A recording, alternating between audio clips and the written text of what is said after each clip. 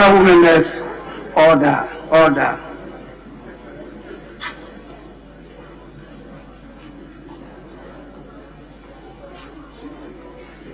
Will you all be seated?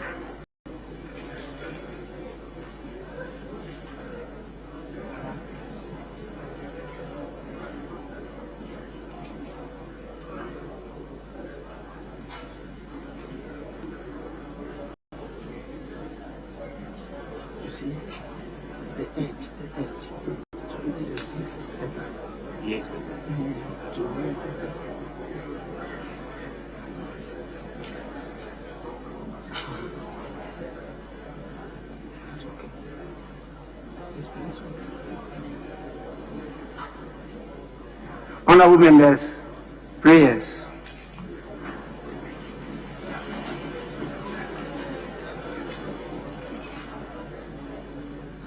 Almighty God, we humbly beseech thee to look with favor upon this Parliament of the Republic of Ghana.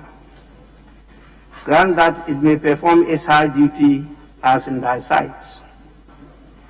Give divine guidance to the President of the Republic, endow members of Parliament and ministers of state with discernment and vision, integrity and courage, that through the labors of government, this land and people may be well and truly served, and their good purposes for the common human life be realized in our midst. Amen. O God, grant us a vision of our country, fair as it might be, a kind of righteousness, where none shall wrong his neighbor, a country of plenty, where evil and poverty shall be done away with, a country of brotherhood, where all success shall be founded on service and honor shall be given to the deserving, a country of peace, where government shall rest on the will of the people and the love for the common good. Bless the efforts of those who struggle to make this vision a living reality. Inspire and strengthen our people, that they may give time, thought, and sacrifice to speed the day of the coming beauty of Ghana and Africa. Amen.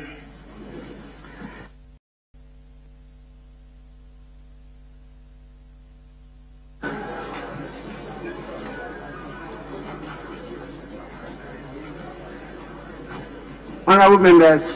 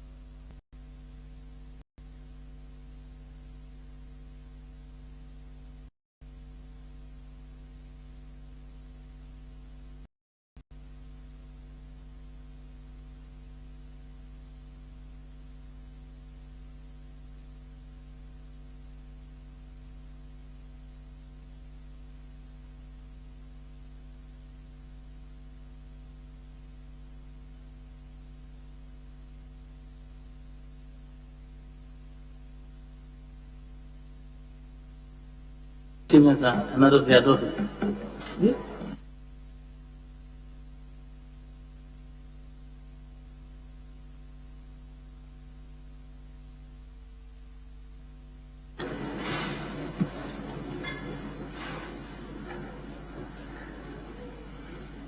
Honorable members, before we go to item 2, I want to urge all of you that if anything at all, when the speaker is reading the prayers, please don't receive telephone calls.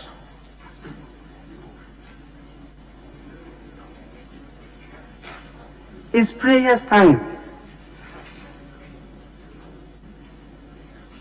When you receive telephone calls, you interrupt everything. The person calling you is not aware that at this time you are communicating with our God. And so please ignore that. After the prayers, you can return the call. I'll be compelled to mention names when I hear or see you doing that. Item 2. Formal communication by the speaker. I have with me a letter from the Connecticut Municipal Health Directorate. It was a clerk, but he's brought it to my notice, and the information is important for the whole House. That's why I want to read it to you. It says, the Clerk to Parliament, Parliament of Ghana, Accra. Dear Sir, National Segmented COVID-19 Vaccination Campaign. I kindly write to inform your High Office of the coming COVID-19 vaccination exercise. The aim of the vaccination exercise is the rapid transmission of infection and also reduce morbidity and mortality associated with the disease. In view of the above, 2,000 doses of the vaccines have been allocated to members of Parliament and staff of Parliament. The contact medical person for the legislature is Dr. Prince Pambu, who will be available for any medical support. I will greatly appreciate it if you could make this important exercise known to all your members. Thank you. Yours faithfully, Mrs. Jennifer Ando, Municipal Director of Health Services, Connecticut Municipal Health Directorate. Honorable members, this is to your information, but I want to indicate that the tools will not be sufficient for the legislature, and that we need not less than 6,000 doses.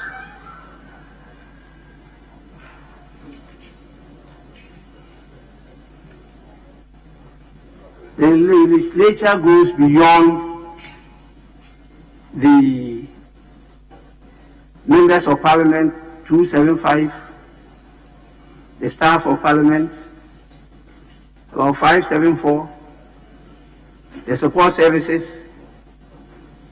and auxiliary staff, including by law 4 members of the children of the members of parliament. That is by law. That is the responsibility of the legislature on the health of the members and their family, including the spouses. And so we need not less than 6,000 doses. This is the information of the authorities.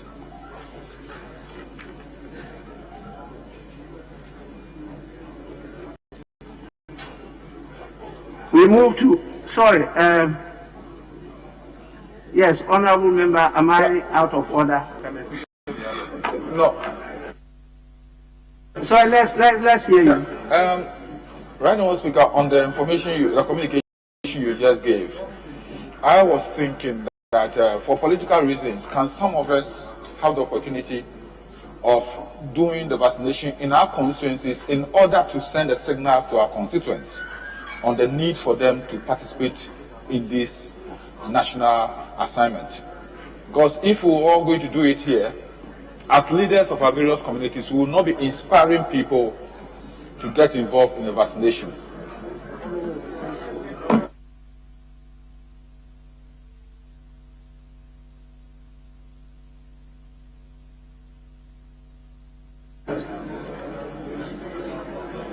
Honorable member for Ododo,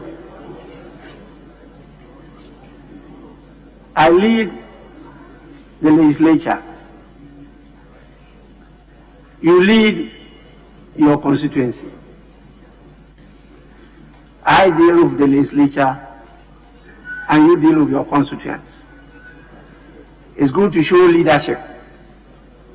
And that is why yesterday I tried to clear all doubts in the minds of everybody that I will be leading you, the legislature, in this exercise. I don't stop you from also leading your constituents in this exercise. But in fighting for the legislature, I have to fight for all the constituents and members of the legislature. That is what I've just done. The other is left to you. But it's good to show leadership everywhere as we go as an honorable member of this August House. Honorable members, you recall yesterday the minority leader drew our attention to the fact that once we started the process of improving on consultation between His Excellency the President and this House with regard to the appointment of members of the Council of State, it was important that I let members know the contents of my communication to the President on your behalf. I promise to do so today, and I proceed to fulfill that promise. I did on your behalf communicate to the President on the 7th of February 2021. And I did that in the form of a letter to His Excellency Nana Addo Dankwa Akufo-Addo, President of the Republic of Ghana, Jubilee House, Accra. Your Excellency the President, reappointment as members of the Council of State. Your communication 1st February 2021 on the above subject matter refers. Parliament acknowledges that this is the second time that the President has formally complied with the imperative of 2A, Roman 2 and 3 of the Constitution of the Republic. It is our cherished hope that subsequent presidents will not depart this constitutional mandate. The leadership of the House, after consultation on the matter, and having engaged members widely, have assured that no member has expressed anything negative in respect of any of the underlisted persons intended for appointment by the President. Roman 1, Mrs. Georgina Theodore Wood, former Chief Justice. Roman 2, Lieutenant General J.B. Dankwa, former Chief of Defense Forces. And Roman 3, Nana Osu Nsia, former Inspector General of Police. Accordingly, on behalf of the House, I write to assure you that Parliament has no adverse reason to your proceeding further to constitute the Council of State as established under Chapter 9 of the Constitution. Please accept, Mr. President, the assurances of our highest esteem, signed on your behalf and for the legislature, Right Honorable Alban Sumana, Kingsford Bagby, Speaker of Parliament. Though belated, I think the importance will not delude any person of this being made public to you. Item 3, collection of votes and proceedings and official reports. We start with collection of votes and proceedings of Tuesday, 2nd March 2021. Page 1.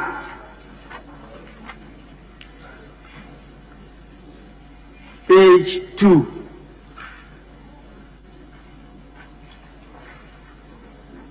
Page 3.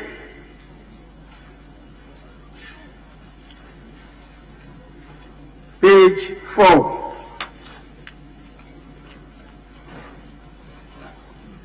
Page 5.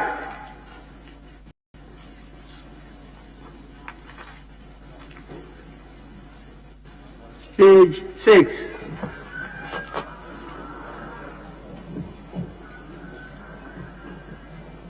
Yes. Mr. Speaker, page 6, item 4, number 17. I was present.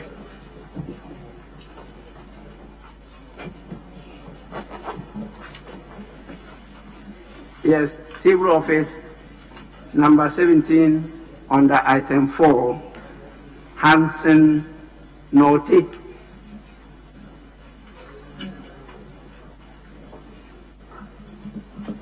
I hope the spelling is right.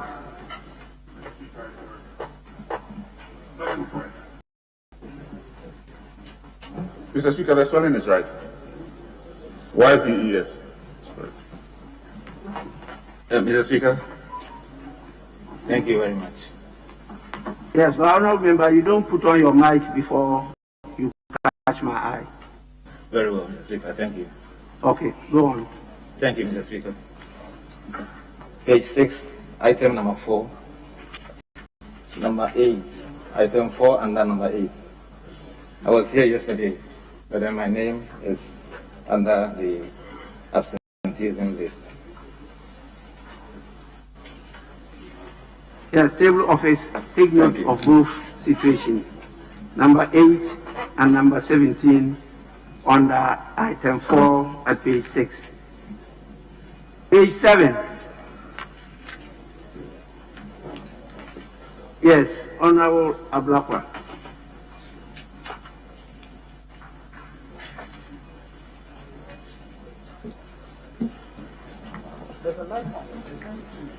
Thank you very much, Vice Speaker.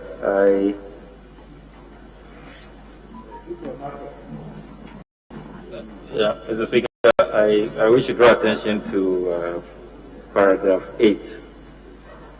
The Honorable Majority Leader, Mr. Oseche Mensah Bonsu, will have to correct that. I think he has stepped out. He may have noticed that Mensa has not been captured accurately. I thank you, Mr. Speaker. It's on the spelling of the name. Mensa doesn't end. It ends with an H. Page 8.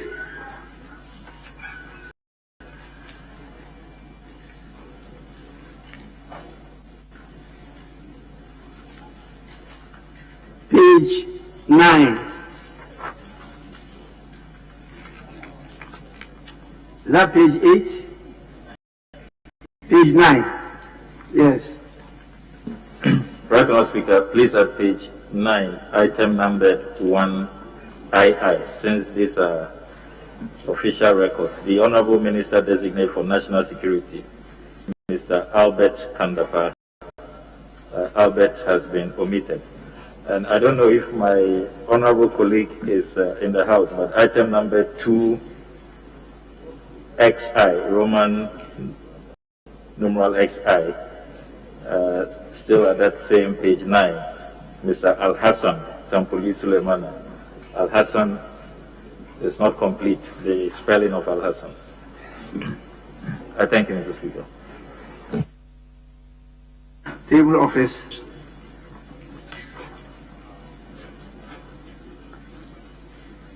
Page 10.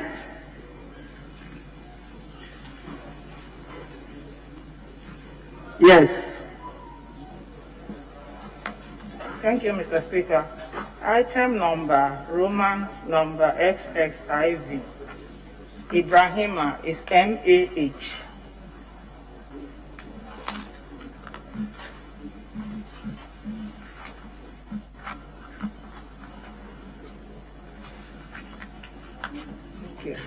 Table office, I'm sure you got her concern. XIV, Miss Zuwera Mohammed Ibrahima. Yes, please. Mr. Speaker, sorry to take you back to page 8, but page 811. The motion for adjournment was not moved by the Deputy Majority Leader yesterday. It was moved by the Majority Leader himself and seconded by Honorable James Kluge-Abeji. Thank you.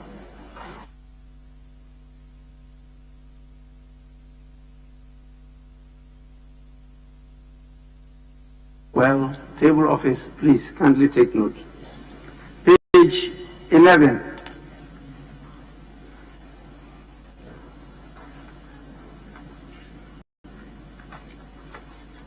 Page 12.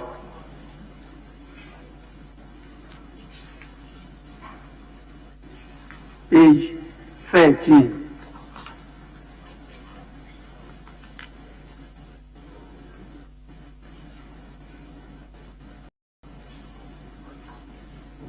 Page 14. Yes, Honourable. Right, Honourable Speaker, at page 14, item numbered I, the portfolio as communicated to the Appointments Committee is communications and digitalization, not digitization. They have different meanings, and so if our records could reflect the communication from His Excellency the President, is what we have and which we work with. Mr. Speaker, I have a copy here. Central Government communication from His Excellency the President. Item number 10 is communications and digitalization, and not communication without an S and digitization, as has been captured here. And Mr. Speaker, if you permit me, while at that, the Honorable Damboche, decentralized, has also not been captured accurately as communicated to the House by the President. I thank you, Mr. Speaker. I hope the nominees are present, could we get the correct rendition of the titles of your ministry?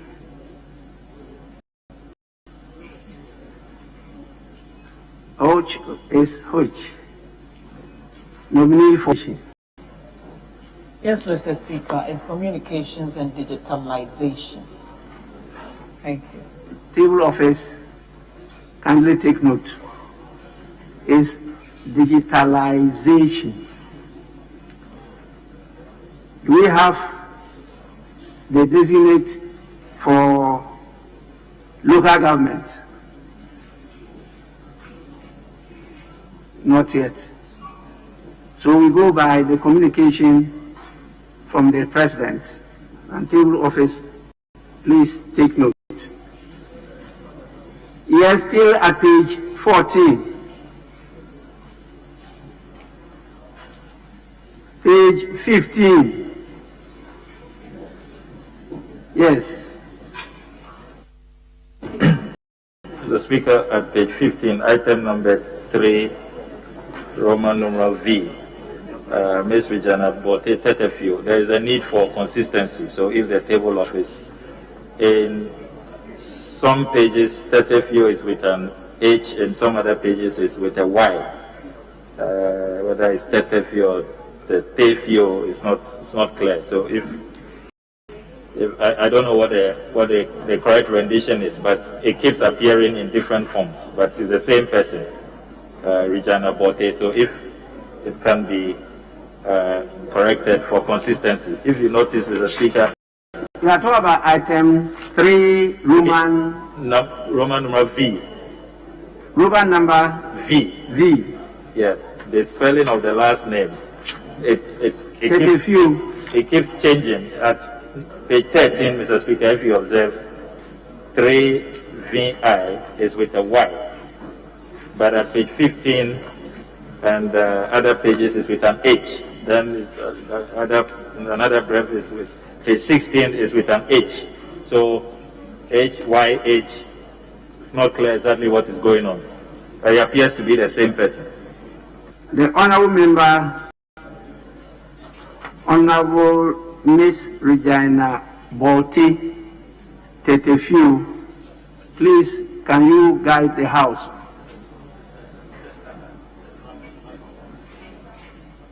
Is a staff? Well, unfortunately, that would be a stranger.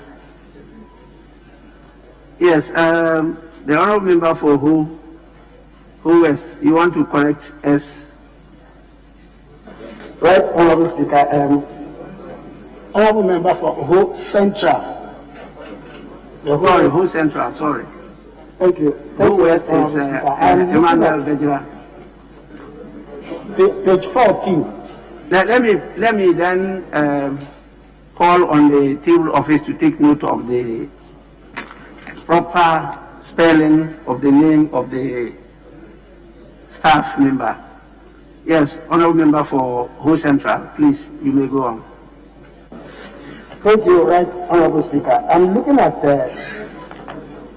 Roman number 2 on top for Honorable Dan Botwe.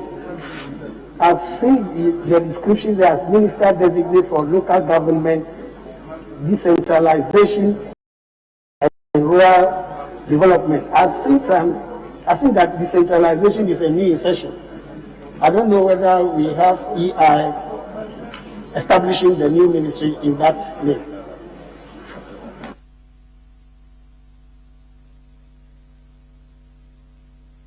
Actually, we've gone past that. We tried getting the nominee, designate, to guide us as to the correct nomenclature of the ministry, but unfortunately, it's not available. And I said we could go by the communication from the president. Yes, Minority Leader.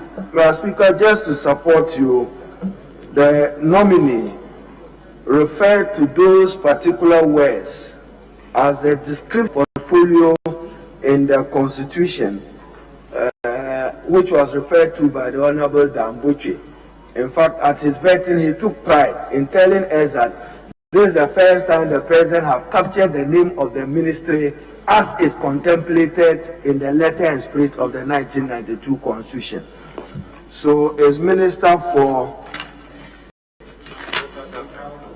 Local Government, Decentralization and Rural Development. Thank you, Mr. Speaker.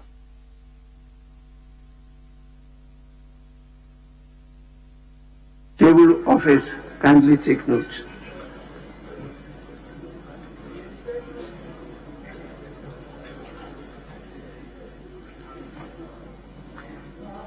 Page 16.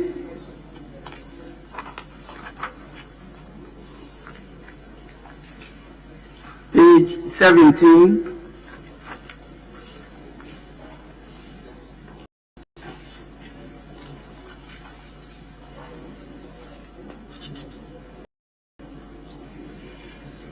Page 18.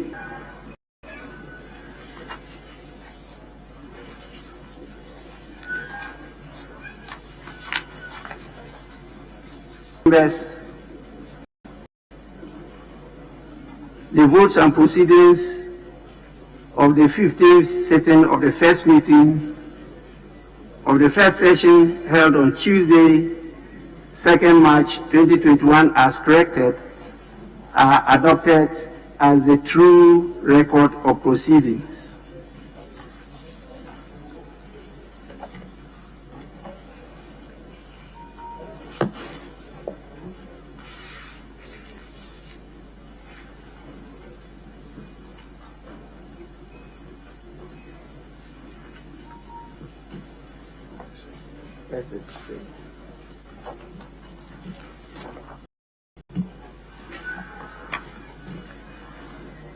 I have a copy of the official report,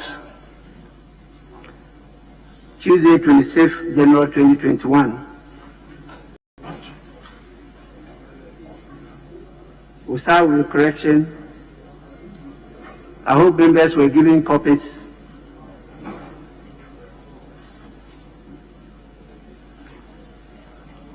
Any correction to what has been captured by our reporters?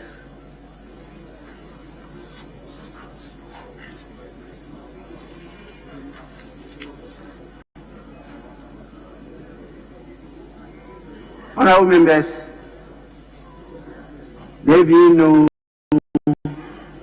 correction, the official report of Tuesday, 26th January 2021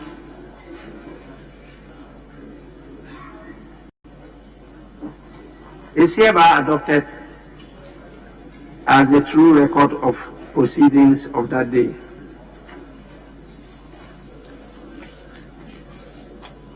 In view of the nature of business today, I will not grant permission for statements to be made. I am proposing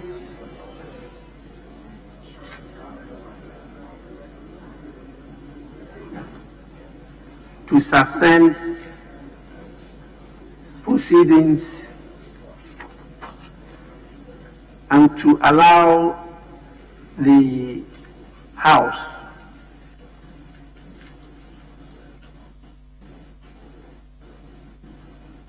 to reconstitute itself into joint caucuses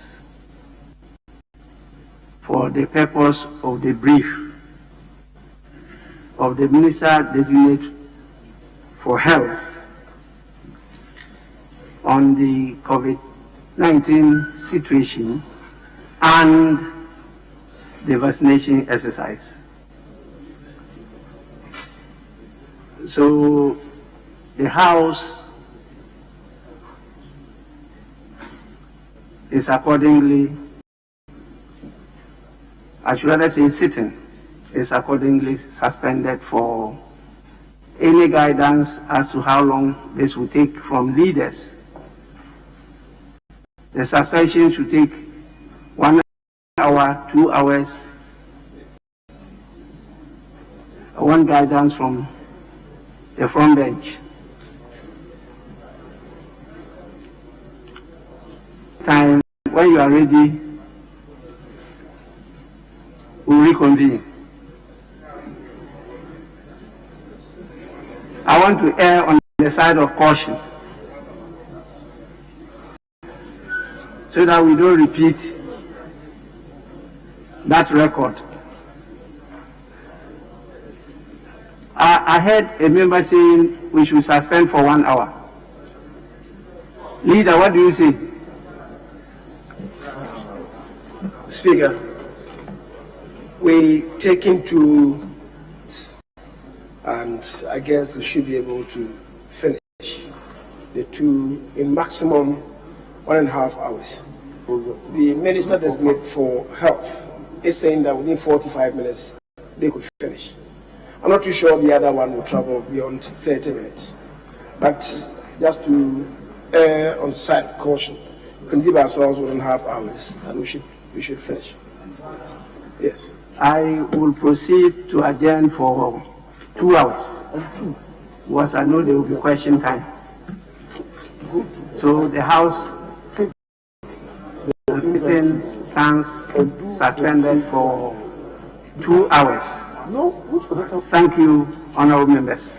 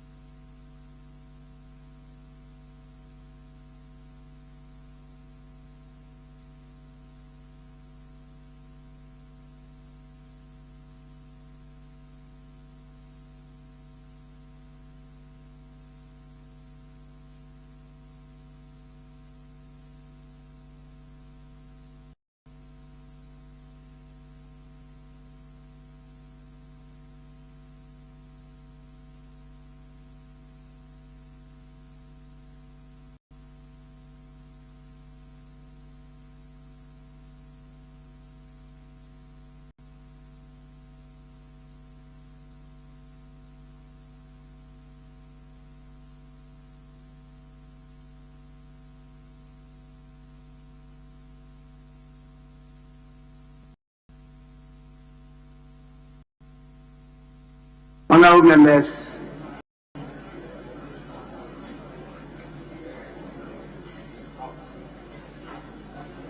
kindly resume your seats.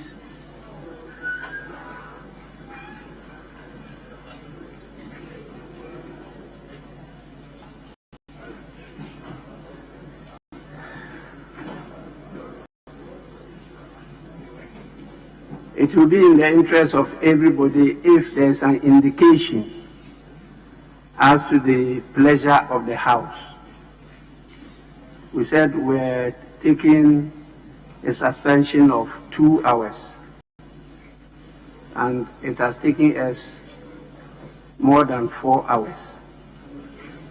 And so I want to know the pleasure of the House from leadership. What do we do in the circumstances? I can see Deputy Majority Leader. Any indication?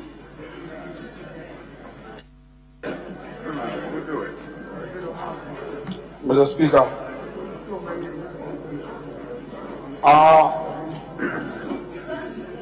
Our pleasure is to proceed in accord with what has been advertised on the other paper. Accordingly, Mr. Speaker, if it pleases you, we may proceed with item number 6, which is a motion, procedural motion.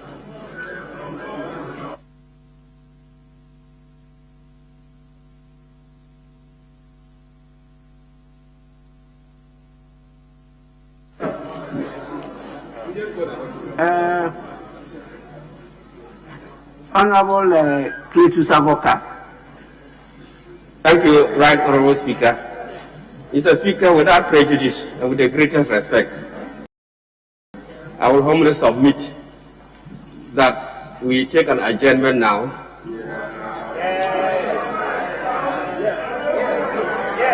Mr. Speaker, I'm saying so against the background that the motion that we are supposed to take, the report covering the motion, many of us still do not have it as at now. We have the copies. And this is a very, very important item, approval of ministers. And I think that we should be given time to interrogate this report, the appointment committee's report, so that we can undertake an informed debate on the subject. We don't need to rush through this. It's a voluminous, I've just received my copy, 144-page report. Nobody can take 24 hours to read this, digest it, and interrogate it. It's not a matter of just debating on it, but interrogating it. So I will humbly plead on both sides of the House that let's be fair to the nominees and do justice so that we can win the support of all Ghanaians, rather than torpedo this and then galvanize this, and then at the end of the day, we are not with our people. So I will respectfully submit, Mr. Speaker, that we adjourn this one until Friday. Tomorrow is too short. Yeah, Friday. Friday. Because when will I study this? 144 pages. Tomorrow is too short. And then we'll do justice to it, Mr. Speaker. Whether it is tomorrow or Friday, at least we don't want an adjournment. Thank you.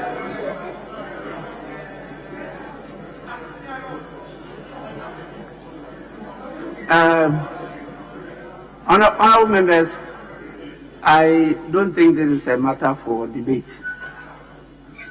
We have the chairman of the is present.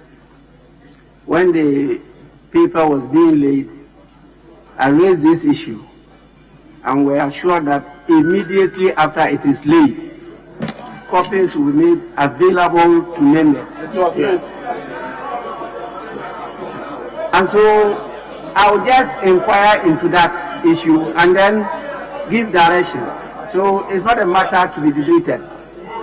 Chairman of Appointments Committee, could you guide us in this respect as to what happened after the paper has been laid?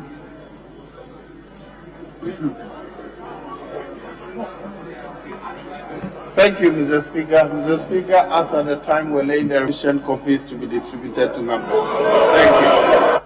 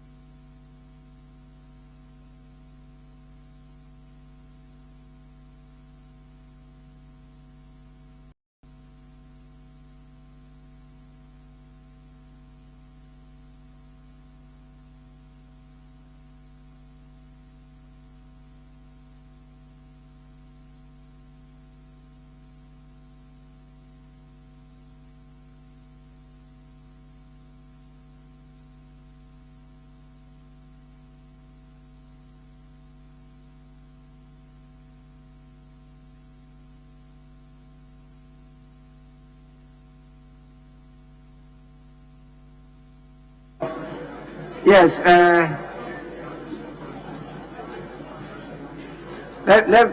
This is a matter for, and so I want to, yes, hear from you.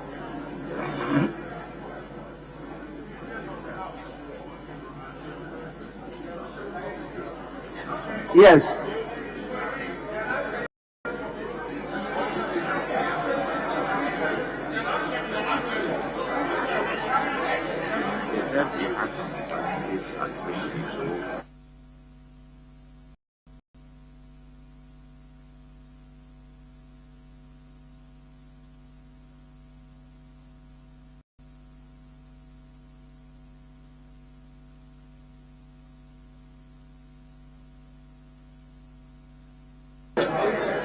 Yes, honorable members, I just ascertained from the parliamentary service, because it's not members of parliament who actually print and distribute the report. It's done by the members of the parliamentary service. And I be informed reliably that they had a problem with printing and distribution. And so, honorable members, please, they did it in stages or phases. As and when they completed a number, they distributed that number. And that the distribution started before the brief today by the Ministry of Health. Some copies were given out late last night, and actually I saw my copy in my office this morning, and so I can attest to that. Some copies were distributed immediately after the paper was laid, but that was not sufficient. And so that is why you have some members saying they don't have copies. But members should take note that we have to debate and approve or disapprove of the nominees, all the nominees, by Friday. We have a business we have scheduled for this whole month, and we gave indication, as you know, these are constitutional imperatives that some members of the executive, led by the president himself, will have to appear before this house on 2 occasions, either personally or on his behalf. And we have to do that before the expiration of March, or else after 31st March, no person in this country will have the authority to spend even a dime of our money. And that will bring the whole country to a halt. And so please take that on board in your deliberations. You take the decision, I guide you, and I manage the situation. And so what we can do now is, if we can give some time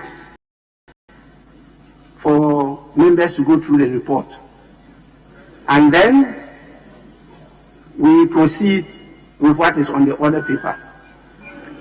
If we don't complete today, then it will be easier for us to swim through tomorrow, because a second report will have to be laid. I can see that as item 5. And then we'll have to look at that second report, and the anticipation is that there will be other reports, either third and fourth reports. And as I said, we have up to Friday to finish all this business. So please, let's be guided by that in whatever we decide on this matter. So I allow you some minutes?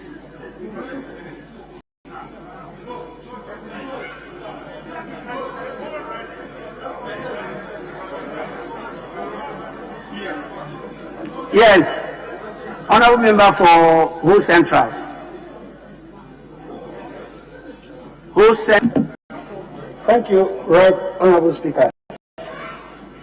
In spite of the exigencies, all those things you've explained to us, we need, as a House, to thoroughly examine this report, which is made up of 144 pages. Mr. Speaker, there is abundance of evidence that some of our colleagues did not have this report. They did not have the report. I was a short while ago. We've gone beyond that. I have stated it clearly here. Yes. So we've gone beyond that one. So the decision is how many minutes do you need to go through the report? So this being the first report, I think we need to do a thorough job on it. So I think that we should not take this item today, but we should go and study the report, reflect, and come back tomorrow to begin work on the discussion.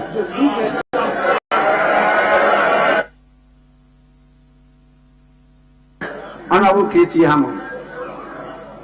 Thank you very much, Mr. Speaker.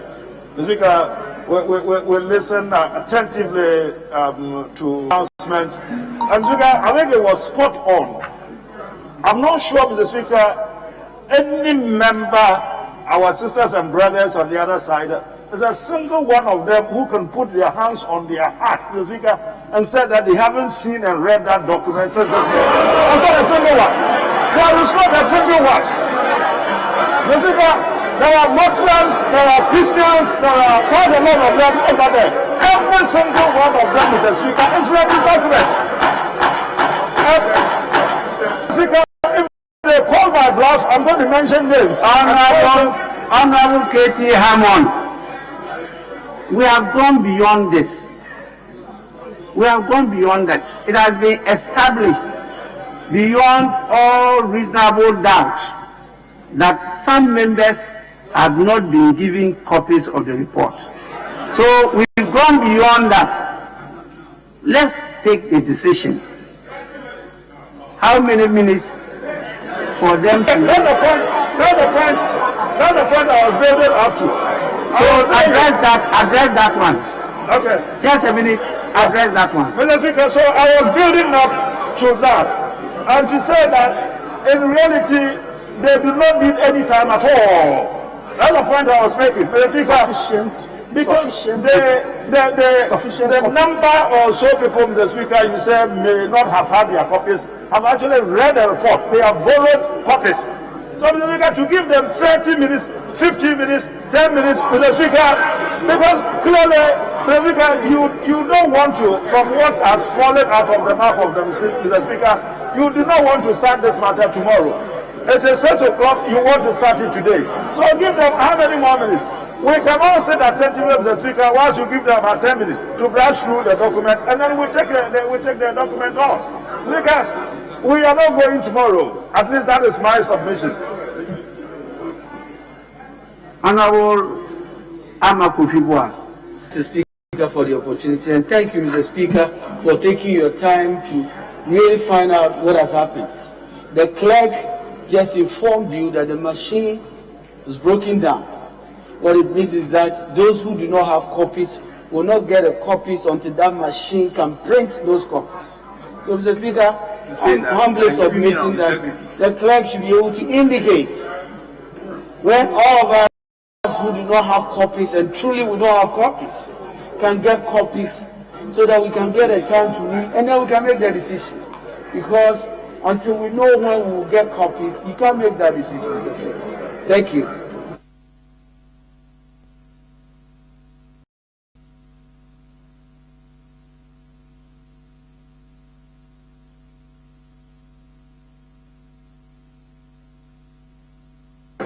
As we go on, I'm counting the minutes. I'm counting the minutes as we go on. Yes, Majority Leader. Mr. Speaker, yes, it's true that the chairman of our committee, the Appointments Committee, laid our first report yesterday. And you directed, in accordance with our standing orders, that copies be distributed. It is also equally true that you have some credible information from management that not all our colleagues have copies to this important report. Mr. Speaker, what I would indulge my colleague, the Majority Leader, and to assure him we will assist for government to be constituted. That is what the Ghanaian people expect of us as a parliament. We will help assist for the composition and running of government. Businesses are waiting for that. We'll do that. But he should indulge you for the chairman to lay the second report. Then we make a commitment to take the 2 reports tomorrow or Friday. I can give you my word. We take all together. We don't need to separate them. In fact, Mr. Speaker, when we were on some break, led by our chairman, there are 5 of our colleagues we needed to elucidate further information and clarification from them. We have done that. I'm sure the clerks will go and incorporate those responses into a finalized report. And already we have given our word that 23 or 22 nominees were approved by those decisions.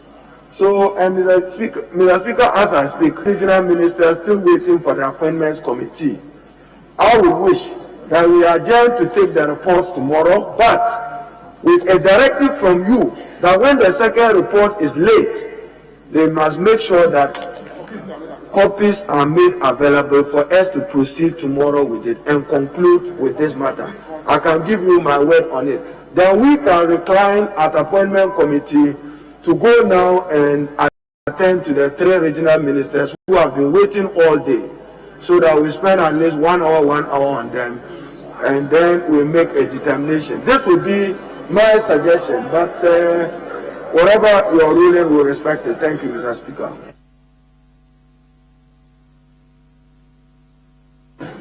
Honorable members, there's a proposal I want to hear from the Majority Leader, the Leader of the House, that we take both the first report and the second report that is to be laid today.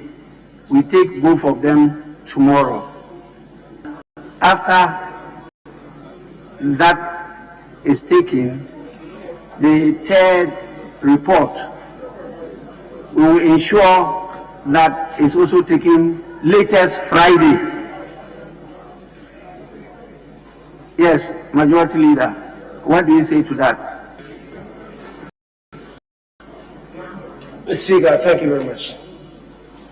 I wasn't here when you started earlier, but then, Majority Leader, you were ably represented, and they really put across your views, but yes, want to hear from you. Mr. Speaker, indeed, where there is a will, there is always a way. Where there is a will, there is always a way. The Speaker, I caught the tail end of your own intervention, your guidance, when I was about entering. The Speaker, let us be honest with ourselves. Whenever we have considered reports from appointment committees, at the very inception of any government, we have always run into such errors, that reports are not made early enough, and people don't have the of time. But we allow ourselves to be led on by members of the appointment committee. Let anybody say that what I'm saying is untrue. What has changed? What indeed has changed? Mr. Speaker, you remember that you even wanted us yesterday with the laying of the document to begin the consideration. And I insisted that no, members will raise issues that they needed time to look at the report. So I insisted that we will not do it. Majority Leader, I don't understand what you're talking about. That I insisted that. I said I insisted. No. You gave a directive. On the floor. I said you gave a directive that we could, upon the laying of the report, begin the consideration. And I said to you that members would say that they might not have had opportunity to read the report. So I insisted that we do it today. And Mr. Speaker, you agreed. You understood that we didn't have enough time at our disposal. You understood that. And I believe colleagues in leadership also understood. But I thought that still members needed some time to read the reports, which is what we have done. Mr. Speaker, it is a reason why I'm saying that if indeed there is a will, there must be a way. The Speaker have been made available to members. My understanding is that not everybody has a copy of the report. Mr. Speaker, I have overheard somebody say that copies have been made available to me. It's not to me. I was in the chamber here when they came distributing these bound copies to my colleagues on the other side. I didn't have, but I knew I'll be giving. They first distributed it to the minority front benches before I was even giving. That indeed is the truth.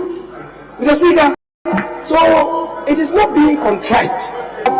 Perhaps a couple of members might not have received copies. That indeed may be true. But Mr. Speaker, let's cross our hearts. Is it the first time this is happening? Is it? There shouldn't be any ask in this. Cross your heart. Is it the first time this is happening in this house? Mr. Speaker, I'm told that the machines that are to print the copies have broken down. They are in the process of servicing them. If that is true, what if we come tomorrow and the machines have not been resuscitated, been furnished, and so copies, not everybody has copies? Are you going to rehash the same arguments that, oh, not everybody has? Is that the case? Yes, that's why I'm saying that if there is indeed a will, we can definitely about this, knowing that this is not the first time this is happening in this house. Having said so, Mr. Speaker, I would want to urge that we've waited for such a long time. We've waited for such a long time that it should not be a fruitless adventure, having sat here all this while to begin this. I know the appointment committee still have a lot to do. And the Speaker, as you rightly observed, we must get this behind us to enable the message on the state of the nation to be delivered on Tuesday. And as we indicated to ourselves, for the budget and the budget statement and economic policy to also be submitted to this House next week, Friday. Mr. Speaker, we are constrained by time. And that is what I want members to consider and allow us to go on with the consideration of the report before us. Mr. Speaker, I beg to submit. Honourable members, let's first deal with item 5. Then, when we get to item 6 and 7, I'll put the question and the House will decide as to whether we should proceed with it or we should do so tomorrow. That is a decision of the House, not of the Speaker. It's a decision of the House. So we move to, at the commencement of public business, item 5, presentation of papers. The following will be presented by the chairman of the committee Second report of the Appointments Committee on the President's nomination for ministerial appointments. Chairman of the committee. Second report of the Appointments Committee on the President's nomination for ministerial appointments. The paper has been presented and is for distribution to all members of the House.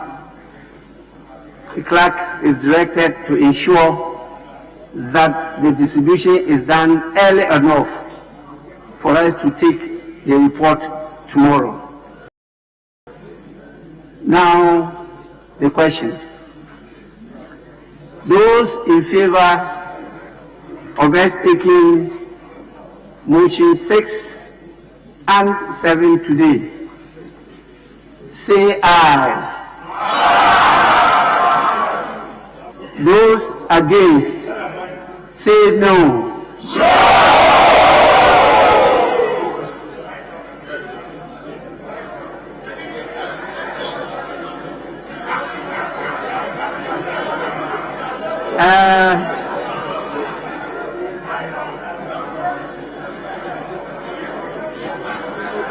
Definitely, the speaker is not able to detect whether it's the ayes or the noes that have it. And so I will straight away ask that this decision be taken by head count.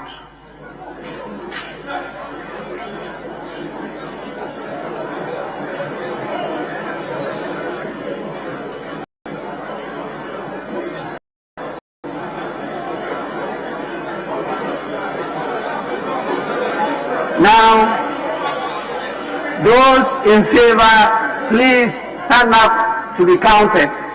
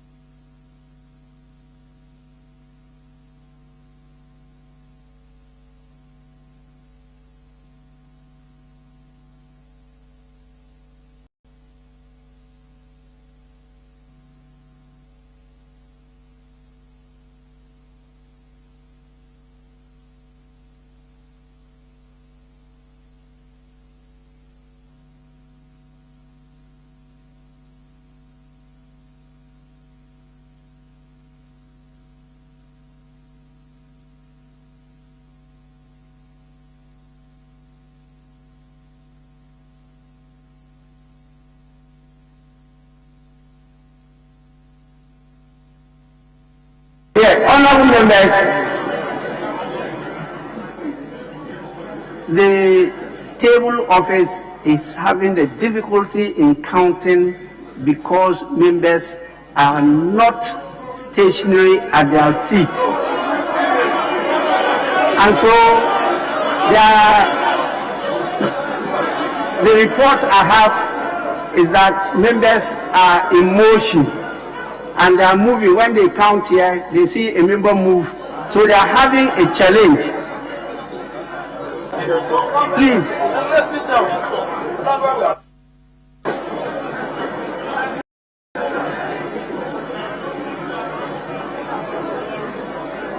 Now,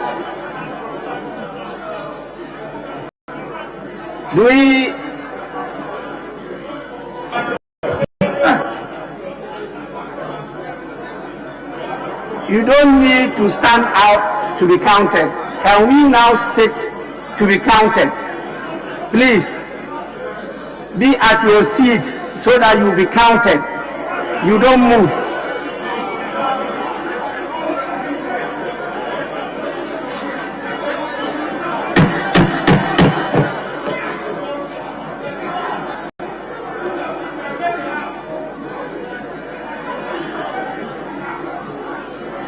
Honorable members, take your seats. There are no seats.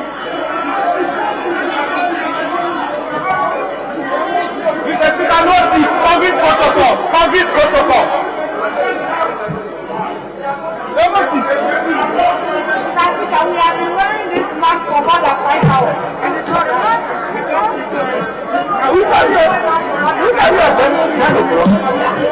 They're not supposed to wear masks.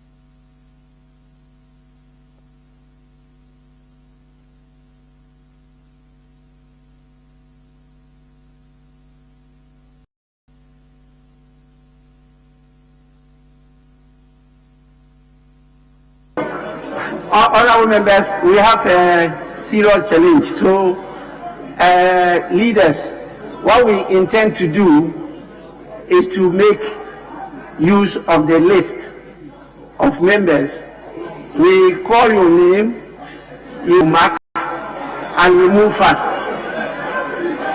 That is not in the rule, but if members agree, we are masters of our rules and then our procedure. So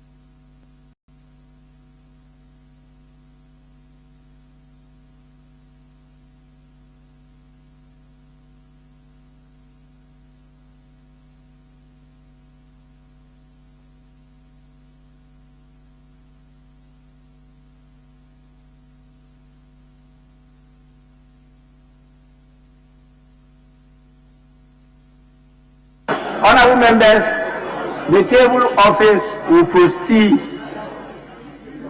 to read out the names of those who are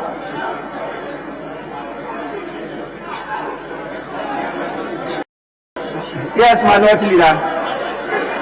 Mr. Speaker, I renew my call and do so, Mr. Speaker. Every elected member of Parliament is deserving of equal treatment under the Constitution and the laws of Ghana. So long as we all admit there are some members who don't have the report, I do not think it's proper to proceed. And there are no sufficient seats in the House. Mr. Speaker, I have given my colleague my commitment. Second Deputy have laid the second report. In any case, Mr. Speaker, it was already even one report.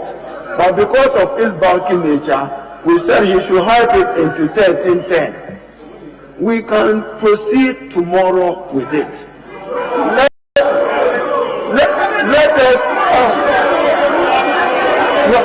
Okay, we can proceed whilst you are standing. Members are standing. And what explanation will you give to those members who don't have copies of the report? What explanation will you give? So, Mr. Speaker, adjourn proceedings, but with the table. That all copies be made available for us to proceed tomorrow. While the Appointments Committee go and consider the 3 regional ministers nominee. I renew my plea again. Thank you. Minority Leader, we've gone beyond this issue. So let's continue.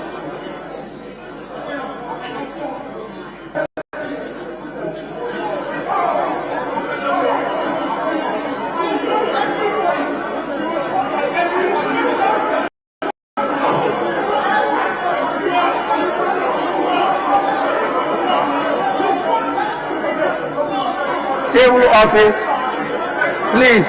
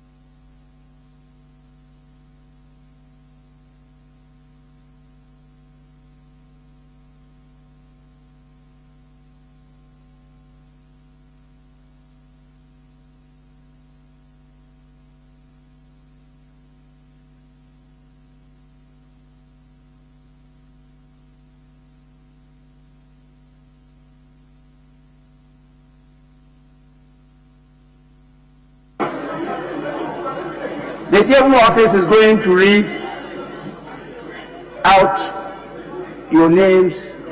Those in support will stand out to be marked, and those who are against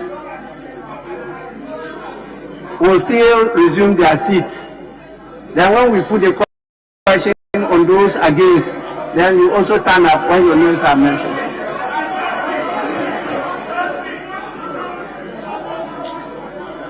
Yes, so table office, please. Start. Abaka Samuel Erickson.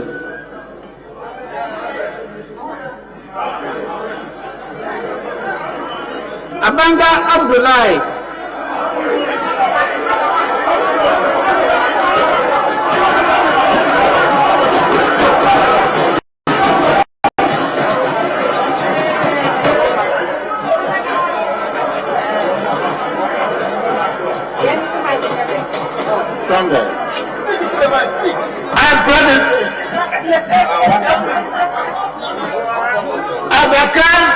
I'm present, sir.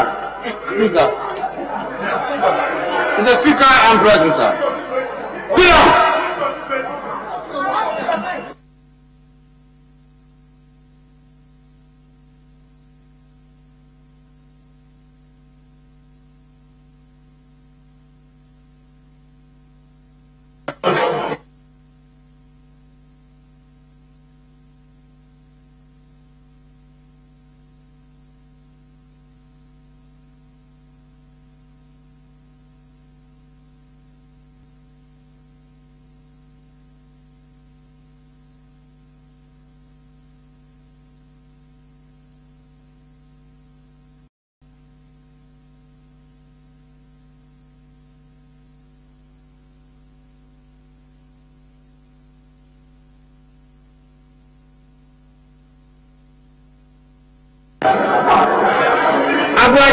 George Kwame.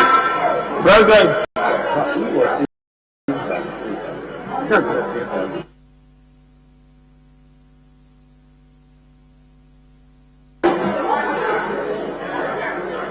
Abdul Lariba Zoya. Present.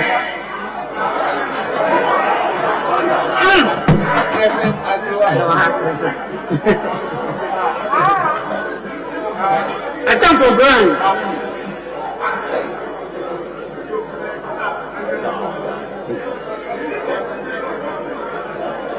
I jump for Charles. Present. I jump for Charles. Present. You have to look over here.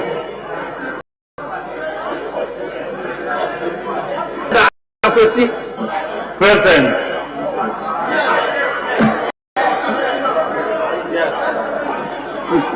Honorable members, when you hear your name, you stand up.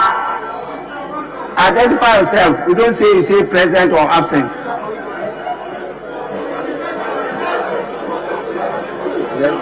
Those who are not for, you sit. And so they are marking correct and the symbol wrong. So please, continue.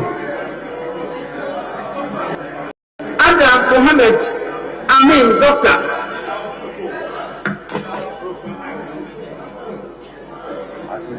Adelan Frimpong.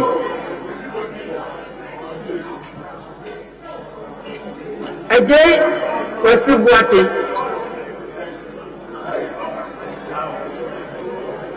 Adam Frederick Obin.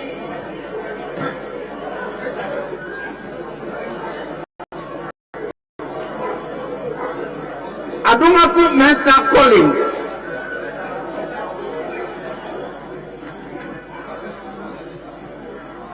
Editon Sekweku.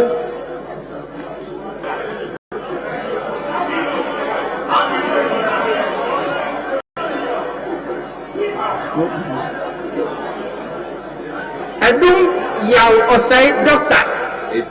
Edutum Yao Osei Doctor. I'm saying Markin Alexander Pamina. I prefer Mensa Akwesi Owusu. Every year Nana Ayu, Doctor.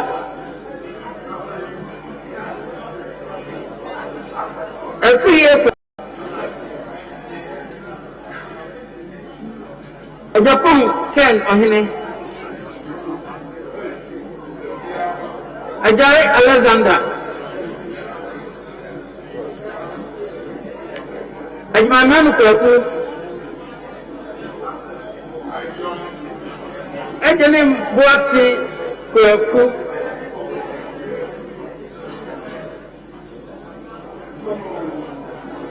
Ahinkra Kingsley Carlos.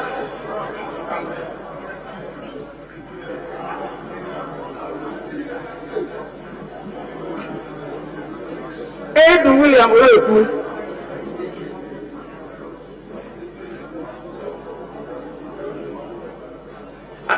Achia Samuel Ata.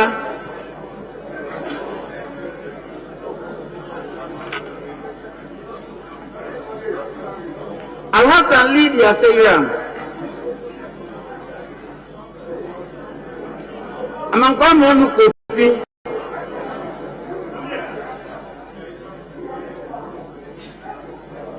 Amawu John Peter. Amawu Tremi Kwesi.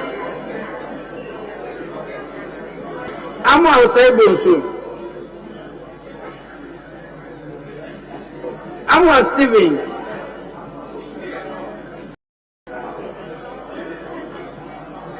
Amaku Andrew Siama.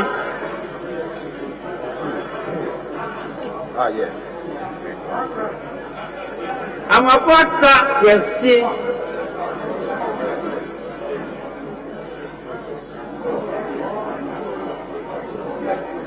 Amprachum Sapom Kweku. Andre Emmanuel Ajay. Any Moses, another Frank, Auntie Eugene Wachi, and you may do Auntie Kwame, Apiaje Patricia, Apia Kubi Andy Kwame.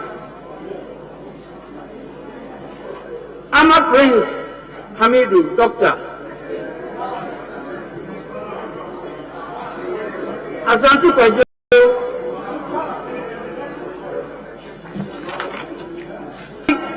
Wati Kweku. Asante Kwaji Francis. Asiama Isaac Kwame.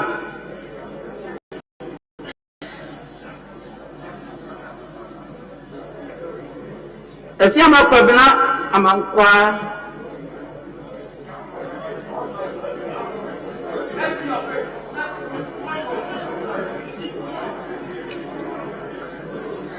Esiama Eje Nana Ama Dokua. Asafwa Vincent Eko.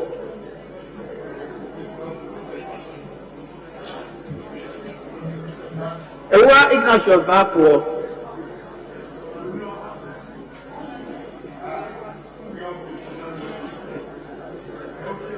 Berfi Michael Ochery.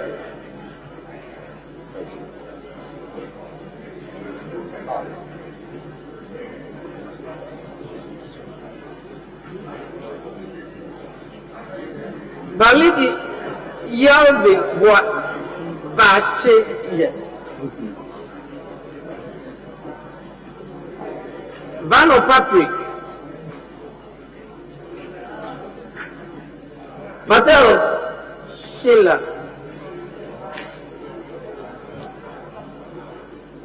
Baswa Philip.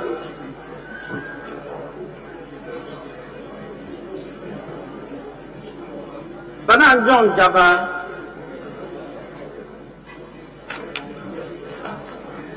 Blanson Alex.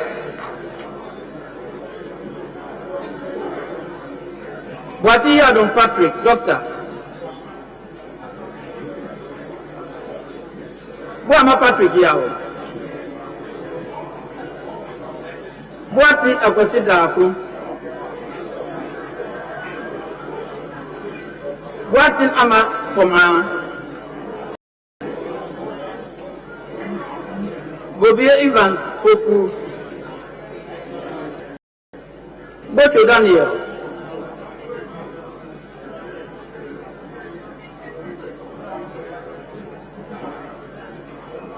Chenia Amidu Isahaku.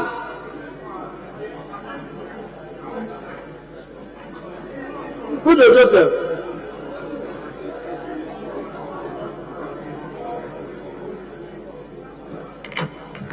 Dabu Mensa Bna Ochere.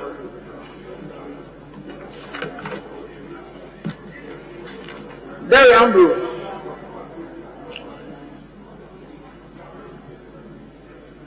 Jonobua Alex Kete. Donko Elvis Morris.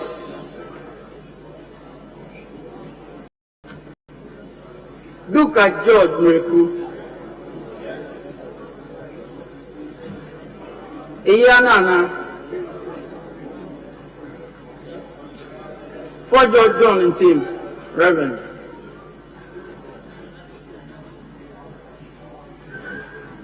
Frimpong Joseph.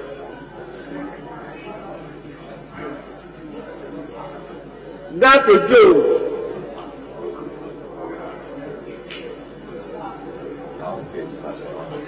Jemfi Emmanuel Akwesi.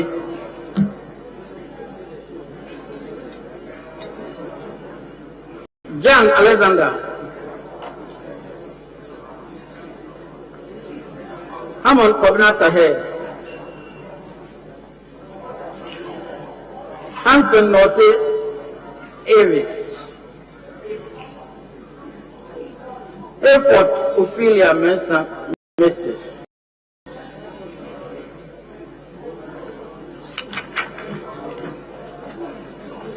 Idi Abdallah Al Hassan. Habib.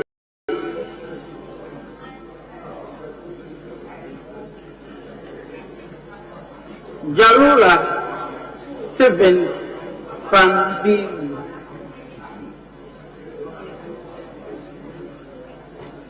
Abdullah. Present. Casey Dixon Adumakum. Doctor. Konedo Akwesi.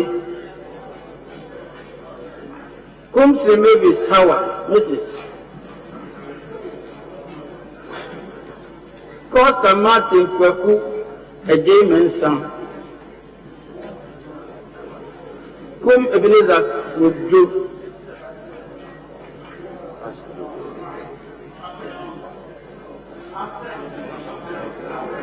Okay.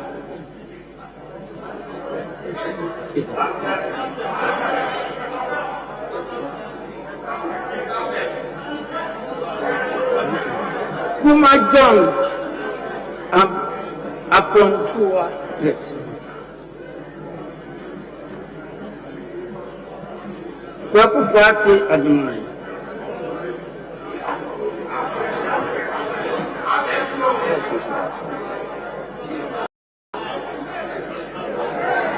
Kofi Festus Ewa. Chei Mensa Bonsu Osei. Jeremy Nelson.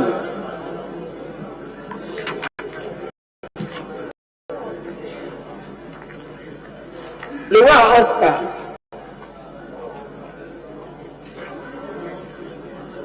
Mama Farouk Umar Aliu.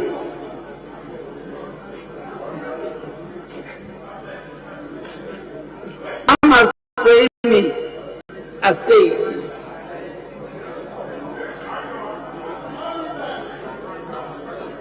Men were double Francis. Mafu Emmanuel Doctor. Mafu Kofi Ahinkroa.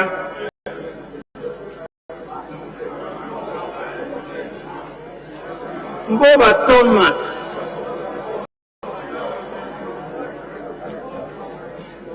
Mensa Francisca Otain.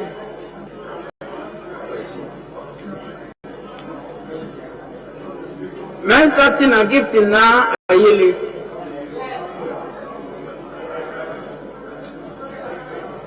Mensa Andrew Kofi Ejapa. Morris and Cynthia Mamley. Musa Abdul Aziz Ayaba.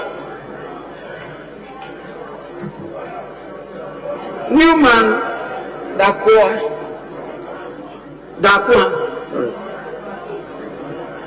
Little Dominic.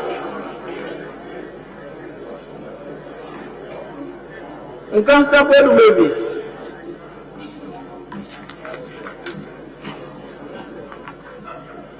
In team Adelaide. Team Augustine Collins. Nyanko Kingsley Doctor.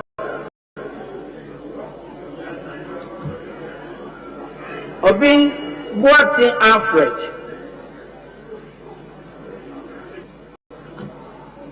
Ochirajekum Kofi.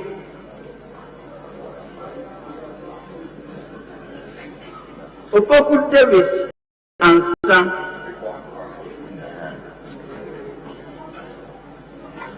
Opoku Isaac Yao Doctor.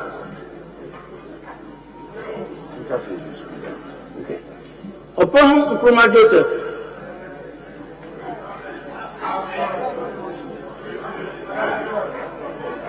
Osai John Frimpong.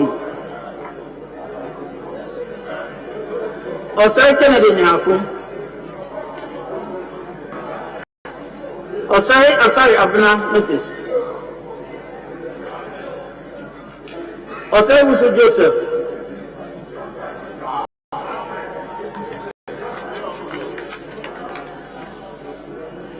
Ousupiu Benito. Ousuakufu Esla Mrs. Prempe Freda Kusua.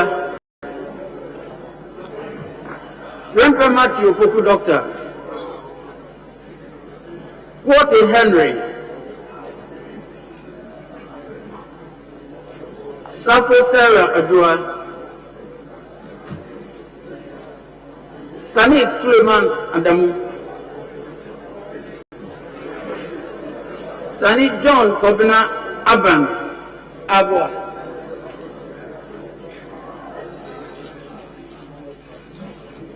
Secretary Benjamin Yabua. Secretary Benjamin Yabua.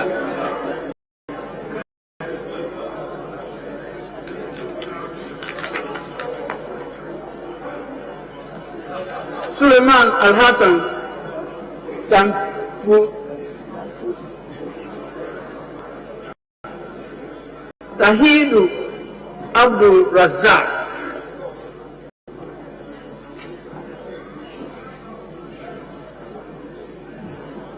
Techi George Kwabena Obing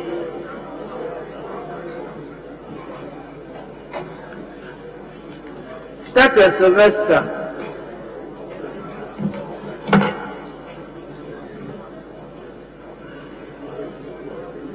Tuferi Muhammad Hadi.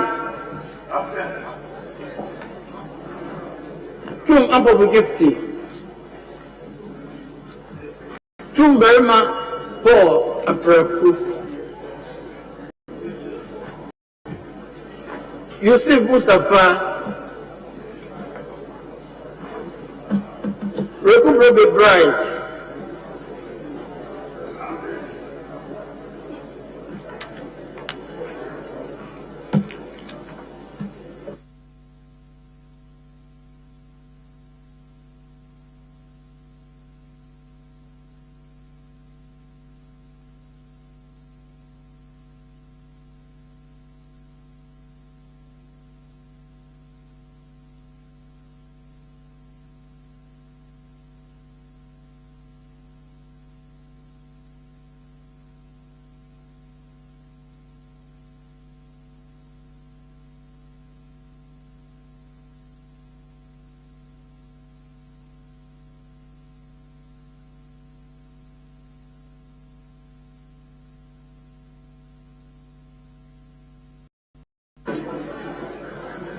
Honorable members, those against the question, they will names as you've just done, and you indicate by standing to show you are present. And so, table office, please go over the names and take as we go along, so that at the end of the day we get to know the tally.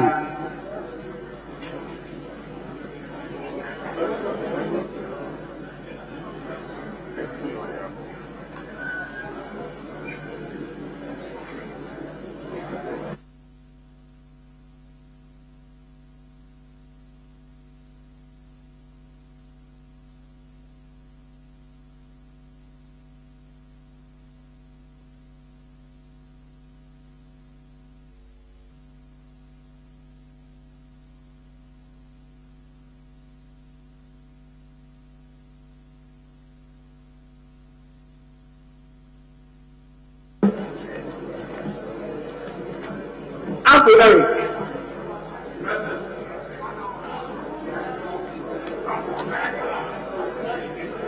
Agaga James.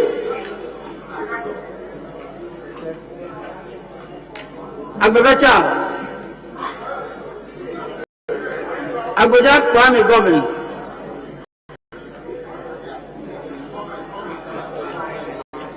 Ajekum Emmanuel Kwajo. Ajimari Rollins. Doctor.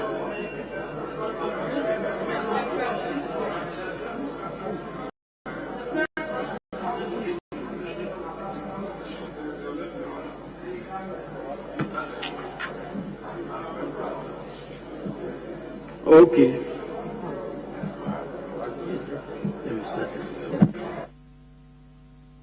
I take it again. Yes. I take Abdullah Jacob. Abdullah Jacob Idris. What is it? Abdullah Tim Dan. Abdul Salam Adams.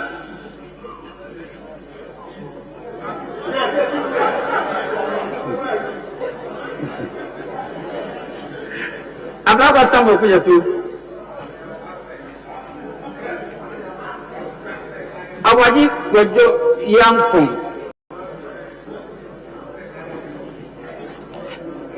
Achampong Richard. Absent.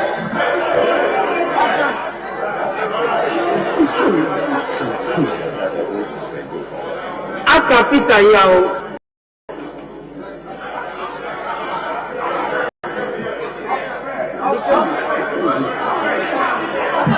Aku Sophia Karen Adam.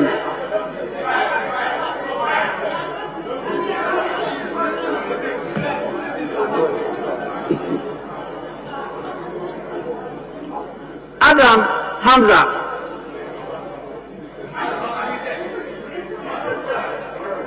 Adams Kofi Idi.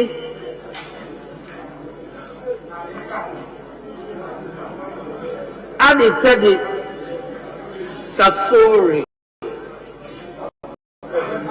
Absent.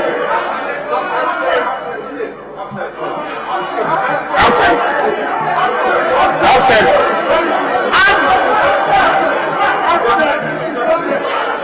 Idi Teddy Safori.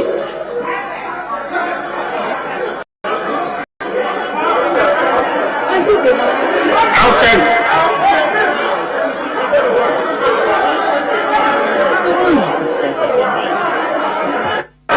Continue. Why are you standing there?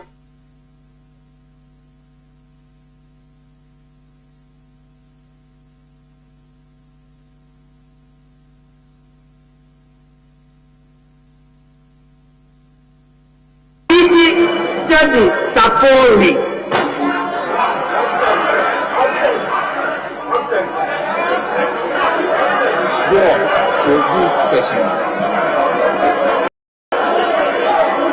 Adumatu Mensa Alex. Adongo Isaac.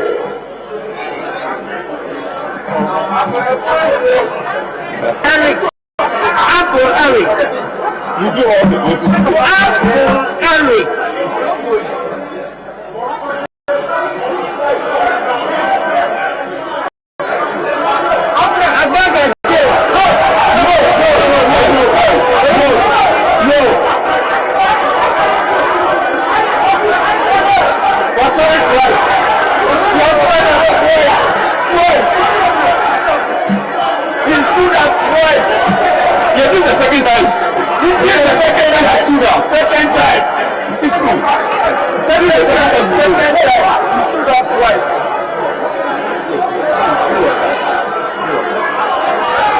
Honorable members.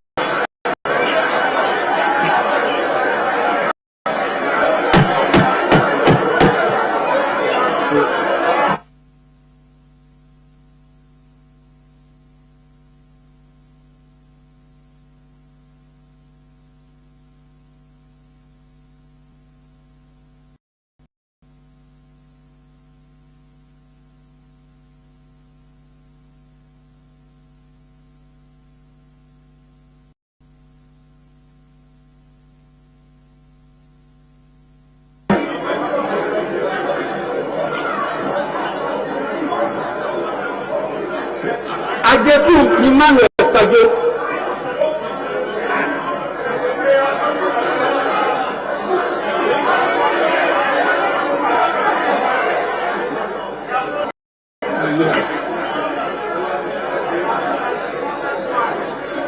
Ajimaron is another doctor.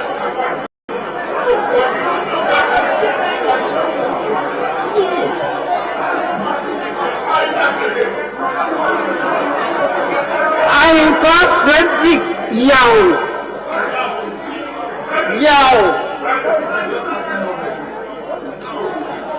Are we something? I have for Bernard. Akando Pabnaminta.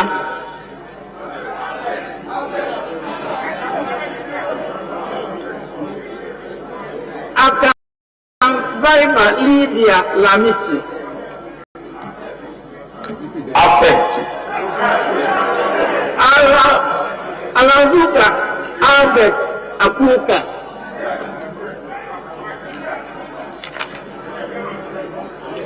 Last ambassador A. Hussein Alhaji. Alaute Angela Oforua. Amakwa Nicholas. Ampin Thomas Nyako. Ampo for Tumesi Kwame. Absent. Apa Clement Abbas Beta.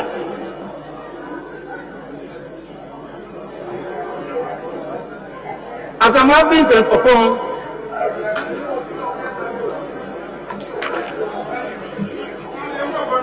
Ata Samuel.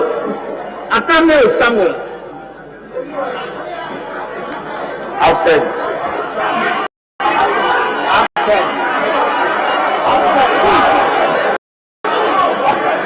Absent.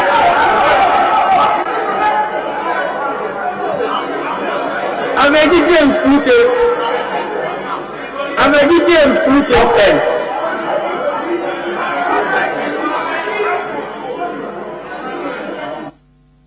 Avocatletus. Auli Teresa Ladi.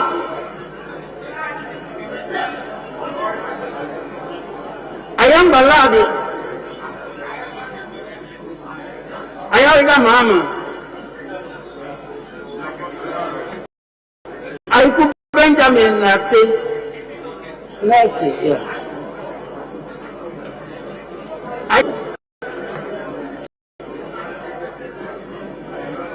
Baba Benson Tongo.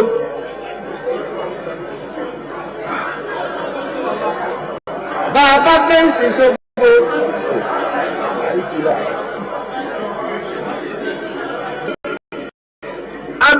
Abed Lego Azuma. Present. Yes.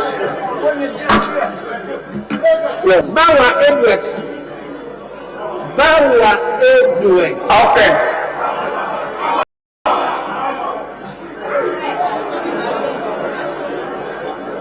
Bejira Emmanuel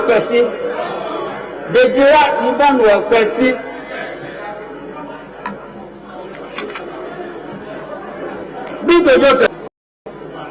Binto Joseph. Absent.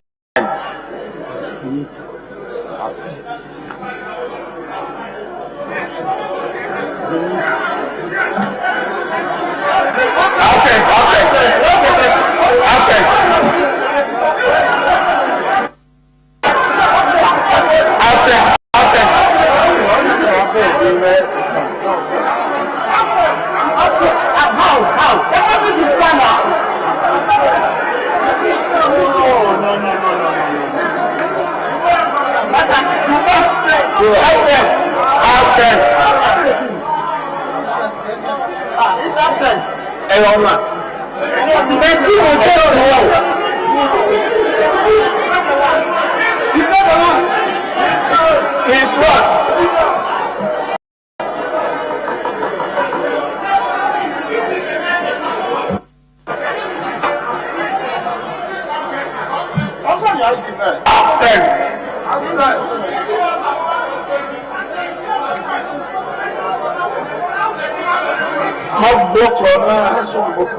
Yes, honorable members, please, the chair is on control. I am observing and watching each person that stands up or not standing up. And I'm taking notes myself.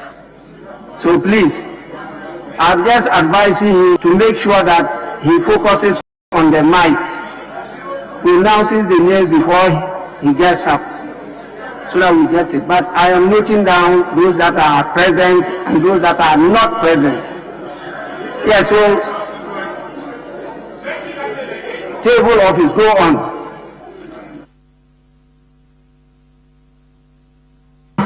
Boachi Henry Yadon.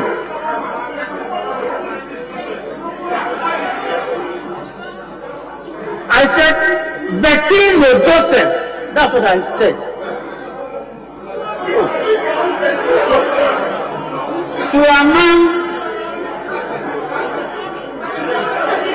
What is the name?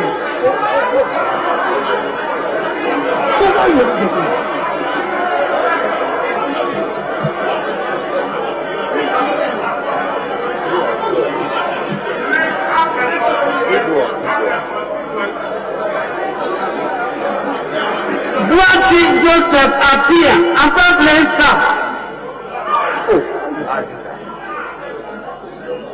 That's watching the lead. That's watching. Barima Muhammad Bawa.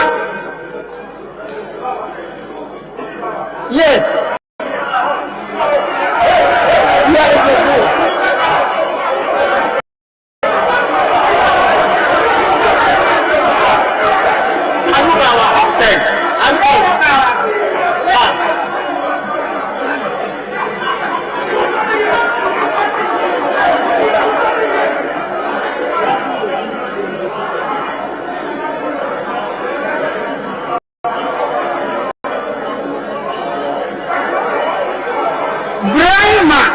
Muhammad Bawa.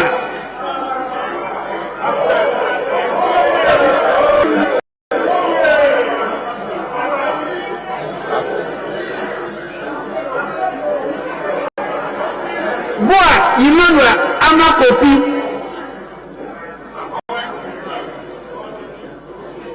Bukari Joseph Dike.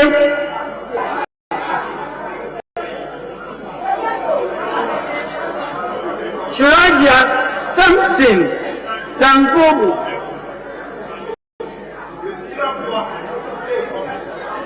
Chiwake Andrew Derry.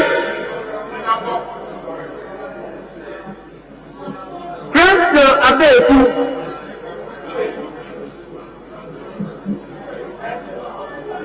Kujo Ganza Comfordoyo. Kujo Robert Wisdom.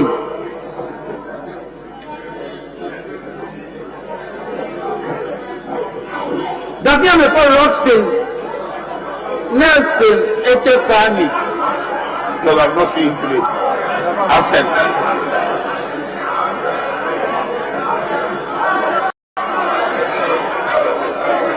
Daniel Thomas Adams. Daniel Thomas Adams.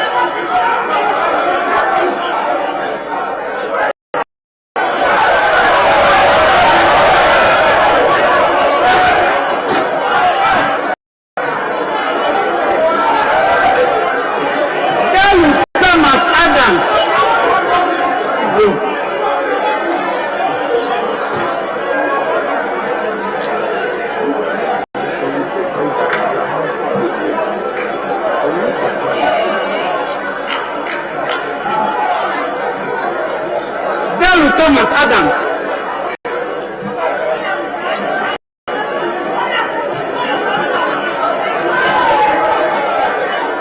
The bill applied to save you. The bill applied to save you.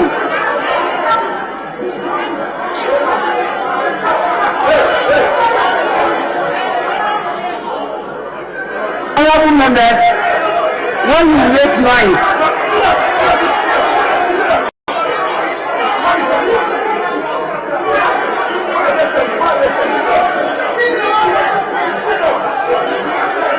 honorable members,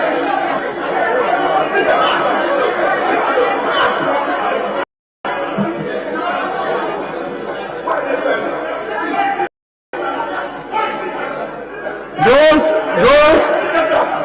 honorable members, those with seats, please be seated.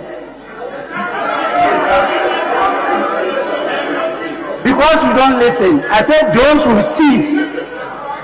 So if you don't have a seat, you can't sit.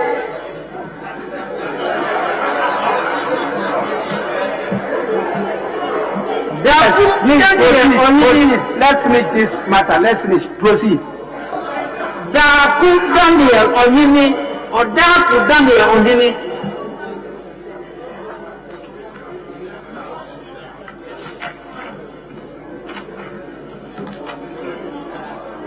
Dauda Collins Alhaji. Daudi Bukari. Daudi Bukari.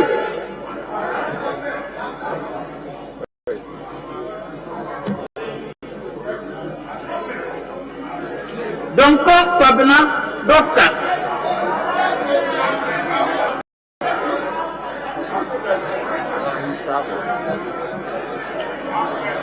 Forcing Castle Atuba.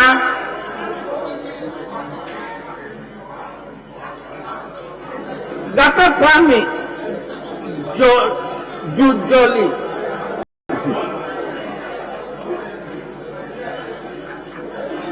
George Samuel Nati. Danza Al-Hassan Kobina. Gidisi Wisdom. Gomado Yao. Gomashi Ablajifa.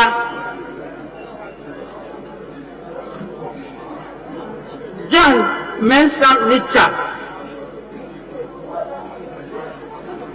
Otoji Alexander Roosevelt.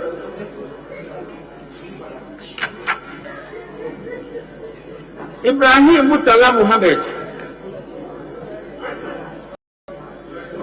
Ibrahim Ahmed. Ibrahim Zuwera Muhammad.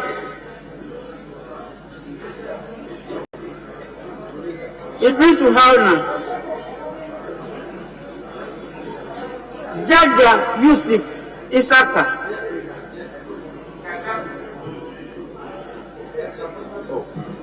Alfred Seidu. Jinapo John Abdullah.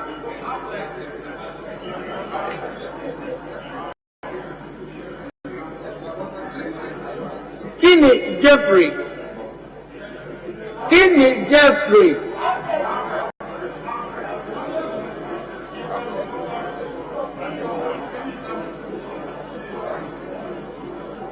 Gbọ́dọ̀ Benjamin Kọ́nà.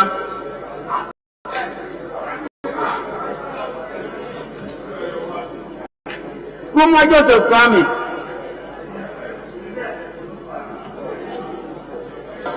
Solomon.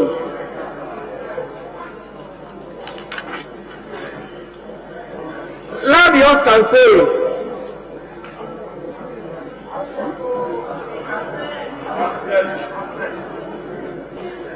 Láti Agnes na Momo.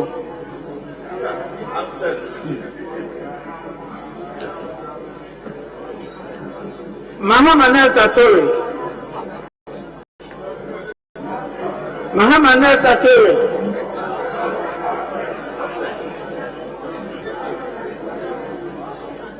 Mensa Betty na Efua.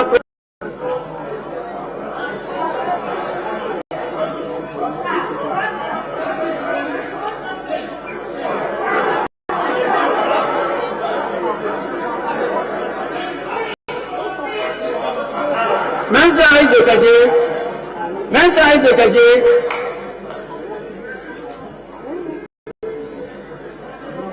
Mensa Joseph Kwesi.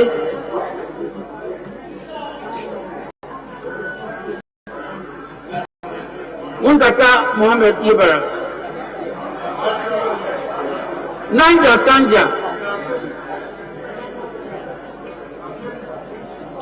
Napari Dominic,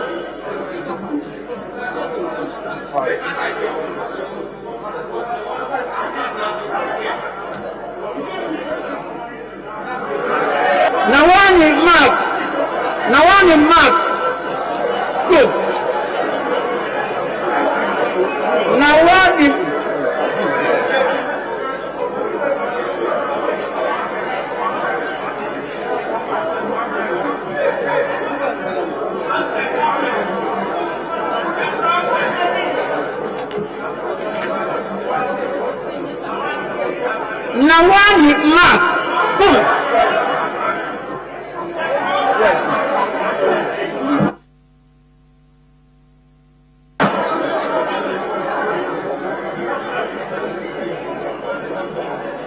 Kofi Akum,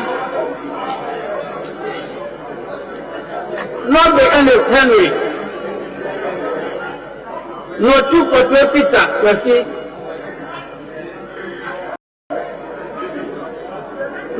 Ntosu Helen Adua,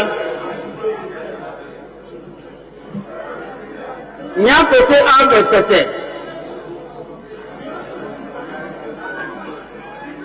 Nyako Bismarck Tete,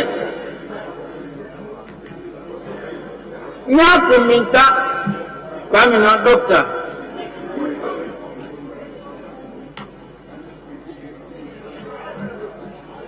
Okrulinda Obiniwa Akweli,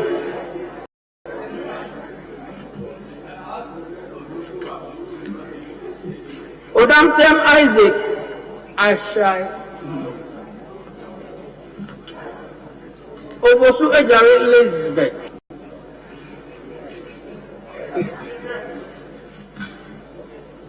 Okufu Dr. Williams, Obokwari,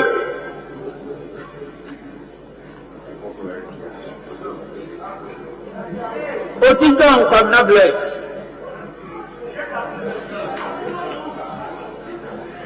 Otute Christian Qualité, Otute Christian Qualité,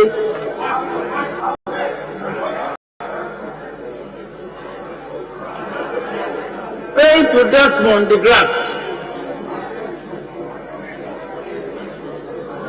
to Abdul Rashid Hassan, Doctor.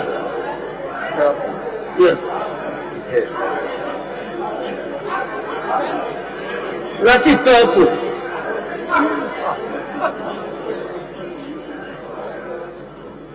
Wilson James Jechi.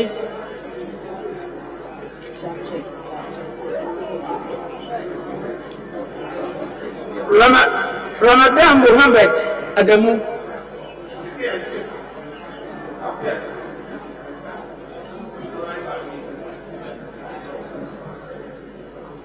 Records Hagan George.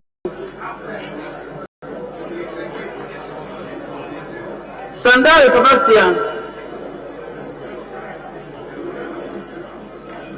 Sara Quinsta Fukua.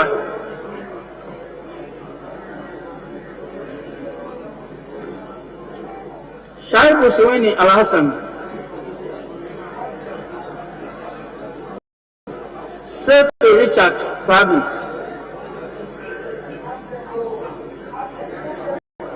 Saidu Haruna,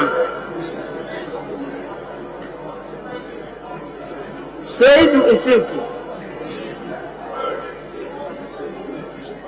Sosu Francis,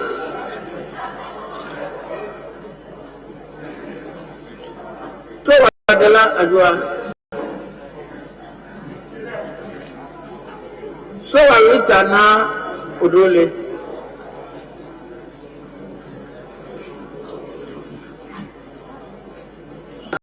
Muhammad.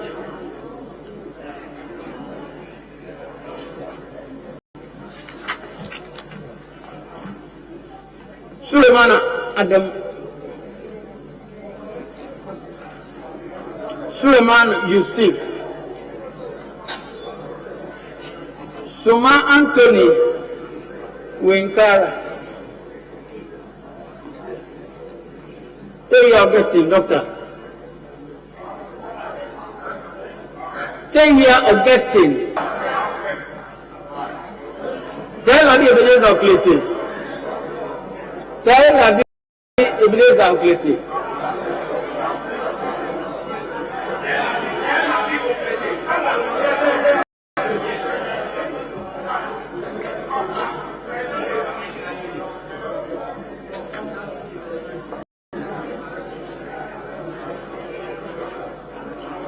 Dr. Joycelyn. Dr. Abutui Gisela.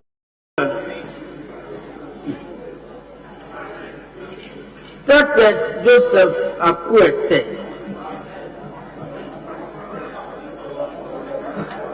Dr. Docas.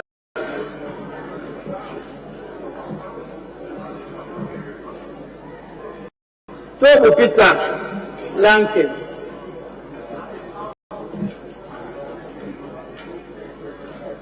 Wonderful Alfred Oku, Doctor. Wonderful Edwin Neil and T. Gondi David T.D.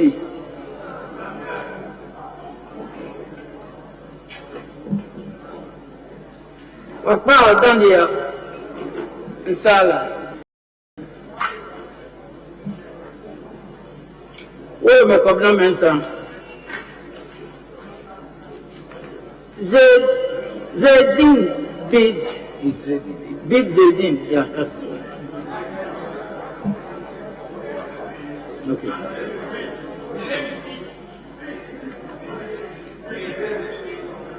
Zedin Bid.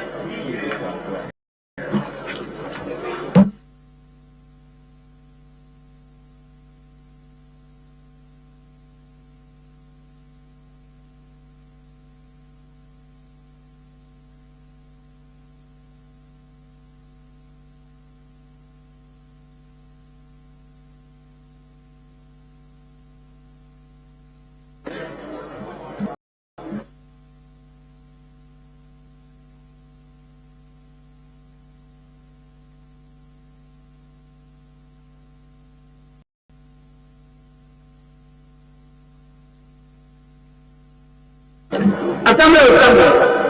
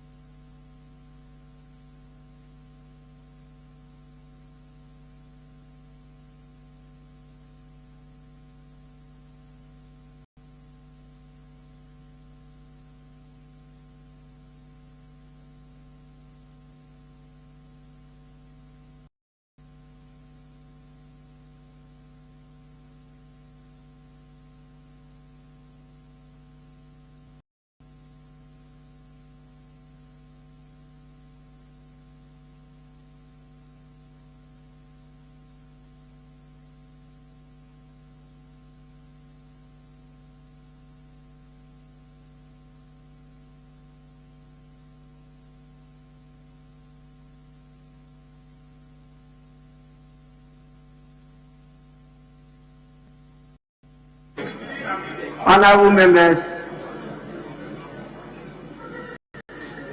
at the end of the head count,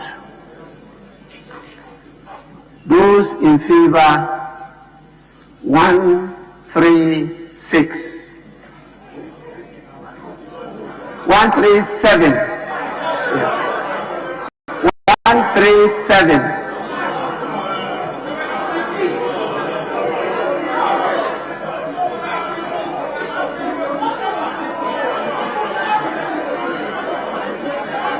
Those against 25.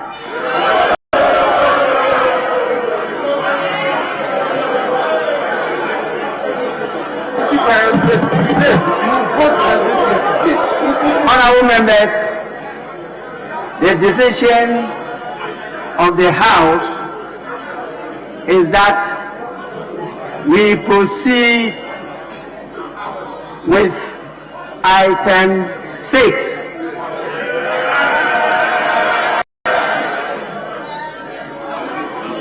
Item 6, motion.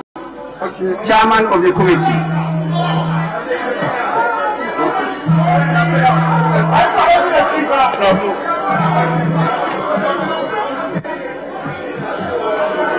Mr. Speaker,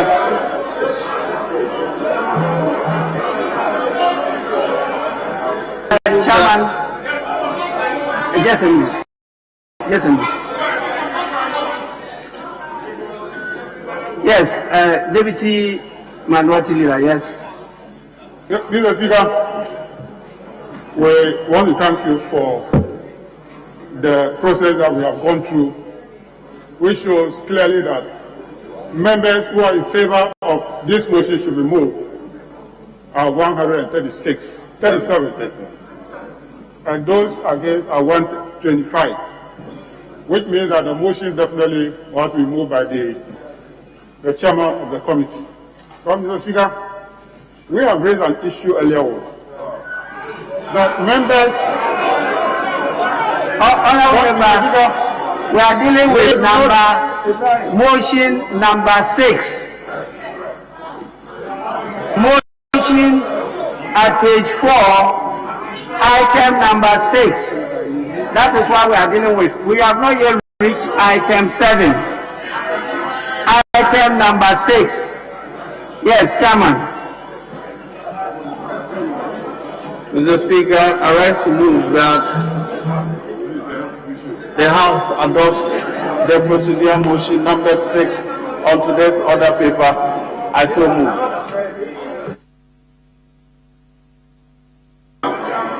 Honorable members, this is a procedural motion, and so I put the question. Those in favor say aye. Those against say no. The ayes have it. The motion is carried.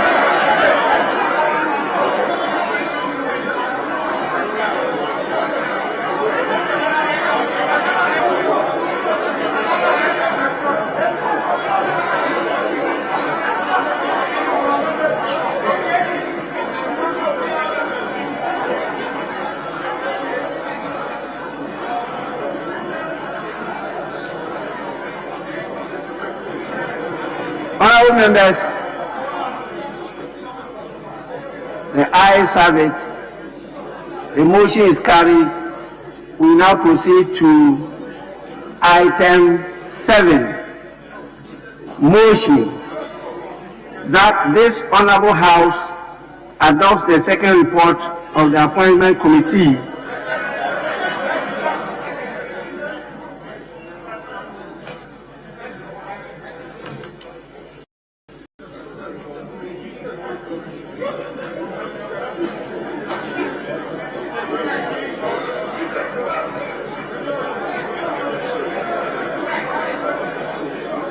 Honorable members, what I have as item 7 is what I am reading. And so if there is an error, then I am not talking about what is on your order paper. I'm talking about what is on the order paper before me.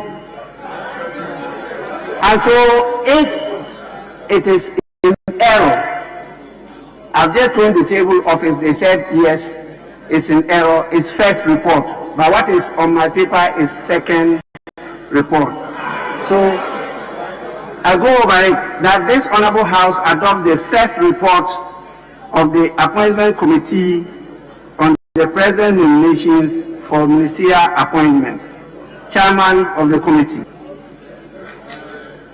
Thank you, Mr. Speaker. The Speaker, I rise to move that this House adopts the first report of the Appointments Committee on the President's nominees for ministerial appointments. In so doing, Mr. Speaker, I present the committee's report. The Speaker, I will just refer to the headlines and I'll ask them to capture the title.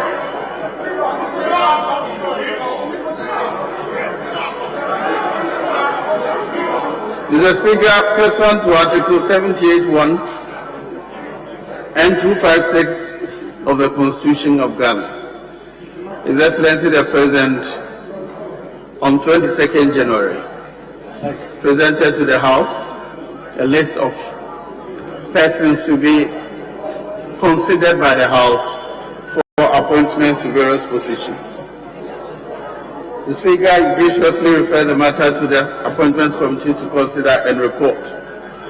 The Speaker, the report is contained in the report laid yesterday and it covers 144 pages. The Speaker, the committee went through the motions, had the names so presented and newspapers of national circulation and invited members for memoranda on the nominees. The Speaker, the committee have gone through, have considered the nomination of Mr. Albert Kandapa, the National Security, Honorable Dominic Nitiwu as Defense Minister, Honorable Shelley Ayoko-Botwe and Regional Integration,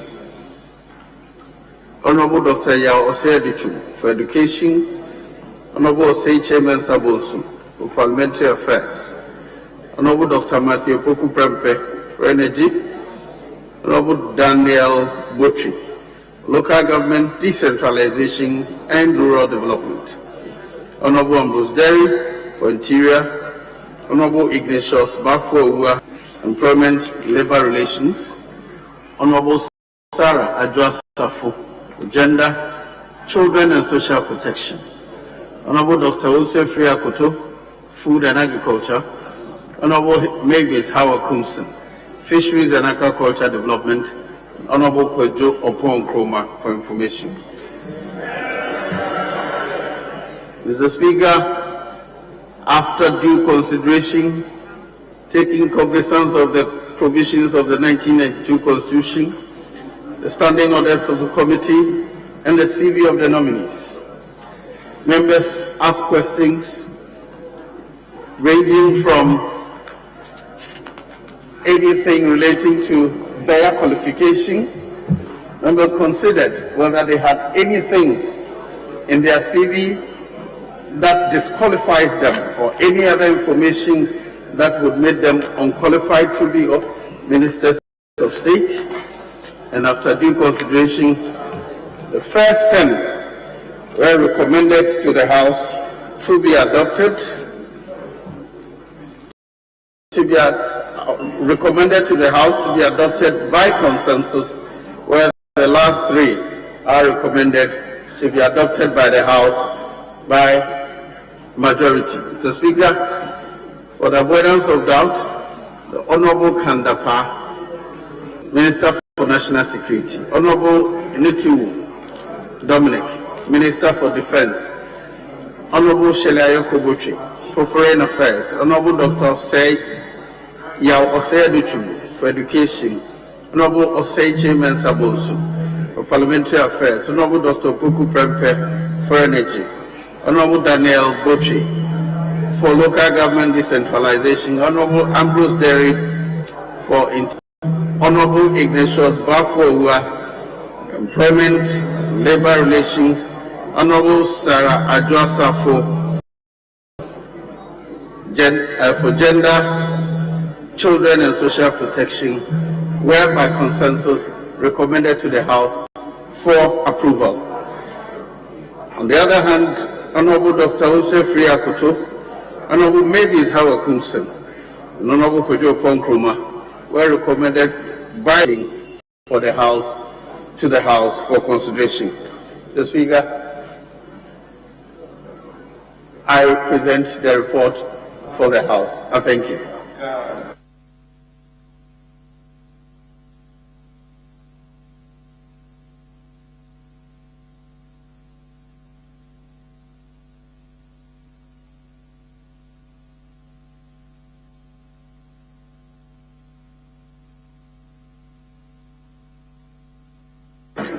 I want to, at this stage, get guidance from leadership as to how many we should take from each side of the House.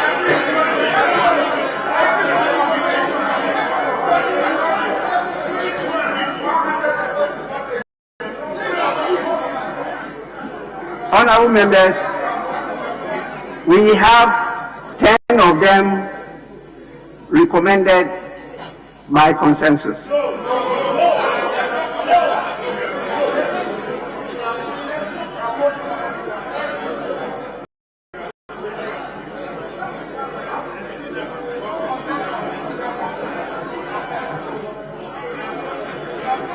We have 3 by majority decision,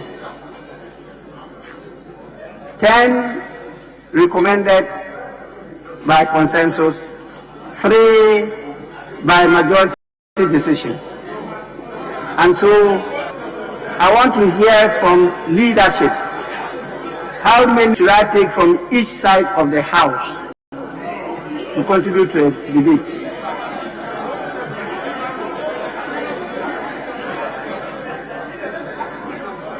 Yes, Majority Leader.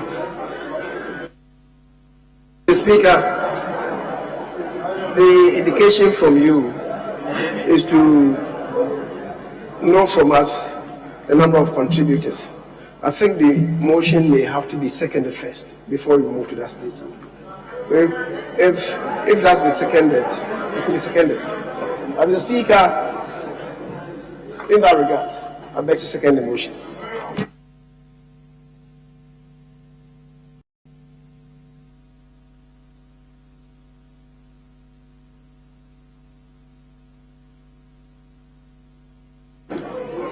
Honorable members, motion seconded is for the debate of the House.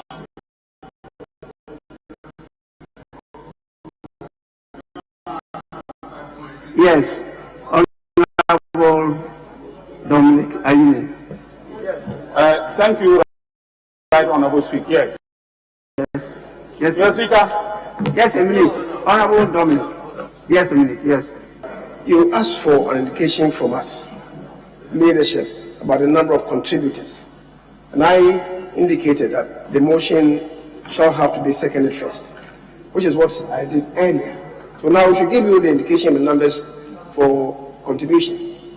Mr. Speaker, I was having some... Honorable Majority Leader, I will come to that.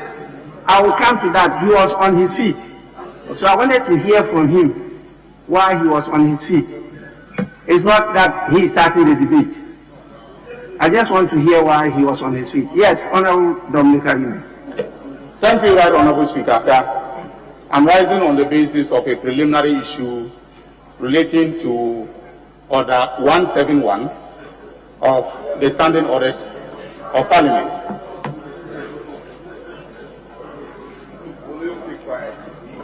And in particular, Mr. Speaker, I am relying on Order 171, Sub-Order 4.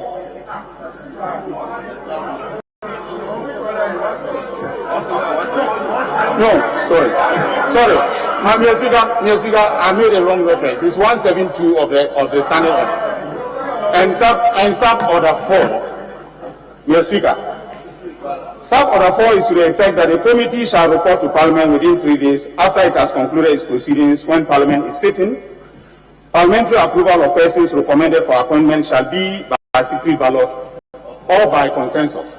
Mr. Speaker, your chairman's report says that the committee has recommended the adoption of the 10 ministers by consensus, and in respect of the 3 of them by secret ballot or majority, that is majority voting. Mr. Speaker, on this side of the aisle, the question of consensus is now off the table. It is off the table. It is off the table because from the inception of this process, from the inception of this process, there has been no consensus or cooperation in respect of the preliminary decision that we had to take. And as a result of that, this side of the aisle does not accept the consensus-based approval of the 10 ministers. In that respect, Mr. Speaker, once there is disagreement, by necessary implication, there is no consensus. And therefore, in the circumstances in which we find ourselves, I am proposing that we vote on each of the nominees.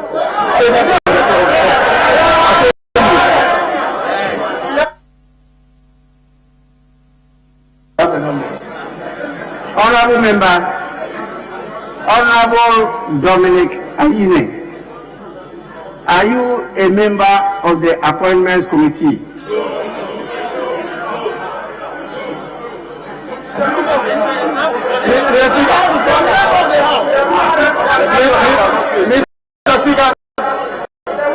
Mr. Speaker, I am not a member of the Appointments Committee. But Mr. Speaker, once the report, please, we are going by procedure. When it gets to that issue you are raising, it will be clear, and it is the House that will take the decision. Yes. But you don't get up on the floor where a committee has deliberated on something and taking a decision at the committee level without any debate. An individual member gets up to say there was no consensus because this side of the House. That definitely is at the end of the debate. Issues are raised and the House is given the opportunity to take the decision. Then the House can disagree with the position taken by the committee. And so your submission has been misconceived, and please, let's proceed. Let me know how many will be making submissions on his side of the House. Please, Minority Leader. Mr. Speaker, first of all, I wrote, but I couldn't catch your eye. And subsequently, I saw the Majority Leader in his rush to second the motion, even whilst I was whispering with him that we should do 5+1 because there's 10 nominees. So half of it, we have 5 members thoroughly debated. The leadership, indeed, it was my wish even to rise and second it, then make my comment, then yield the floor to other members so that I have no right to come back to it. Because, Mr. Speaker, the work that the chairman of the Appointments Committee have presented is our collective work, it's our common work. It's just to put you on notice that today we have voted even on whether to proceed on a motion or not. Good precedent for the beginning, best practice for tomorrow will hold people to it. So, Mr. Speaker, if you permitted me, I now can have an opportunity to contribute to the motion. Then 5 plus 1, 6. 5 on each side. 5, 5.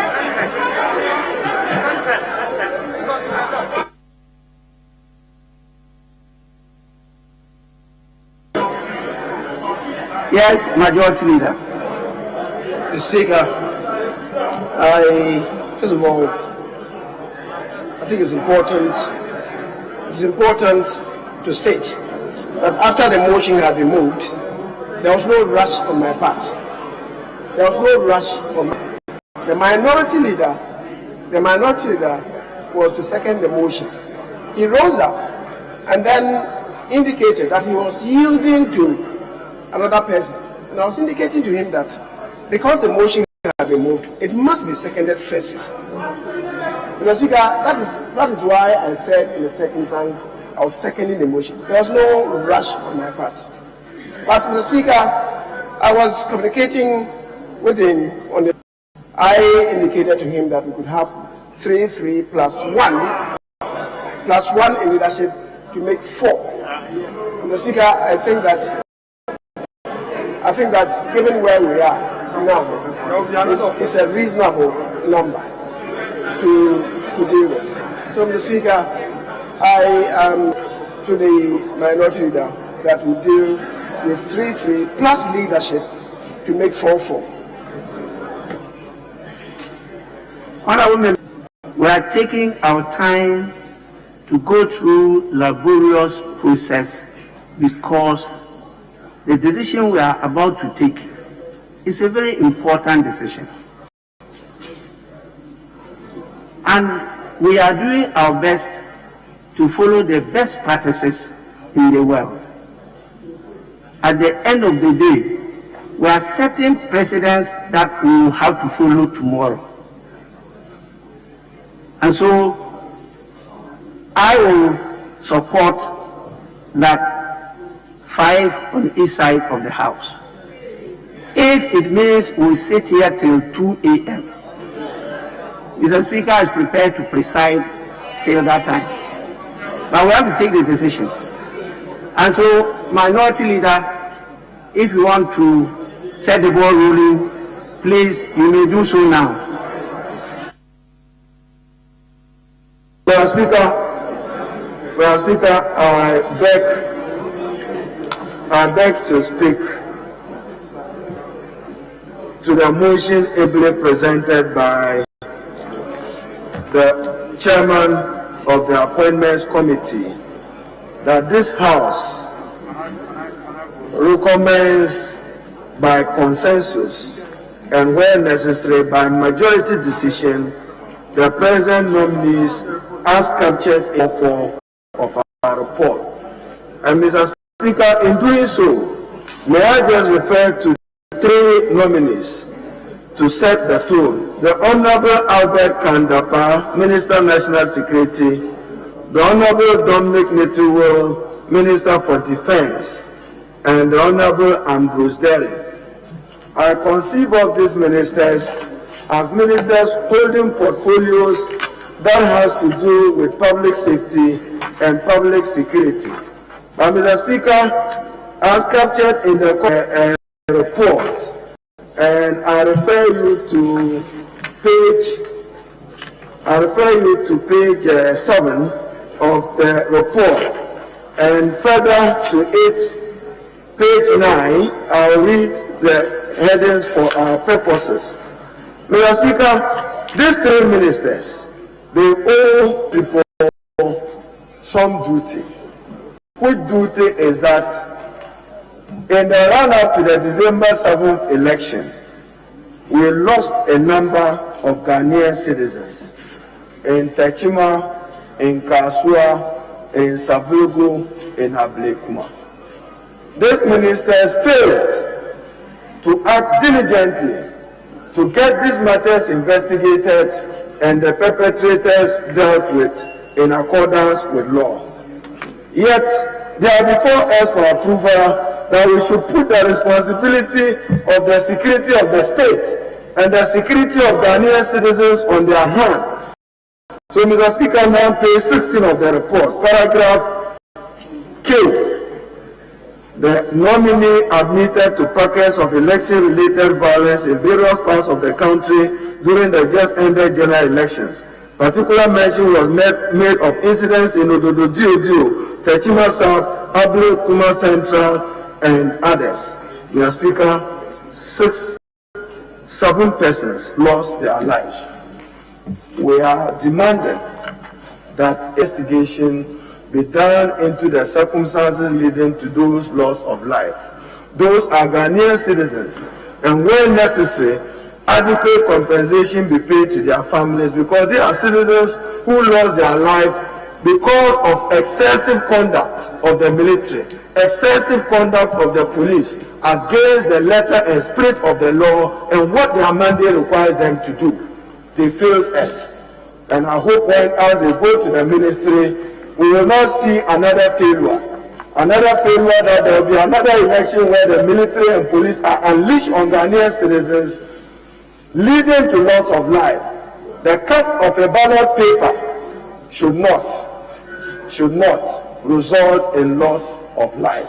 We know that your determination was to turn our majority into your majority undeservedly, using the excessive force of the military. In many of those things you lost, and you were not ready to concede defeat and got them. Mr. Speaker, another matter that the 3 ministers, I want to hold them responsible and accountable to the Ghanaian people, is the sacrilege which happened on the floor of Parliament with military invasion of this house. And we were told against by various, led by Minister Kandapa, and Mr. Speaker, is captured in the committee's report when he stated that it was a commander who issued that order. Commander. Who is the commander-in-chief? At the time, who was the commander-in-chief? Who was that commander? Mr. Speaker, so the three ministers for national security, defense and interior again failed us woefully when they had to invite the military to this chamber. It's never happened. It was more or less a coup d'etat on our democracy on the floor of Parliament. We do not find that acceptable, and we need assurances from them that this will never happen, and happen in our democracy where the parliamentary chamber is reduced to gallivanting soldiers excited invading Parliament. When has this happened before? And yet nobody is being punished for that. Mr. Speaker, the minister, when he met us, as I've said, I intend to deal with some aspects of it in order that I can comment on it. So to the 3 ministers that are being proposed for national security, defense and interior, we are demanding answers to those lives that were lost on December 7.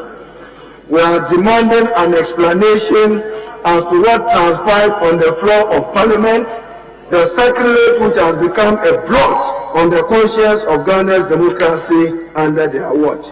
Mr. Speaker, the matter of an Accra intelligence traffic monitoring system was reopened. Interestingly, he and the Minister for Roads, who appeared subsequently, were speaking parallel. One said no work done, one says the matter is before arbitration. We will hold them responsible in the event of any judgment debt to the Republic because of their inability to allow for harmony and for thorough, diligent work in assessing this.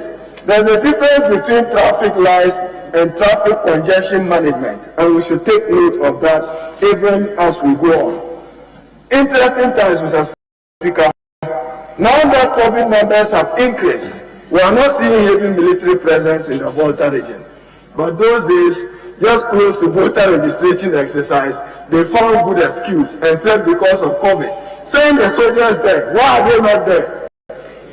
They must learn to treat Ghanaians with respect and with honor. When you are deploying them the essence was to frustrate the NDC in its stronghold.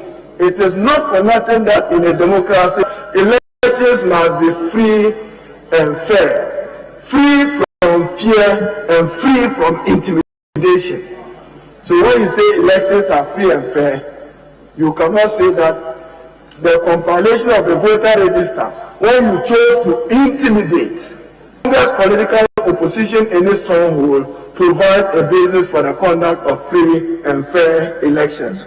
We took objection to it, Mr. Speaker, but nonetheless, Mr. Speaker, we are assured by the Minister that he will deal with some matters relating to terrorism and other matters. Mr. Speaker, to the Honorable Dominic Littiwo, apart from those disappointments, is in Ghana today. I grew up with him because he knows Sir Charles. He knows Dwana very well. It used not to be the case to see the military around and on the street every day, now gun wielding in uniform, taking over the civilian function of the Ghana Police Service. If it is a mark of lack of confidence on the Ghana Police Service, let us know. If you have reduced the police service and reduced army officers to the holding premises somewhere, let us know. You are not dignifying the respected Ghana Armed Forces with the openness with which you have exposed them to the Ghanaian civilian system, as if to maintain civil order is now the primary responsibility of the armed forces. As I know it, and as I see it from the Constitution, obligation is territorial integrity. They can collaborate where the incidence of crime is high for purposes of our safety and others. He promised that he's doing some work on accommodation for soldiers. I'm all in with it for him. Indeed, Mr. Speaker, I even further suggested that the popular Sagrami housing project be completed. I hear some $181 million was invested in it. The Honorable Atachia will know better, or the Honorable Collins Dada. I share the view that government takes appropriate steps to complete the project and hand it over to the Ghana Armed Forces, because they are in want of accommodation. And Mr. Speaker, we must respect Ghanaian citizens. You take taxpayers' money, $181 million. It is outstanding all these years to get it completed. Yet the armed forces and the police service are without houses. All the Minister for Works and Housing probably needed was for government to finance the uncompleted aspect of the project and bring it to finality. That was not done. It was about, we are not satisfied with it. Mr. Speaker, we are sure. Honorable Ambrose Derry, Mr. Speaker, the day the sacrilege happened, we saw some senior police officer here who also entered the chamber from far end. I'm wondering why he should not even be brought to Privileges Committee to explain the system. Because he was here. The other day, we were somewhere, he was insisting that we are in breach of law. He too is in breach of parliamentary privilege and must give us reason why he should not be held for those purposes. Mr. Speaker, it was the Honorable Ayoko Boche, Foreign Minister. She's doing her best, but our foreign service officials, they had this opportunity in the past where some duty vehicles, they brought one of it for purpose of their family when they were coming back, and I believe that it was subsequently cancelled. It has to be renewed. To Dr. Matthew Opoku Prempe, Minister for Energy. Fortunately, he's a member of the Appointments Committee. So PDS, we saw a minister nominee take pride in the fact that I abrogated a fraudulent transaction. How he could have said that I failed in my diligence, resulting in fraud, resulting in termination, and I take responsibility for judgment that if there is any. But Mr. Speaker, we are demanding some monies were paid to PDS. As we speak today, nobody knows the amount of money PDS took in the name of that concession agreement for and behalf of the people of Ghana. That cannot be right. So PDS, whatever money they take, ministers were evasive to report to us what the quantum of collection have been. They can't even use projections of ECG without PDS to tell us that this estimated amount is available.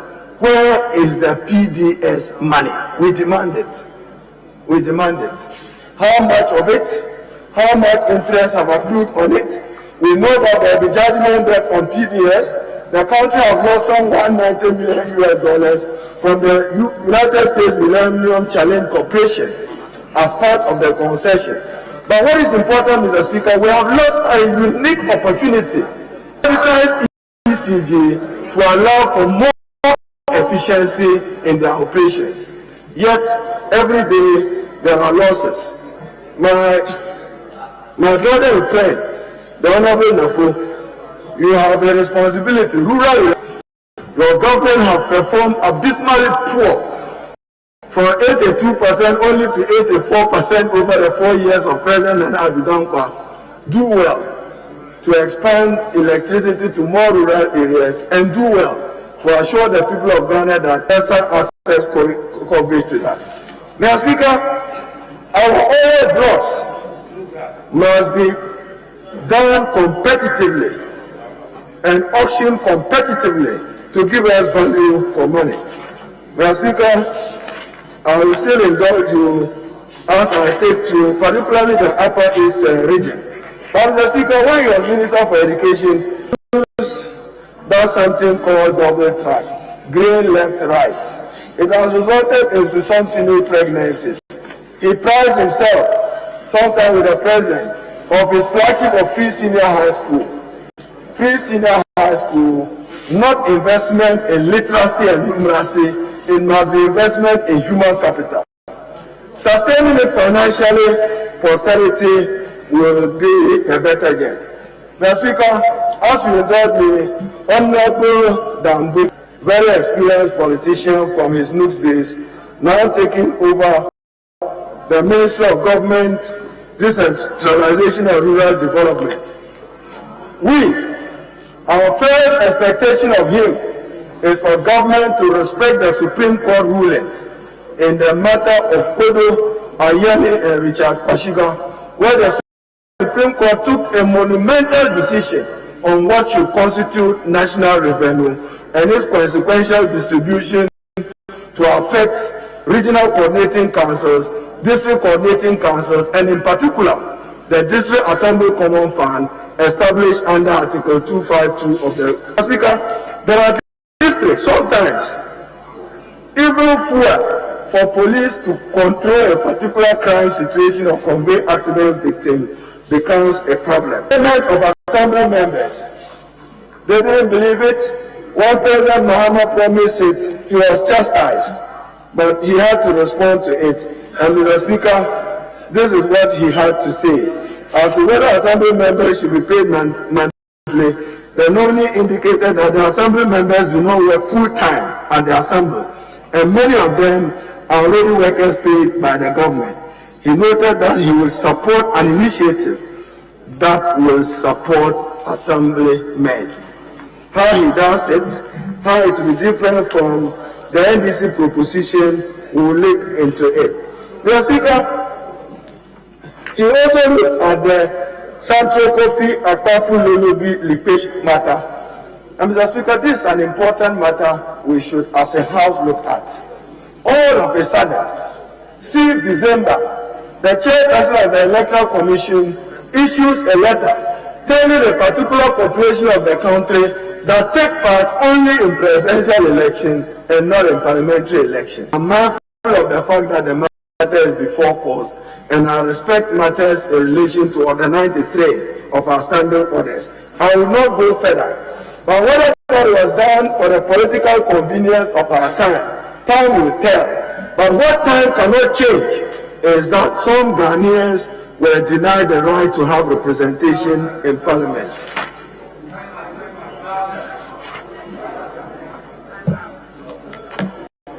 Mr. Speaker, amended, and again, is for those ministers of security.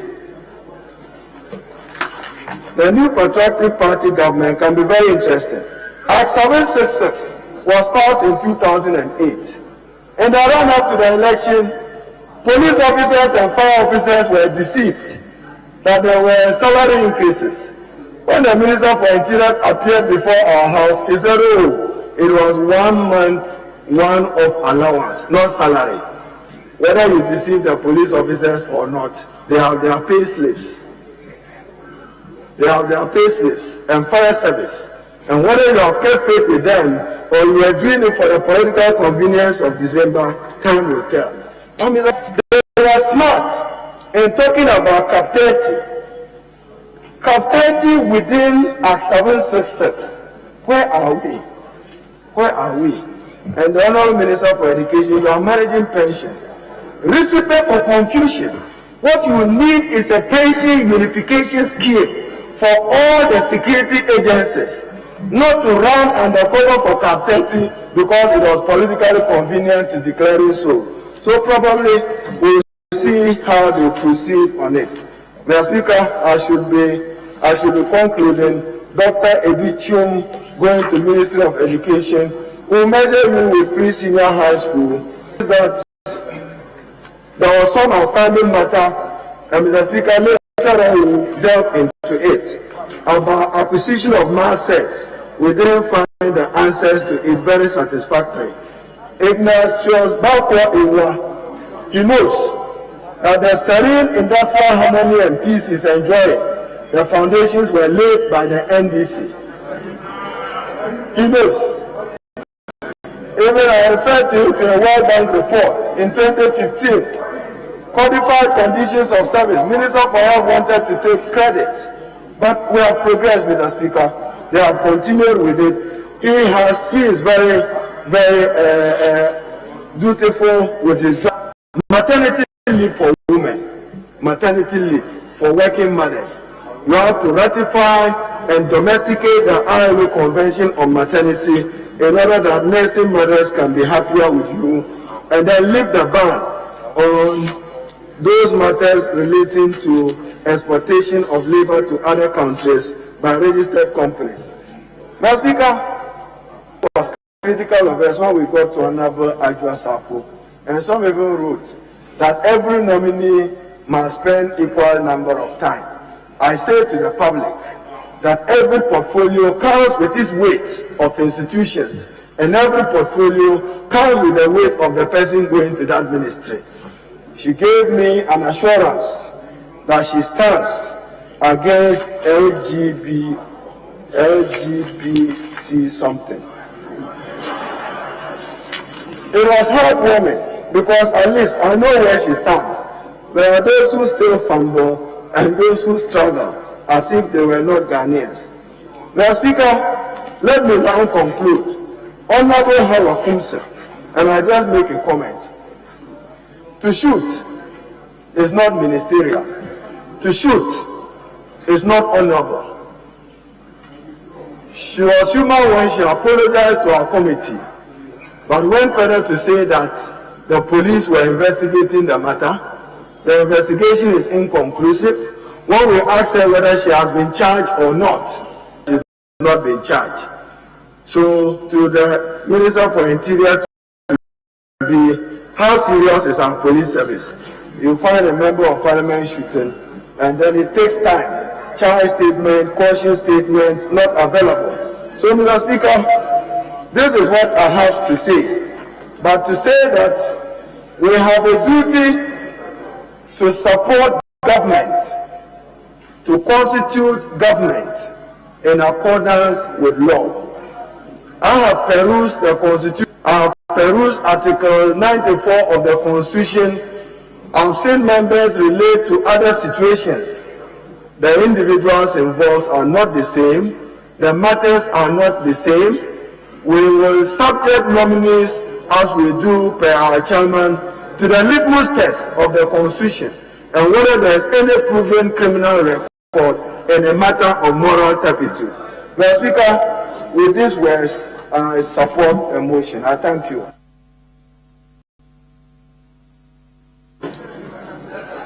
Honorable members, the minority leader has used 21 minutes.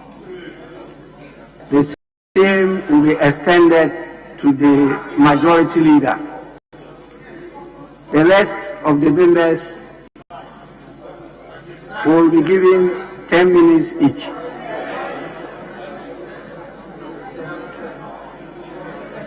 We have listened to the majority leader. From the majority side, the person to lead and have the first bite is Honorable Atachia. So, Honorable Member, you may make your submissions. Thank you, Right Honourable Speaker. Honorable Member, just a minute.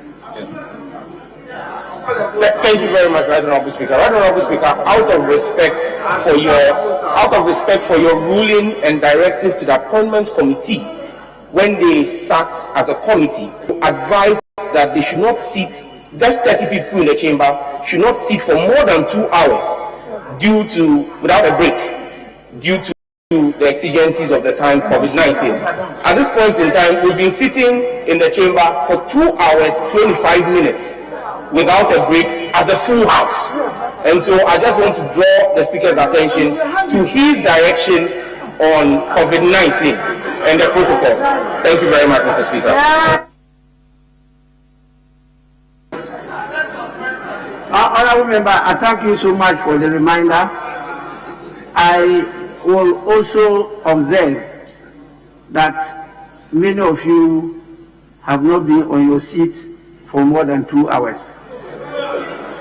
But some members, yes, because I've been very observant. I know some members have been on their seats for more than even 3 hours, but not the majority.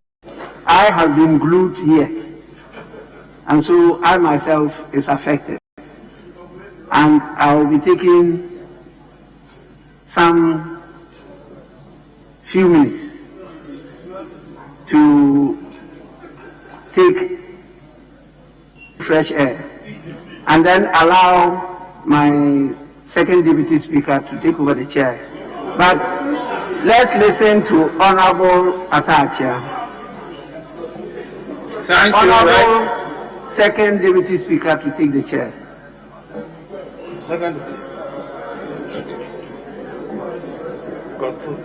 Thank you, Right Honourable Speaker, for the opportunity to contribute to motion number 7 on today's order paper.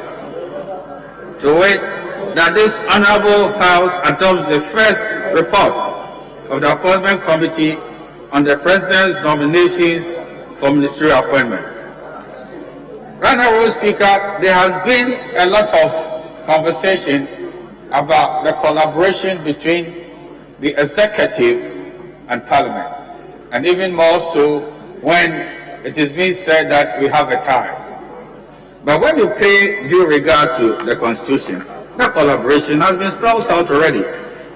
And I want to refer the House to Article 78(1) of the Constitution. With the kind permission of Mr. Chairman, Mr. Speaker, I would like to quote: Ministers of State shall be appointed by the President with the prior approval of Parliament from among members of Parliament or persons qualified to be elected as members of Parliament, except that the majority of members of State shall be appointed from among members of Parliament. So clearly, Mr. Speaker, the President appoints with our approval. That's collaboration. You can see the two arms of government working together to constitute, the government. And it is very, very important. We are not at each other's throat. We are not at loggerheads. It is very important that this constitutional assignment, we should understand it, that the President will appoint, secures a prior approval, and then the ministers who assist him in policy will be in place. Right now, Mr. Speaker, I have always been wondering what is the foundational appointment committee. I've always been wondering that if you are not careful, we overlook the foundational assignment of the appointment committee and delve into issues which may be sentimental, or even, if you like, a fight. But what is very important for the consideration of the appointment committee, with the greatest of respect, and with due deference to that very important committee, is what's been spelled out in Article 94.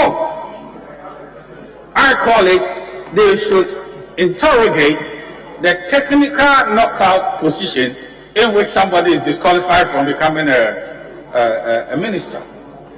Because the standard of the minister is the same as a member of parliament. And therefore Article 70 becomes very important. So therefore, there should be a proper interrogation even about the age. And when you look at the report here, these are not the issues. Tax liabilities. Does he owe any other government? Has he been adjudged otherwise or declared bankrupt under any law? Is the individual of unsound mind? And mercifully, if you look at the entire report, there's nobody who is an imbecile at all. Everybody that they looked at is not a lunatic. Crimes, high crimes, moral turpitude, and the rest of them. They are not chiefs, and they are not in the armed forces. These are the chief considerations from my perspective. The rest of the issues as to whether somebody is temperamental, whether somebody answered the questions very well, and the issues of competencies will all show in a matter of time.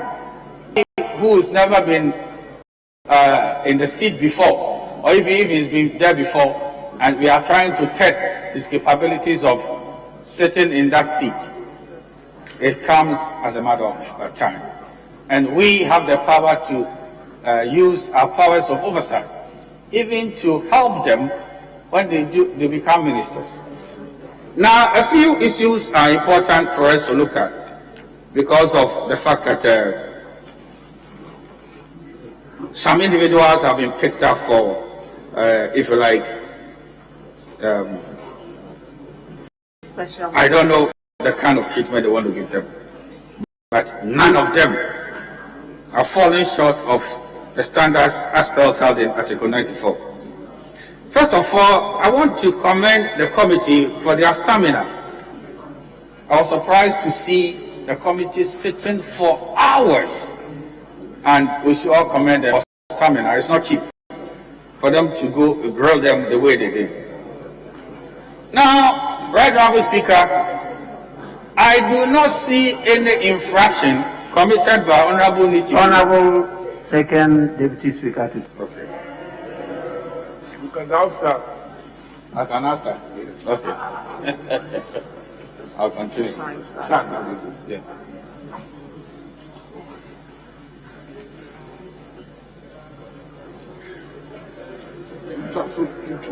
Thank you, Mr. Speaker. I'm grateful that you are in the chair. Right, Honourable Speaker, I do not see any infraction on the part of Honourable Nitiwu, Honourable Ambrose Derry, and Pokandapa in relation to these matters that should disqualify them. I do not agree with a minority leader that when you have electoral violence and you cannot attribute the violence to the nominees, that the nominees engineered these incidents of violence, we should pay much regard to that as a way of saying that they cannot fit into their roles.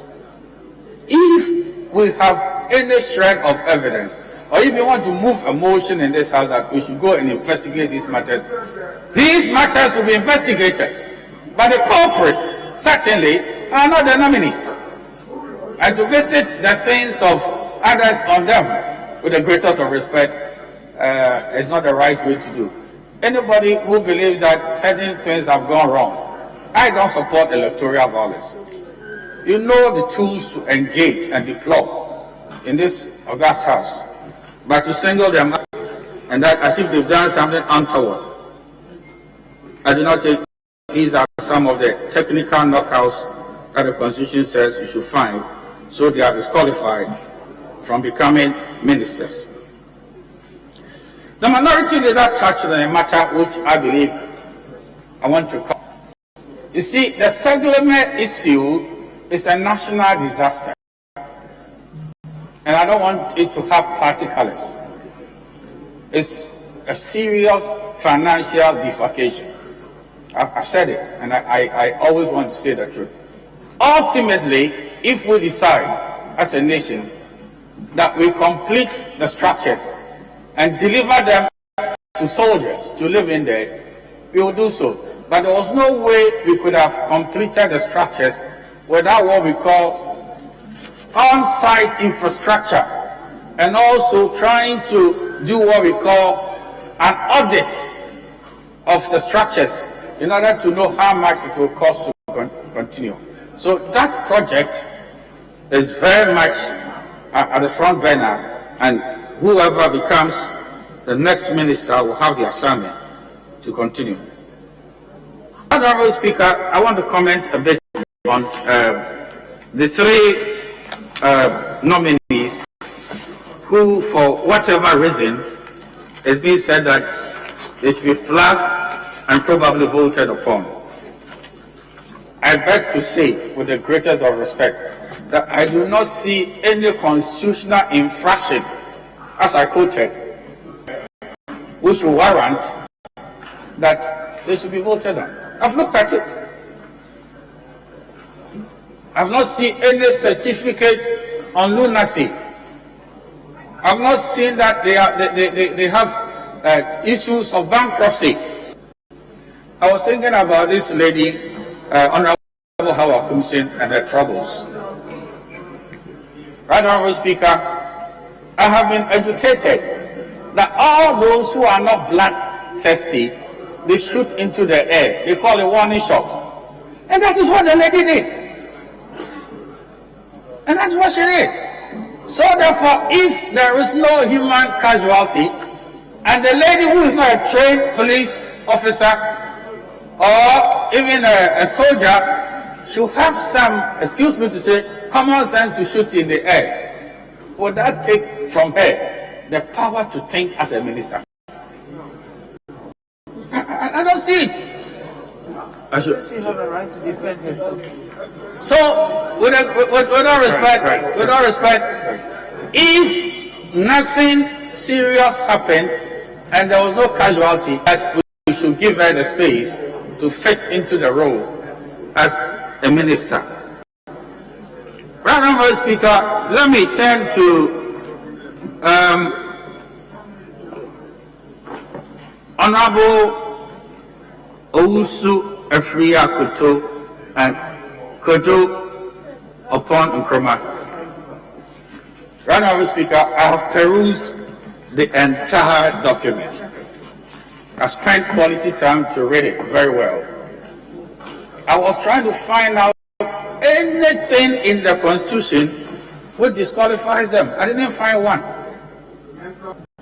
There was no mental disorder. Maybe somebody was not happy with somebody's temperament.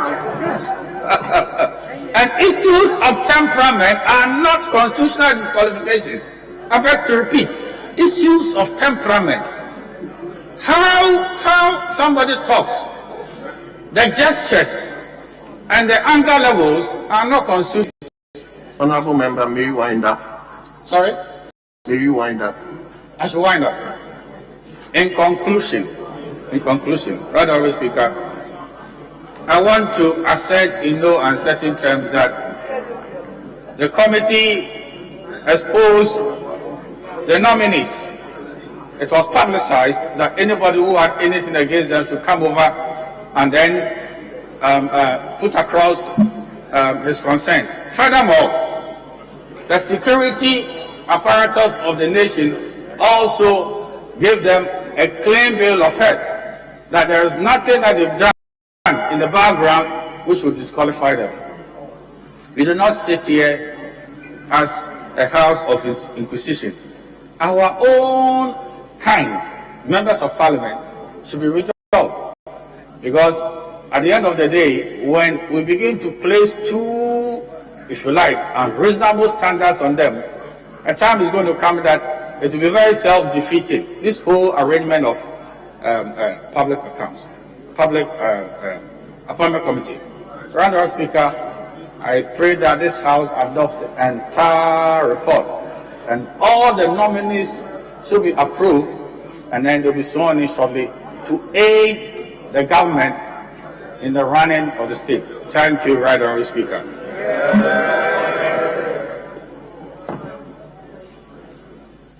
Honorable Fukujoto Abraham.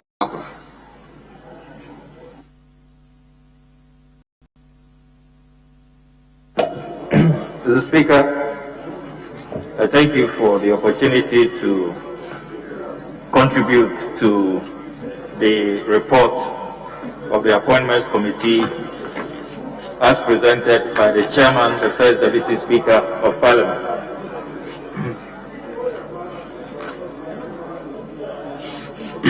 Mr. Speaker,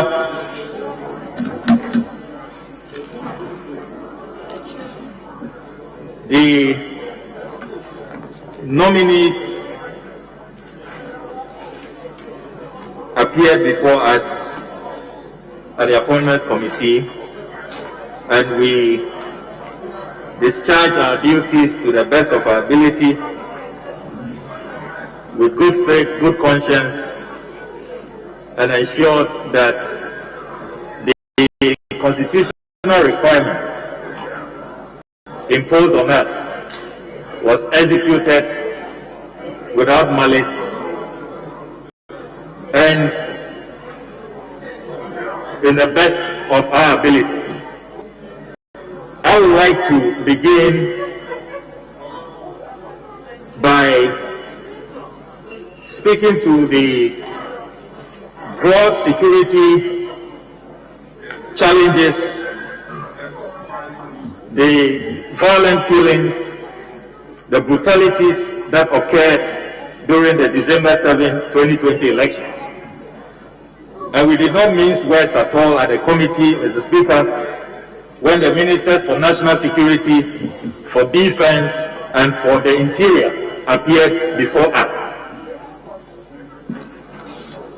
We presented to them, Mr. Speaker, the names of 7 helpless, hapless, innocent, unarmed Ghanaians who were gunned to death by trigger-happy security personnel. As we speak, Mr. Speaker, these 7 people, Tajuddin Al-Hassan, 39 years old, at the Techiman South Collation Center; Abdallah Arik, 18 years old, Techiman South Collation Center; Emmanuel Dompret, 36-year-old, at the Ododio constituency; Samira Zakaria, 14 years old, killed in Savlugu; Ibrahim Abbas, 30 years old, killed in Ablekuma Central; Rita Otu, a 15-year-old, killed in the Ododio constituency; and Husseini Musa, 14-year-old people killed at the Savlugu Radatu Afal Primary School. Mr. Speaker, these are human beings, these are compatriots. They were our children, if they were our relatives, how will we feel? Elections should not give anybody the license to kill. And when that happens, there ought to be action. Justice must be pursued. And Mr. Speaker, it is with a heavy heart that I note that from the responses from all the nominees, it was clear that no serious investigations had been opened into these killings. And indeed, as we speak, the perpetrators have not been brought to justice. That is very, very worrying indeed. It puts all of us as political actors at risk We are all busy on election day. We are all at collation centers. And if a certain impression is created that on election day, troops from wherever can just appear on the scene, gun people down, and as we speak, not a single interdiction, nobody is being held accountable. And what is even surprising is that evidence should not be hard to find. At the committee, we presented pen drives containing video evidence. We showed some of them on large screen. Identifiable persons in uniform, and yet no justice. This cannot be accepted. And that is why the three ministers responsible for national security, that's the National Security Minister, the Honorable Kandapa, the Minister for the Interior, the Honorable Ambusdere, and the Minister for Defense, the Honorable Dominic Nito, will really have to assure this House and this country that their men, the agencies under them, will not get away with this. And as we have indicated, we'll be pursuing actions that we intend will lead, we hope, will lead to having the perpetrators brought to book. It is also important to emphasize that we were not pleased with the steps that were taken in between December and January 7th. The National Security Ministers indicated to us that they had not visited the scenes, they had not visited the families, they had not expressed any solidarity or showed any sympathy. And Mr. Speaker, some of us are really shocked at that dereliction of duty. And it is important that these matters are placed on record. And we will that justice must be done for these 7 persons who have been killed. Their untimely death must not go unpunished, and they must not die in vain. Ghana's democracy has come too far to have these matters happen. We have never had a national election that has seen so many people die in one election. It has never happened. I will not accept it, Mr. Speaker. Mr. Speaker, the other matter that I'd like to speak to is the judgment debt that we unraveled at the committee. There is a $164 million judgment debt at the Energy Ministry. There is a looming $55 million judgment debt at the a tussle between the Roads and National Security Ministries. There is a looming $50 million judgment debt at the Agric Ministry. And all of this indiscretions of ministers, abrogating contracts when even some of their colleague cabinet ministers disagree with the positions that have been taken. If we say that as a country we do not have adequate resources and we are looking for funds to buy vaccines, we need money to eliminate schools under trees, to build hospitals. Only last week, and I asked the Ashanti Regional Minister nominee this question about the Menchia Government Hospital. We saw pregnant women lying on the bed floor with their newly born babies because they do not have enough beds at the hospital, because we don't have expanded health facilities. We cannot afford to have of ministers leading to all of these huge judgment debts. And it's a matter that I flag strongly so that we can, as a House, call ministers to order to avoid these needless judgment debts.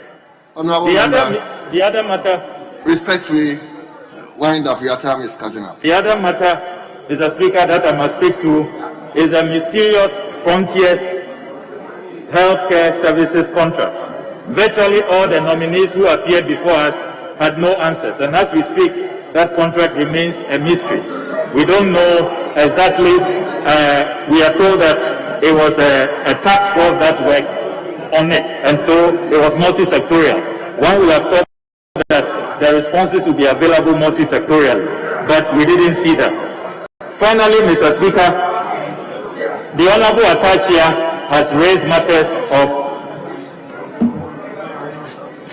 the Constitution and how persons should be disqualified.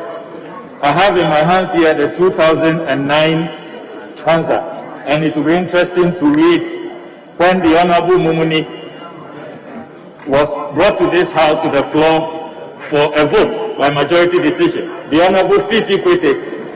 And if you read, Mr. Speaker, from the Hansa, column 579, even matters to do with temperament, whether Mumuni was a gentleman enough to be foreign minister, was all leveled as ground, as basis for which he should be rejected, and for which our colleagues voted against the Honorable Mumuni and the Honorable Fifi Kwete. So let's come to equity with clean hands, and let's be consistent. If there's a principle, let's exhibit it, and let's show good faith, and let everybody know that we are espousing.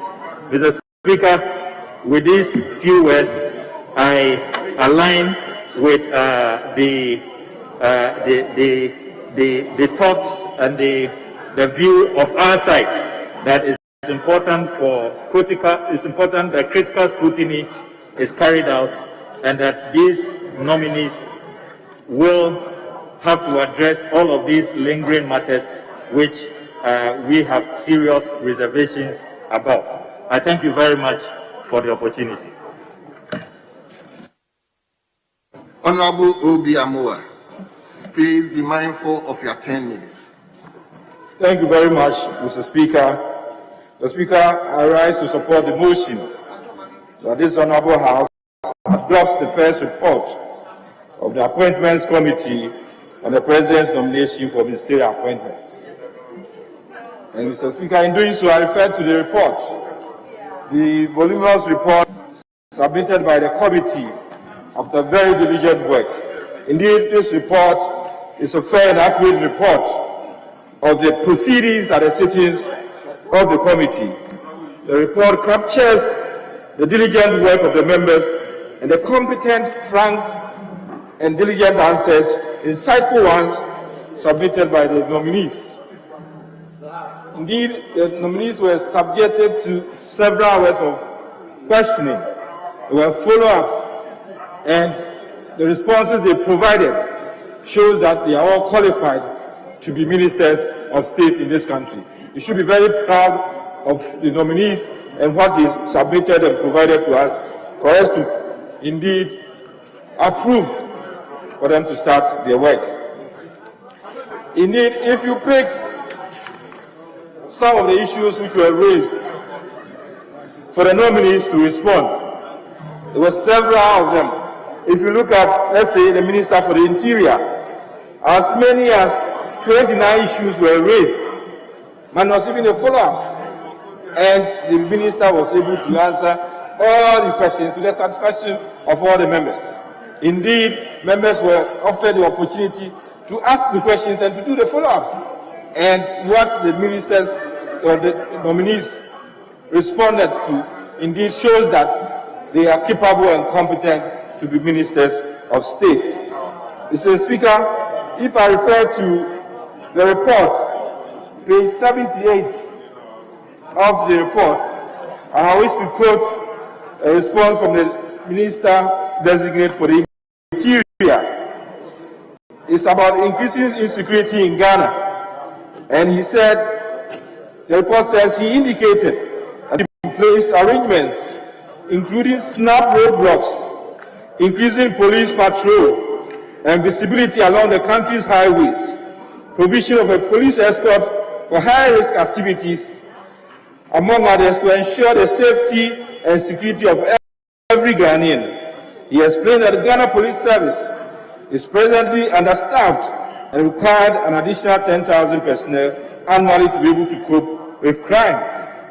He stressed the need to keep and motivate police officers to enable them to fight crime. He assured the committee the police have not lost control of the situation. This is a key security issue that the Minister Designate was able to provide tangible responses and answers to questions raised by members of the committee. If you look at national security, there was also the issue of increasing military involvement in security. The National Security Minister Designate provided adequate answers for us to know that indeed is on top of the situation and is to be approved as a minister. I'm also very particular about what one of the issues raised regarding the Ministry of Defense. On page 20 of this report, Mr. Speaker, the issue of the achievements and challenges confronting the Ministry of Defense was raised. And the Minister Designate, if we refer to the report, referred to the $100 million approved by this House for the military to be able to provide accommodation for the military. It's unprecedented in this country, and we must applaud the Minister for Defense who has been nominated to still stay in as the minister. He talked about housing, he talked about several barracks having their roads really done for them. He spoke about facilities for the military and the welfare, and that is something that we should commend the Minister for Defense and the government. That is unprecedented in this country. If you look at this, what has been provided for the military, we should applaud the minister who is still the nominee of the president to continue as the Minister for Defense. If you go to other minister designates, they acquitted themselves very well, whether it's education, fisheries, information, agri. Indeed, the report provides all the key answers that we requested from them. They did to show that they are indeed on top of their situation. So, Mr. Speaker, as has been said by my colleague, the nominees satisfy the requirements under Article 78 of the Constitution, and they are not barred from holding the positions under Article 94(2) of the Constitution, and that's provided under Order 172(2) of the Standing Orders. These nominees qualify to be made ministers of state in this country. So, Mr. Speaker, the last point I really want to make is that if we look at page 144 of the report of the committee, it shows that apart from the last three who were recommended based on the majority of members of the committee, the rest were by consensus. And we should go by this report and indeed approve for them to be sworn in as ministers of state. I don't think we should belabor the point and then create the impression that there was division at the committee level. We all agreed that these were people who had provided the answers that we needed for us to be able to. I'm talking about the report. I'm a member of the committee, and I'm saying that this is what happened at the committee level. The whole world watched us throughout the proceedings. Those who appeared before the committee for 6 hours, the answers they provided to the questions we raised, the follow-ups which were made.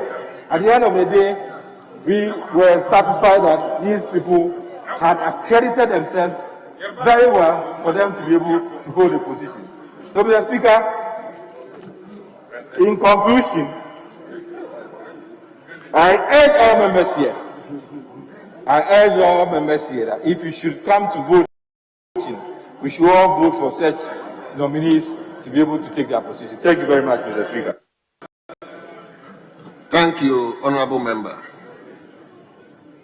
Honourable Emmanuel Bedra. Thank you, Mr. Speaker, for the opportunity. I rise to also support the motion and also contribute to the motion. Mr. Speaker, my other colleagues have mentioned Article 78 and Article 94 of the Constitution.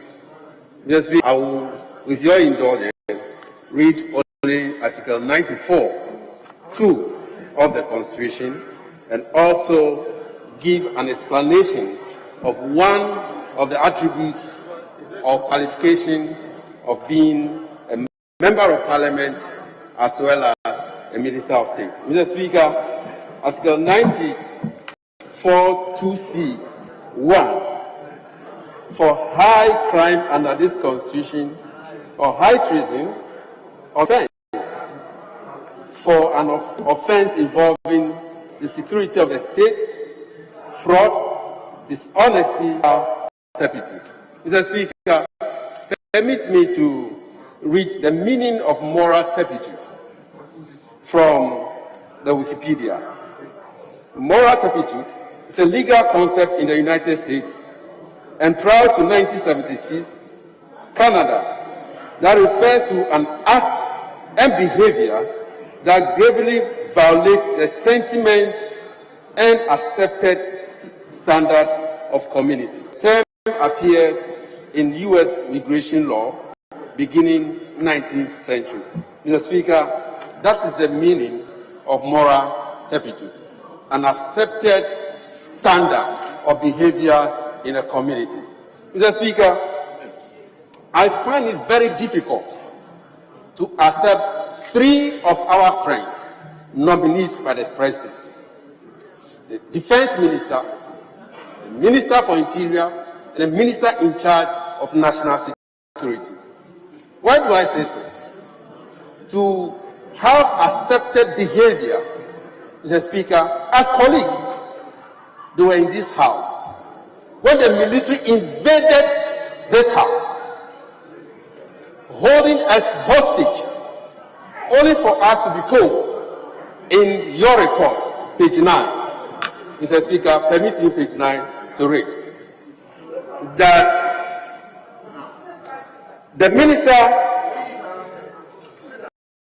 designate condemned the presence of armed soldiers in the Chamber of Parliament on the eve of the election of the Speaker and swearing in the 8th Parliament of the 4th Republic. Nominee indicated that he got alarmed and wished such incidents never occurred. Responding to the question as to those whose instruction the security personnel entered the chamber, the nominee indicated that his inquiry revealed that a commander who considered the situation in the chamber to be chaotic authorized the operation to restore order in the House. Mr. Speaker, what happened in Parliament on the eve of 7th December was clearly coup d'etat to our democracy. And the minister designate will tell us that it was chaotic and that a commander, he couldn't mention the commander's name, and you are coming for us to approve you. So that next time you tell us, oh, that alone is not a standard in a community, a behavior that will be accepted by us. That is why this side of the House is saying that all the nominees should go through voting. And we are prepared on this side of the House to vote for as many nominees that the President will nominate. Mr. Speaker, that's not all. We were in this nation, in this country, when the voter regime was besieged with military men. My constituency and military personnel were in Baruta brutalizing women of registration exercise. Mr. Speaker, we were told on page 22 by the same minister, page 22, permit me to read that. Mr. Speaker, page 22, page 15, that the nominee disagreed with the assertion that the deployment of the military in the voter regime was because of the voter registration. He further stated that it was not entirely true that the military has been recalled from the borders after the election. I can tell you on authority, Mr. Speaker, that just after the registration, the border town of Oluta, the military personnel are not there. We were in Aplau, all of us, the voter caucus, led by my good self, went to confront military personnel who were harassing women, who were harassing men as a result of registration. Well. And all we were told was that it is because of COVID-19. Mr. Speaker, that cannot be true. And for me, Mr. Speaker, this alone tells me that the moral turpitude of ministers in charge, whether designated now or in charge at that time, and replaced or redesignated again to take over, did not do their work well. And for me, my conscience will not permit me to vote for them, Mr. Speaker. Honorable Dominic Nito, page 22, Mr. Speaker, you permit me, increased military involvement in internal security. Mr. Speaker, our colleague, the nominee, disagree with the assertion that the military personnel has taken over the role of the Ghana police in civil protection duties in recent times. The nominee emphasized that there has actually been reduction in this regard. If there has been reduction, I don't think any of our colleagues would have raised this issue. We all see it. In other jurisdictions, you don't see military men moving, civilized democracies. Then in Ghana, we see military personnel all over the place. And the question I kept asking, what is our police personnel who are supposed to keep peace in this country doing? Why should the military take over the duties of our police personnel? The nominee has said the military has signed a memorandum of understanding with 22 mining companies. When the question was asked about increased military involvement in internal security, he only limited it to mining concessions. And I was wondering, what about other places in the country? Was it only mining concessions that we are talking about here? Mr. Speaker, this has given me cause to be worried as a Ghanaian. And I speak for all my colleagues on this side and Ghanaians, that this are colleagues who are supposed to protect us, even in the chamber, could not. And therefore, we will request that all of them should go through voting. Thank you, Mr. Speaker, as I support the motion that some of them could go through, but others should be voted for. Thank you, Mr. Speaker.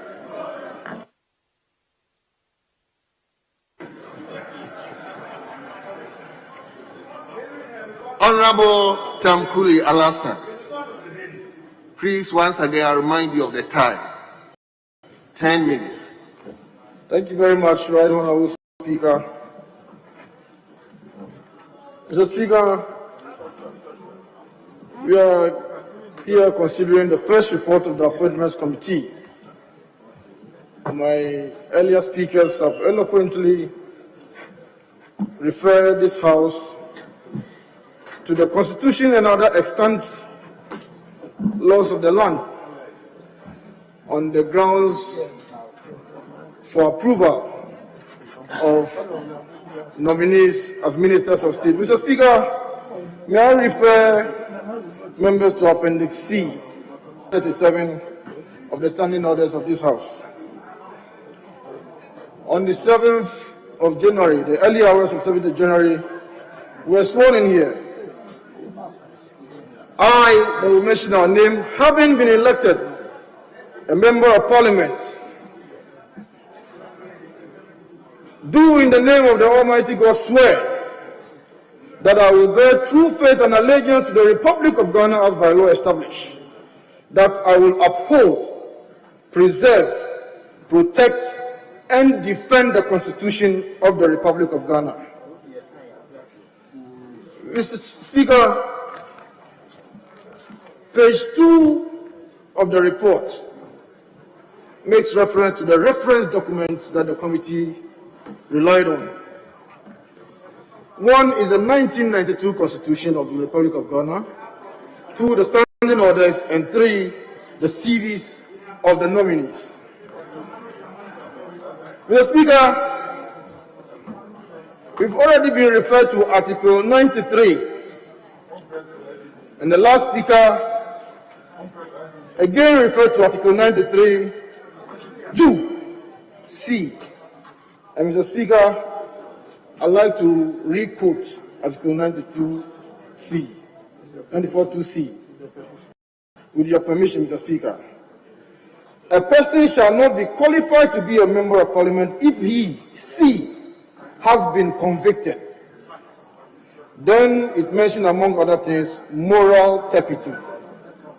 To the best of my knowledge, Mr. Speaker, all the nominees captured in the reports when they appeared before the committee were not adjudged or otherwise declared to have been convicted for any offense or moral turpitude. Mr. Speaker, the cumulative effects of Article 78, Article 93, and the standing orders of this House leads one to one and only one irresistible conclusion: that to qualify to be a member of Parliament, to be a Minister of State, you must first of all be a member of Parliament. Now, if this House concludes that a member of Parliament is not qualified to be a Minister of State, that would be a blot on all of us. That means each one of us doesn't qualify by virtue of what is stated in the Constitution, unless you have any other law that you can rely on to disapprove of any person who has been put before us for approval. Mr. Speaker,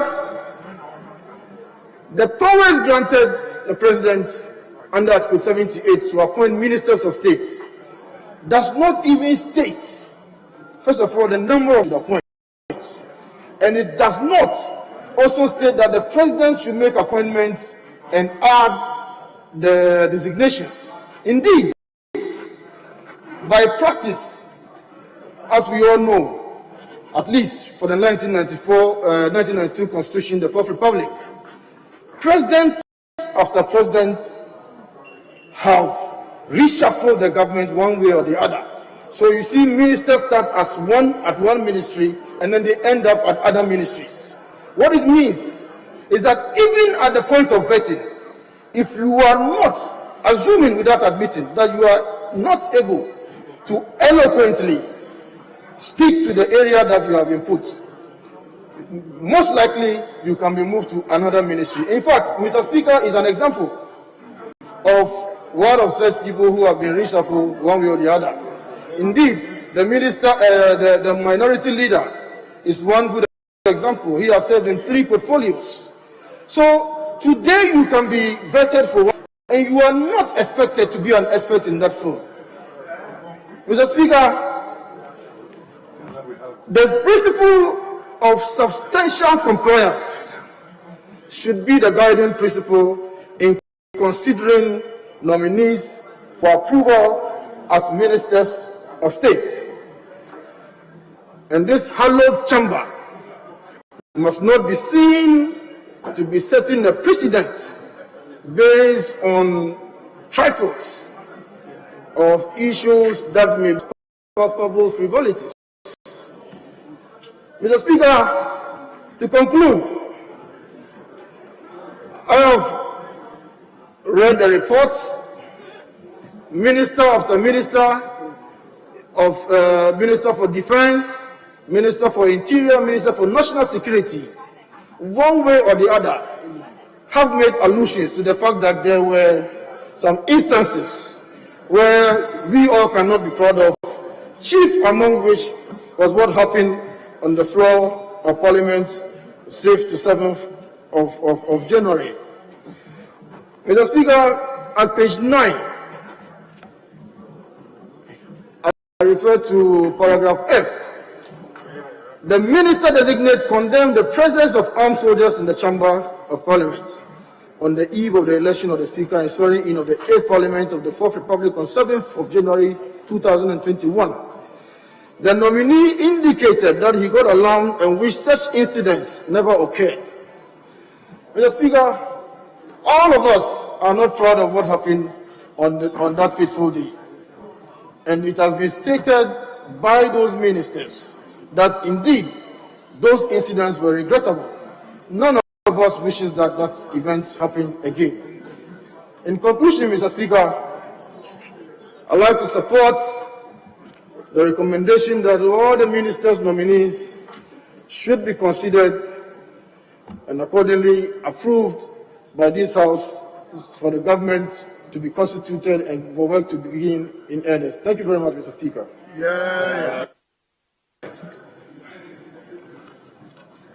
Honorable James Agaga.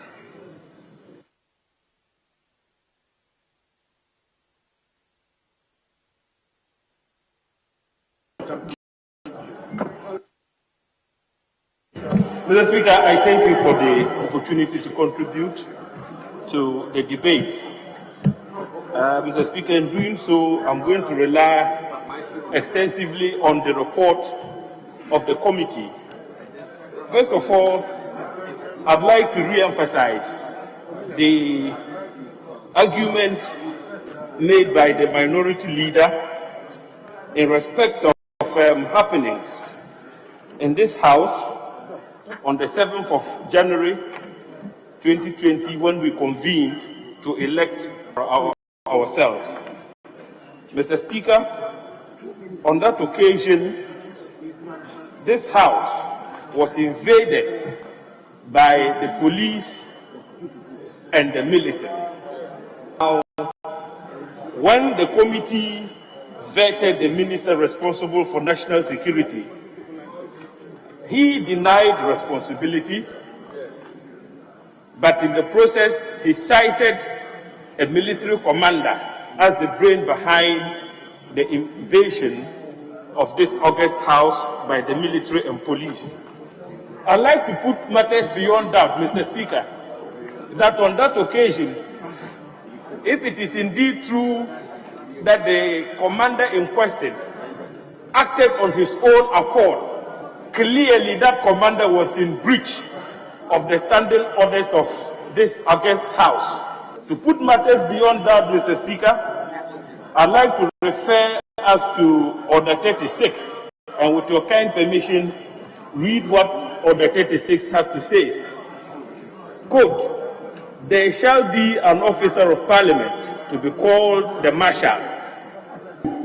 It shall be the duty of the Marshal A to bear the mace before Mr. Speaker when entering and leaving the House. B, to attend upon Mr. Speaker in the House, and C, to carry out Mr. Speaker's directions for maintenance of order in the House and his presence."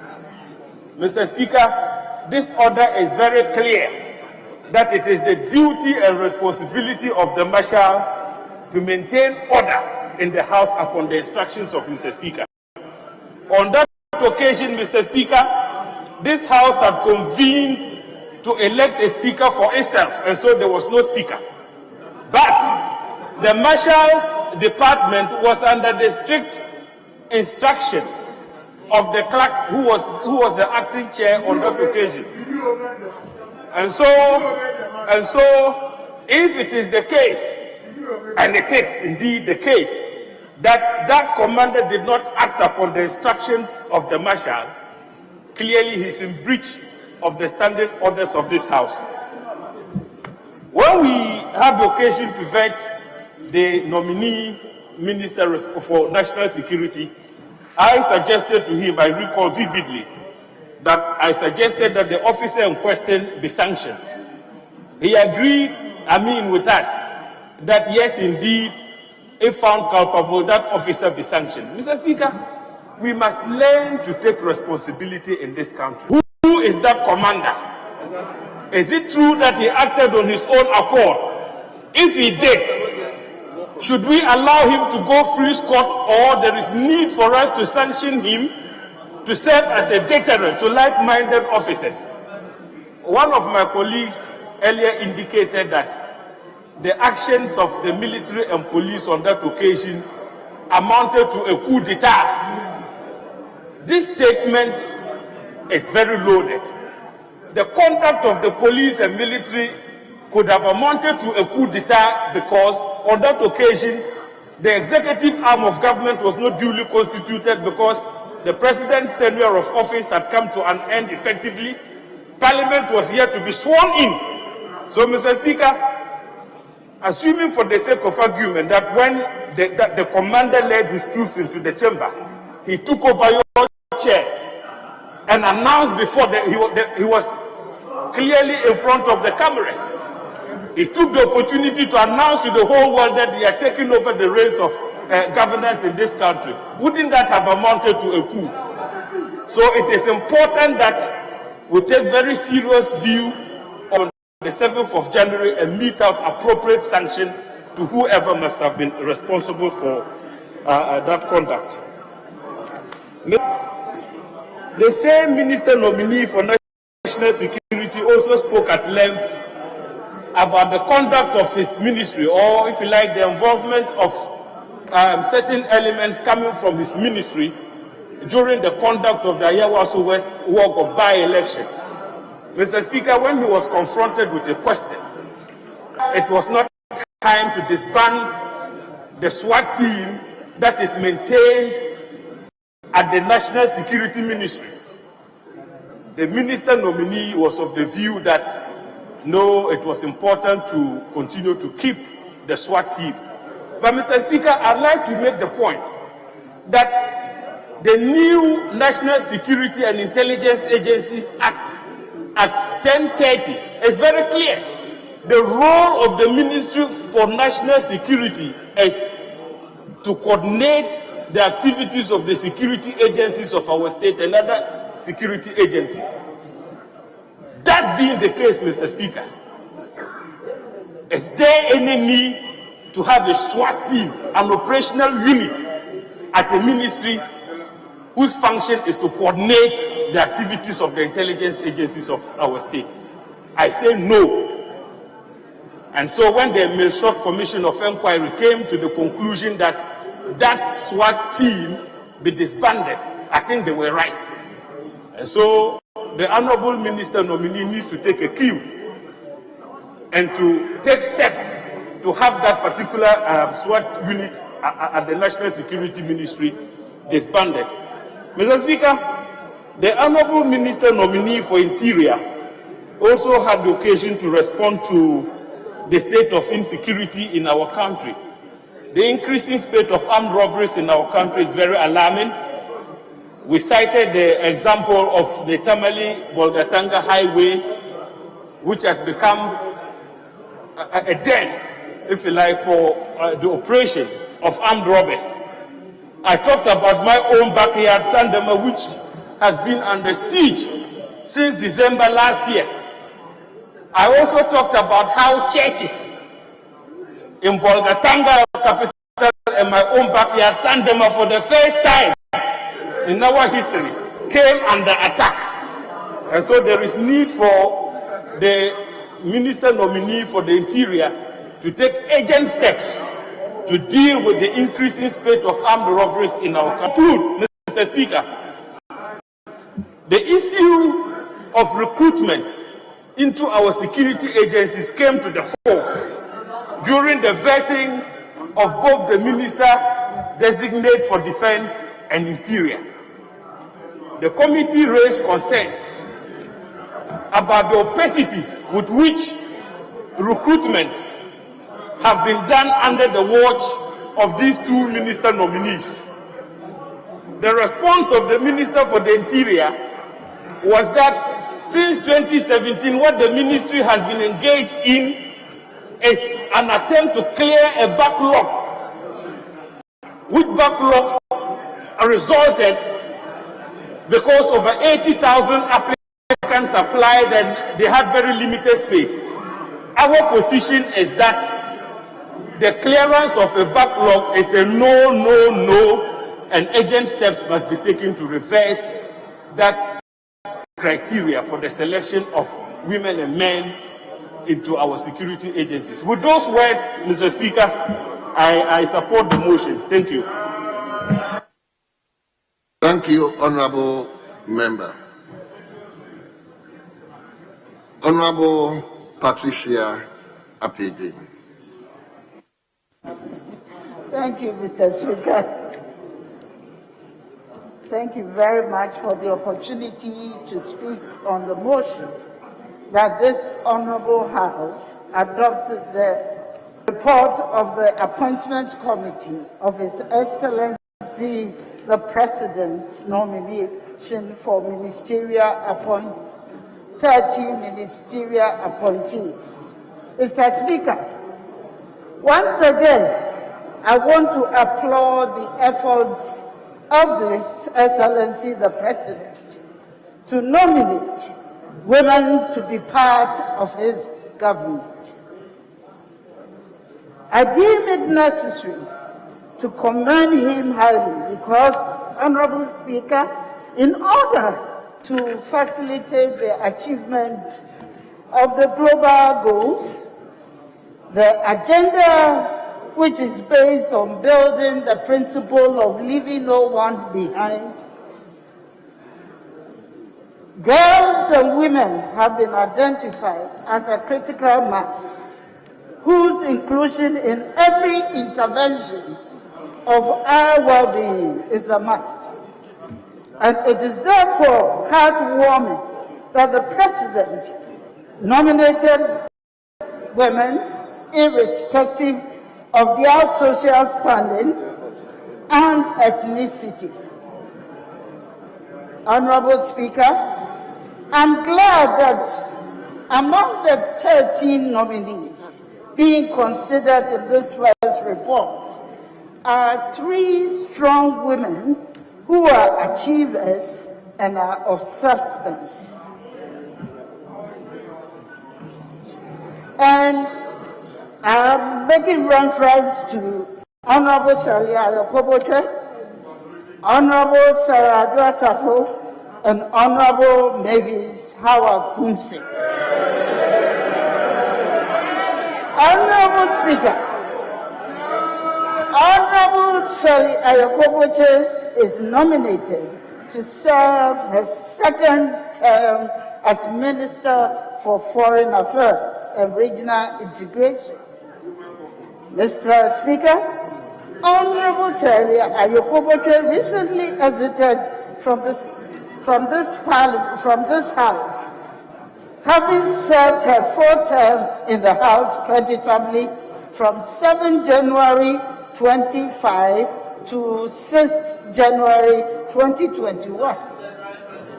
Mr. Speaker, Honorable Shirley Ayokoboche, having served in her capacity as the Minister of Foreign Affairs and Regional Integration for the past 4 years, distinguished herself with an in-depth knowledge of the sector, and her portfolio was in that sector.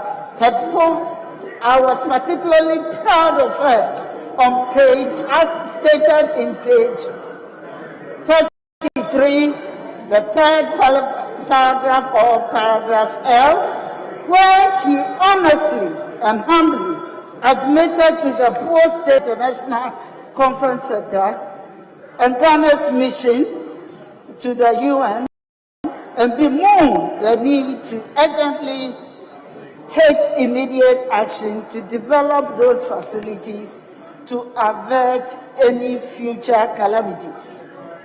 Honorable Speaker, speaking about Honorable Sarah Adwa-Safo and Honorable Mavis Howard Kumsi,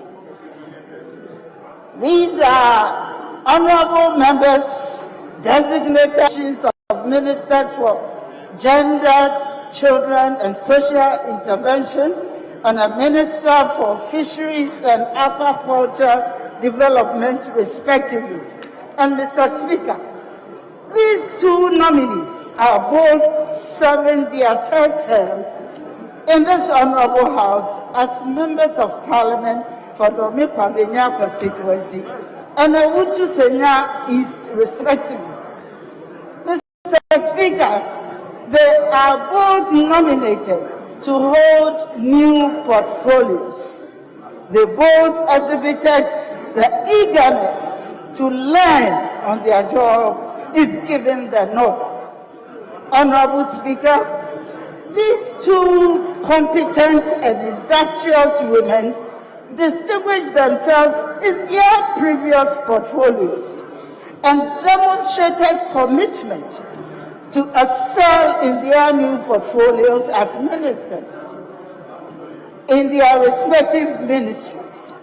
Mr. Speaker, supporting these two women to excel in their new portfolios will be in line with women empowerment and affirmative action advocacy, and therefore the call for the entire House to endorse their nomination. Mr. Speaker, I am particularly excited on the nomination of Honorable Dambotri, the Minister Designate for Local Government and Decentralization and Rural Development. Mr. Speaker, Honorable Dambotri demonstrated a good grasp of the issues in the Ministry of Local Government, Rural Decentralization and Rural Development. Honorable Speaker, I've had the privilege of serving with him on the Local Government and Rural Development Committee, and can attest to the fact that he is one nominee who knows the geographical terrain of Ghana very well. And I can attest to the fact that he also demonstrated that he has in-depth knowledge of the expectations of the people. He is a nominee who has shown to be, who has shown in his time in the House that he is he's a consensus builder who will promote and also determine to the left, who will promote the agenda of decentralization to the left.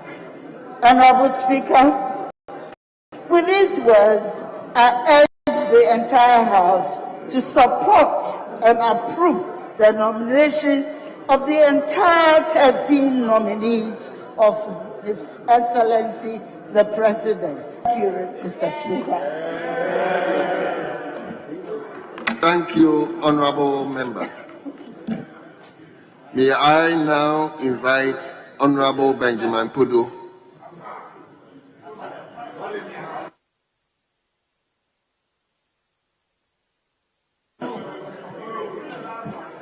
Mr. Speaker, I thank you for the opportunity to contribute to this motion.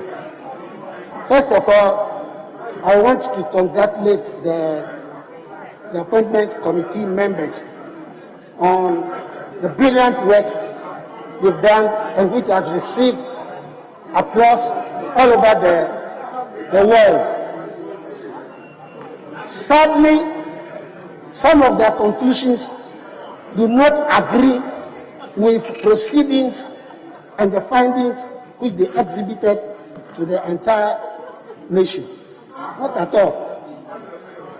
Mr. Speaker, I want to ask Honorable Ata Achia, who quoted Section 94 of the Constitution, Article 94 of the Constitution, as having qualified everybody in Parliament to be capable of becoming a minister.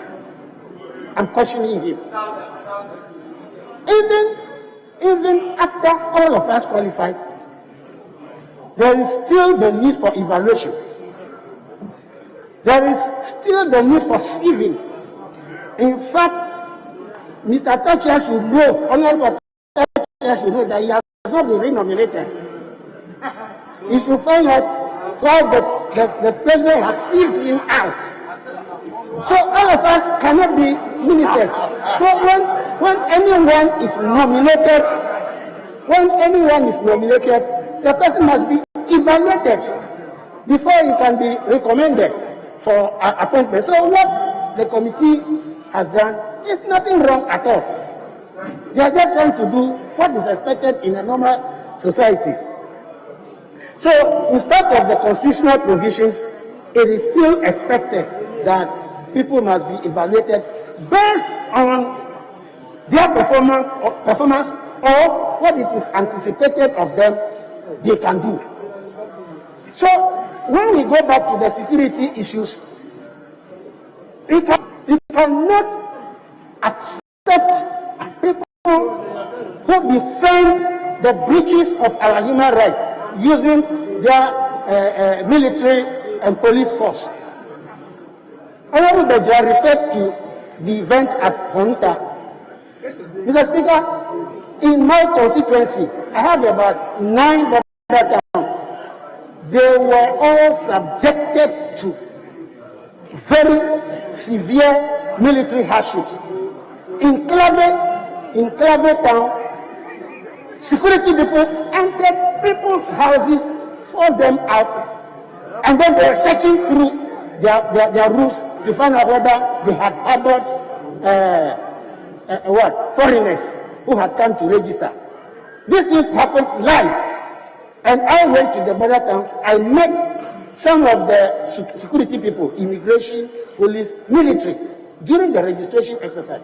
If they were looking for COVID-19 or if they had blocked the borders for COVID-19, would the police and the military find COVID-19 in people's rooms? Do they have eyes to see COVID-19?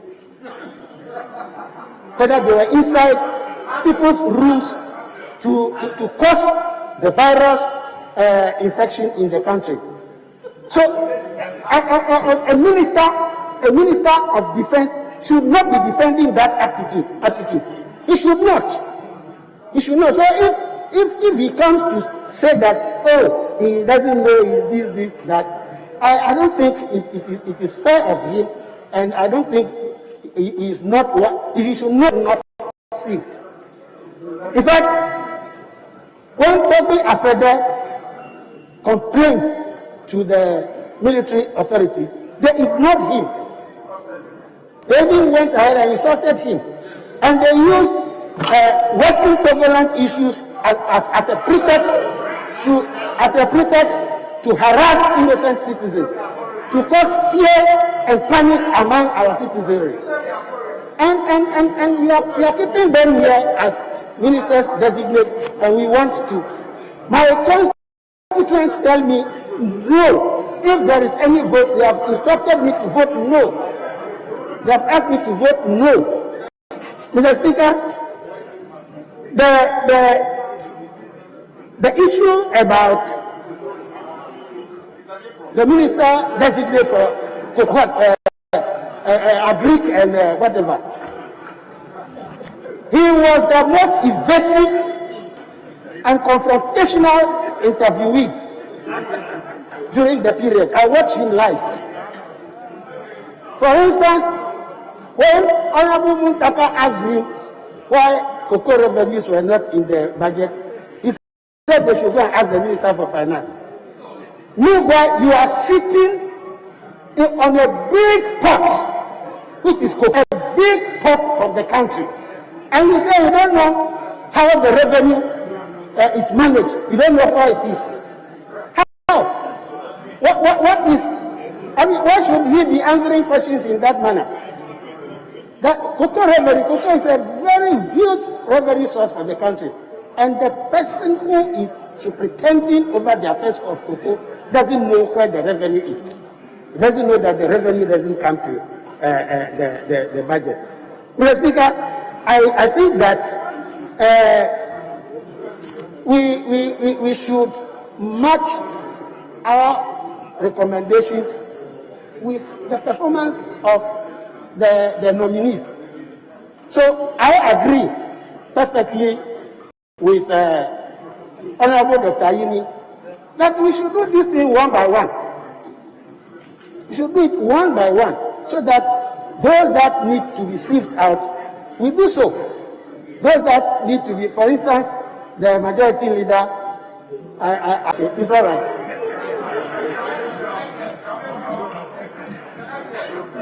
Adrasafo, we should remain there. So, Mr. Speaker, I think the one-by-one approach is very, very important. Finally, I want to go back, we shall be voting out. Mr. Speaker, I want to go to 172(4) of our standing orders.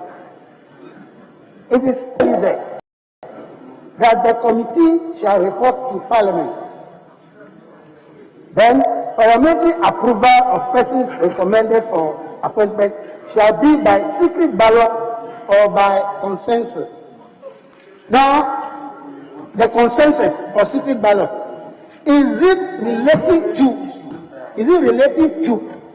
the committee or is it relating to Parliament? Is it relating to committee, the appointment committee, or to Parliament? We need to address this issue, and I'll be, I normally litigate. I'll be asking my lawyer to take this matter for ruling, a clear ruling on it, so that we can clearly see our way. Mr. Speaker, I thank you for the opportunity, and I believe that your ruling should guide us to do this thing one by one, so that we can judge who is there. I thank you. Now the turn of Alexander Afenyo-Markins. Mr. Speaker, I thank you for the opportunity to add my voice motion on the floor. Mr. Speaker, basically my submissions are to support this motion that the President's nominees be approved by this House to enable them assist Mr. President to undertake government business. Mr. Speaker, we started our work in an atmosphere of cooperation, mutual respect, and with a determination to serve our nation. It was so clear on both sides our zeal to get things done. Mr. Speaker, these nominees are all known to us. All of them have served as members of Parliament, except Dr. Akoto Afriye, who is no more a member of Parliament. All those to be considered today are members of this august House. Mr. Speaker, we have heard colleagues making contributions on this matter, and it appears some of the submissions are very personal, are very petty, are very partisan, are in a way aimed at holding people accountable for that which they have not done. Mr. Speaker, Macbeth said something. Power made him commit murder. Whom did he kill? His best friend. After committing that offense, he extolled the virtues of his good friend. He knew Duncan was a good man, but then he blamed it on his vaulting ambition. And this is what he said: I have no spur to prick the size of my intent, but only vaulting ambition, which overleaps itself and falls on the other. Are we in this chamber here to demand our Shylock's token? Are we here to demand our pound of flesh?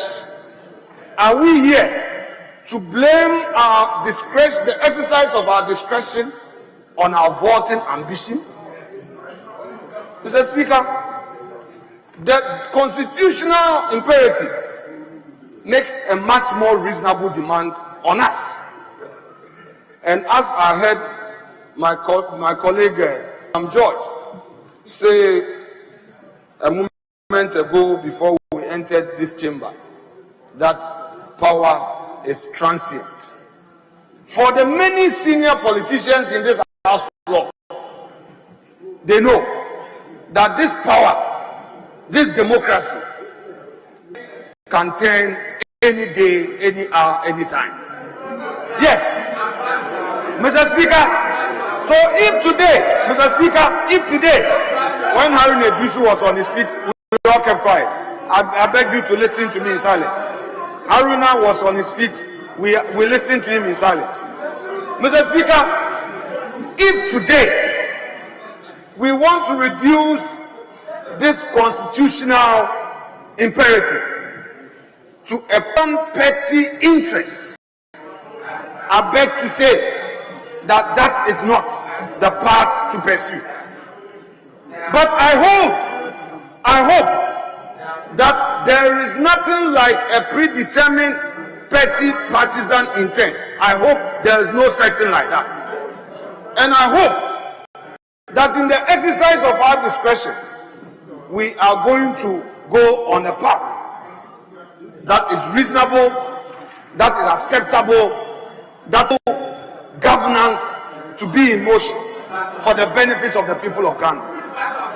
Mr. Speaker, each one of them has served this country. Each one of them has served this country. An issue that came up regarding Frontiers Healthcare Services. Mr. Speaker, this issue, proud to the vetting of nominees, came up through a statement by an honorable member. What was his contention? That a company has been awarded this contract and that company is not even registered in this jurisdiction. Suddenly, that contention lost its way. Now it was reduced to the owners were not Ghanaians. Then it was reduced to who are the directors. Mr. Speaker, we had nominees coming to tell us what they know. And eventually, nominee for transport took time to run us through the whole contract and make available a copy of the contract to us. Mr. Speaker, it is honorable. Let me listen to. Thank you very much, Mr. Speaker. Mr. Speaker, the only member of Parliament who made a statement on the floor of this House on the Frontiers Healthcare Services, which was duly admitted by Mr. Speaker. And that statement is on record. I said that the Frontiers Healthcare Services was registered in Ghana on the 21st of July, few weeks to the airport being opened. So the Honorable Deputy Majority Leader is totally out of order. He's misleading this House. You are misquoting me. I said that that company was linked to another company with foreign interest registered in the Dominican Republic, the parent company, but Frontier, and I've always made that point. And we have raised substantive issues about procurement, about breaching the Fees and Charges Act. It was all in my statement. About violating the Health Institutions and Facilities Act. Substantive issues have been raised, which have not been responded to. That is the content of my statement. So I will not sit here for you to distort what I have said and what is on record in this House. I thank you, Mr. Speaker. Honourable member, take you and move on. Mr. Speaker, I would always want to anchor my submissions on this House floor on facts. Mr. Speaker, the statement by Honorable Okudzeto-Ablakwa is a matter of record. Hansard was and I believe that, Mr. Speaker, the Hansard of that day will bear me out. In any event, when their submissions were being made, nobody stood up on a point of order. If they have disagreement, they can come back. So, Mr. Speaker, I shall proceed.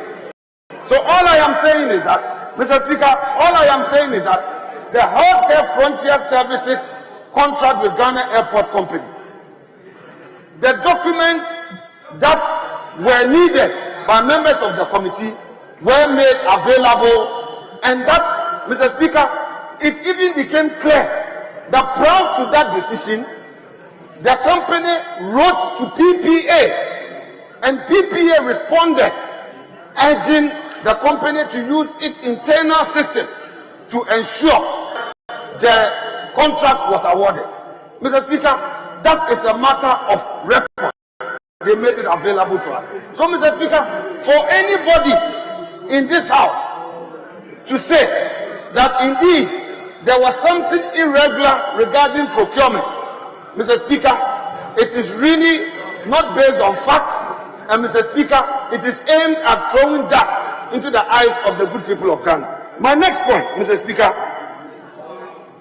on PDS, Mr. Speaker, PDS, clearly, there were conditions precedent, and the company had met those conditions precedent, except that, Mr. Speaker, going forward, the government, ECG, were supposed to do some enhanced due diligence. It was as a result of this enhanced due diligence that resulted in this issue of the questionable guarantee. Government took steps to do the needful. So, Mr. Speaker, for any to raise any matter outside of this would only be an attempt to miscommunicate the facts to the people of Ghana. Mr. Speaker, my colleagues have raised another important point, which point is captured in the report. That is 2020 elections, and some incidents came up. It is true, and the concerns are well grounded. But, Mr. Speaker, as a growing democracy, we know that this is not the first. So if there is a call for us to investigate some of these incidents, I welcome it. Parliament must look into it. But in order not for Parliament to be seen as being selective, perhaps it is important in dealing with this thing holistically to look at all violence-related issues way back to 96, 2000, 2012. Mr. Speaker, I do not have the luxury of time to narrate what I went through in 2012 elections. I don't have the luxury of time. It only took the grace of God for me to survive that day. I do not wish that on anybody. So when we are raising issues regarding violence in elections, Mr. Speaker, these are serious matters. Therefore, let us now look at investigating all these matters and coming up with recommendations. Mr. Speaker, after all, after 2016 elections, we were bold as a house to pass a law to deal with vigilantism. Member, so it means that Honorable, be winding up. Be winding up. They gave leadership 20 minutes each. Yes, they gave leadership 20 minutes each. 21 minutes each. I'm not entitled to 10 minutes. Yes. It was in respect of majority leader, minority leader. So, Mr. Speaker, I've taken his he's yielded to me. So yes, so he is not speaking. So, Mr. Speaker, we need to look at violence on elections in this country holistically. Therefore, let us, going forward, resolve to get appropriate committees matter so that, Mr. Speaker, we can preserve our democracy. Mr. Speaker, Hawa Kumsi. Mr. Speaker, I have personally known her as a woman of substance. Mr. Speaker, she started her political career as a woman organizer. Mr. Speaker, at a point where it was difficult for us to get a candidate and all the men were afraid, they thought they could not win. Sit down. Strongly to be our candidate for Ewutu Senya. Mr. Speaker, she came to Parliament in 2013. Mr. Speaker, I remember 2012, once I was suffering in Ewutu, she was also suffering at Kafua. People will be chasing her, threatening her. Mr. Speaker, I remember on election night, Mr. Speaker, it was not easy for her. Unfortunately, Mr. Speaker, this issue came up. On record, we know that the police is investigating this matter. Mr. Speaker, is it a case that one of us will look at her in the face and we say that she should pay a price for a sin she has not committed? Are we of something unrelated to the very happenings of that day? Mr. Speaker, there are women here. There are women belonging to your side. Would we want to subject any of our women to this trauma we are subjecting her to, Mr. Speaker? Isn't she our sister? Isn't she a mother? Doesn't she also have children? Mr. Speaker, to the extent, Mr. Speaker, that some people would raise issue about grammar. A ministry she has never been. Mr. Speaker, as if we are doing aptitude test, objectives. 1 + 1 is what? 2 + 2 is what, Mr. Speaker? Her role is to champion policy. Mr. Speaker, she is going to occupy a political office by policy that she is going to work with a team. Mr. Speaker, Dr. Afriya Koto, is it the case that there are some other reasons other than that which has been stated? No. Mr. Speaker, I am pleading with my colleagues. Sit down. All the attempts being made to personalize issues must stop. We are in this together. We cooperated during the committee hearings. And then, Mr. Speaker, we are 26 members on the committee. So I do not want some colleagues to think that or create the impression that some nominees have been rejected. The committee has not rejected anybody. If by consensus we have recommended some, by majority decision, some other 3 colleagues are supposed to be considered. Then, for those who have not really paid attention to the report, Honorable member, may you wind up? Yes, I want them to know that a majority decision is a majority decision. Mr. Speaker, I will conclude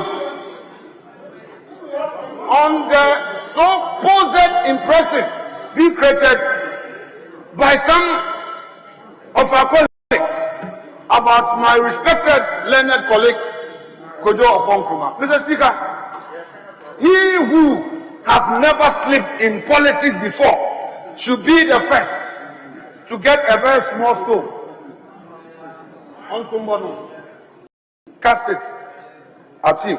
That Kojo Oponkruma is a Satan. He's a bad boy. He's this. Mr. Speaker, a question was put, and we were all here. are you a director of an entity? He said, no. Then quite suddenly, somebody says, he has lied on the oath. What is the contention? That the wife is a director and he didn't answer truthfully. That is incorrect in law. And in fact, was he asked whether or not his wife was a director? Mr. Speaker, exercise of discretion, Article 296. Honorable Member Fashama, when leader was on his feet, we listened to him in silence. Let me finish. 296. Mr. Speaker, Article 296 of the Constitution. I've taken leader's time and I'm entitled to the 22 minutes. I'm entitled to it, leader. Article 296 of the Constitution.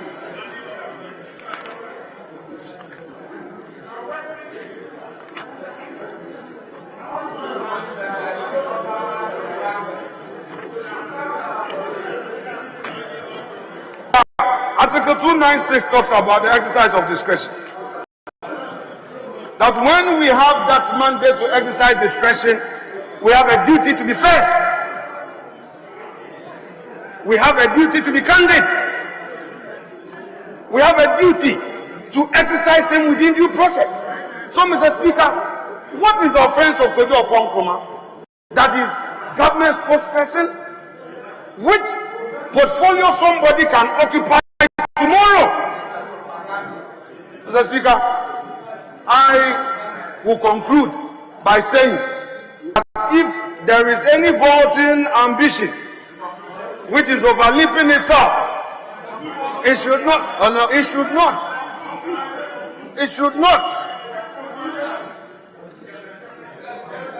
mislead us into hurting ourselves.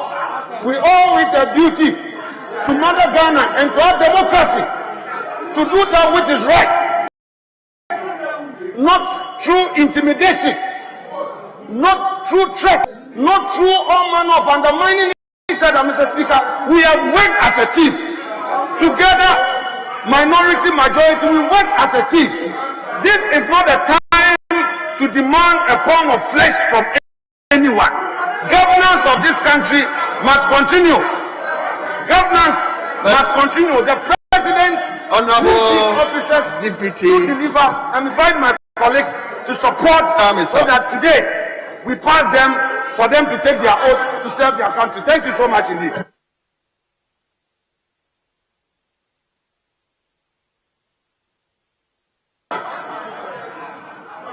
Honorable Muntaka Mubarak. Thank you. Thank you. No, we are ending. Thank you, Mr. Speaker. Mr. Speaker, I just want to start my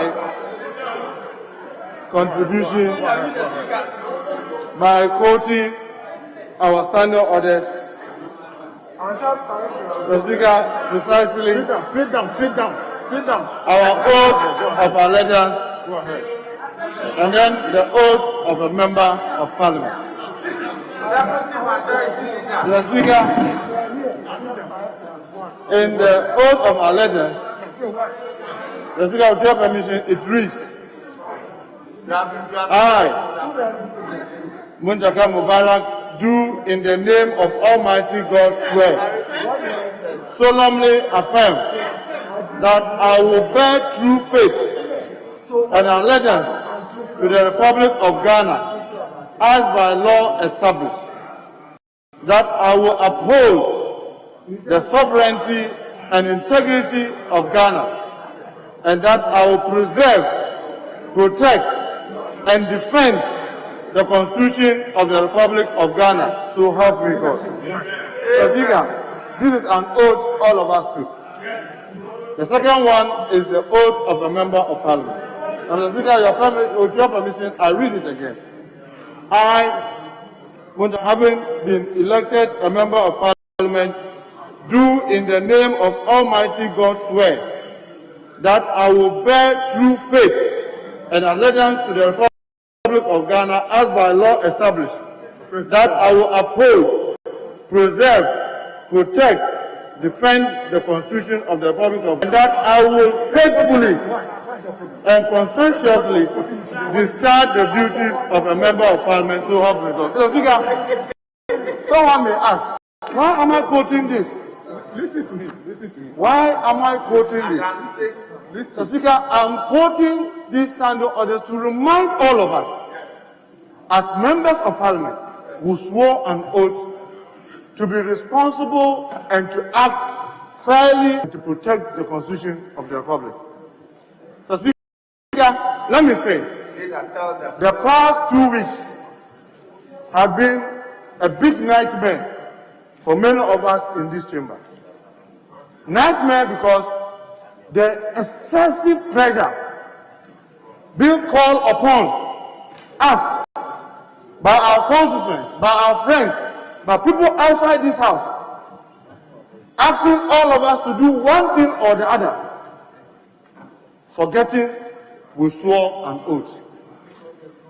The Speaker, this politics of when I have power, let me use it to teach my opponent and show my opponent where power lies. The Speaker, we have done that to ourselves again and again and again. Today, we are at a crossroad where God, in His own wisdom, has brought us neck to neck. In my view, God has brought us neck to neck for us to learn a lesson from it. For the bad ways of yesterday away. Because, Mr. Speaker, in defending the Constitution, I just want to make reference to Article 296. And Mr. Speaker, Article 296, and I read, where in this Constitution or in any other law discretionary power is vested in any person or authority, A, that discretionary power shall be deemed to be implied a duty to be fair and candid. B, the exercise of the discretionary power shall not be arbitrary, capriciously, or biased either by resentment, prejudice, or personal dislike, and shall be in accordance with due process of law. Okay, I'm not interested in the C. The A and B call upon all of us to a duty. And Mr. Speaker, when people are calling on the minority, do this, do that, do this, I don't fault them. Why am I not faulting them? I'm not faulting them because I'm happy my colleagues, the Interior Minister and the Defense Minister, are here.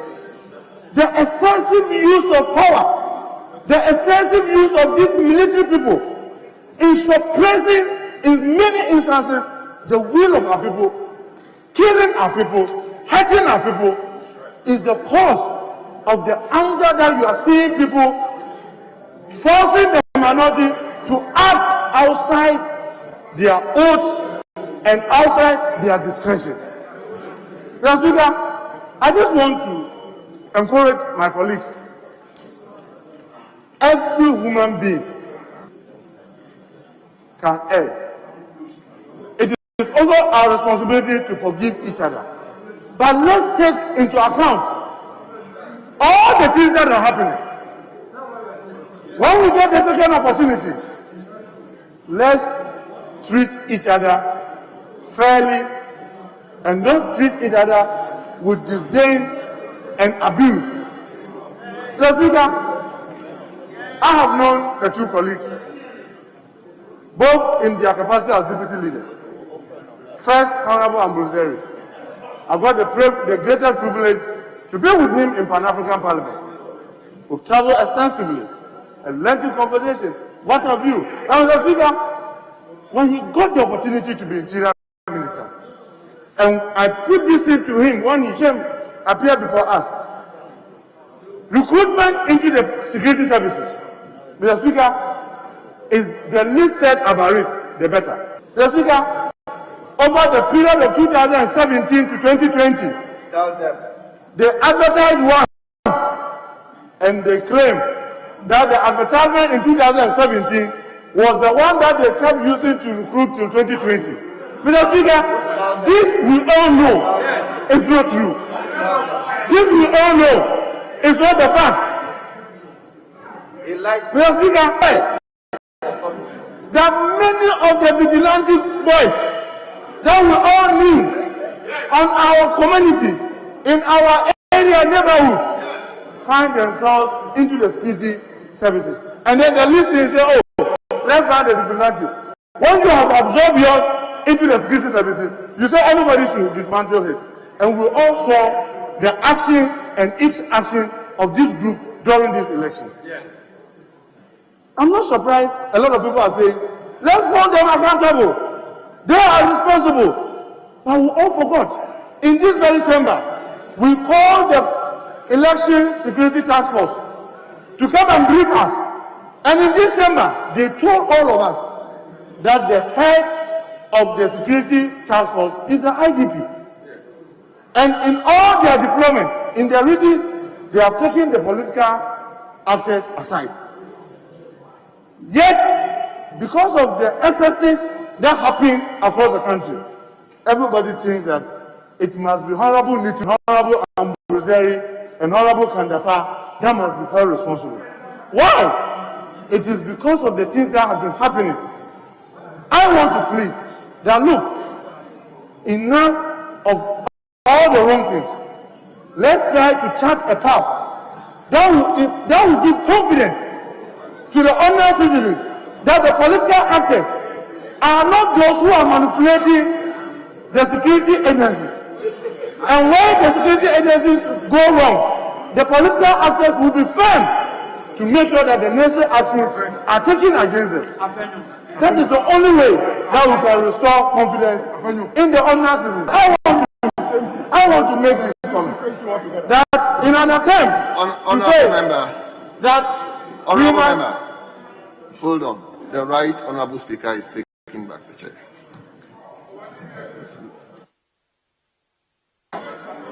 Honourable, you can go on. I will say that in all the actions that will be taken, both the majority side and the minority side, we should remember our oath. Let's remember our oath. Let's remember the Constitution, Article 296. When the opportunity comes for you to use your discretionary powers, let's make sure that we are using them in a fairly and not in a capricious and arbitrary manner. Mr. Speaker, having said this, I just want to speak lastly about the nominee on food and agriculture. Mr. Speaker, the nominee for food and agriculture, and people think that, oh, it is out of hatred. It is not constitutional. I heard my colleague, Honorable Atatia,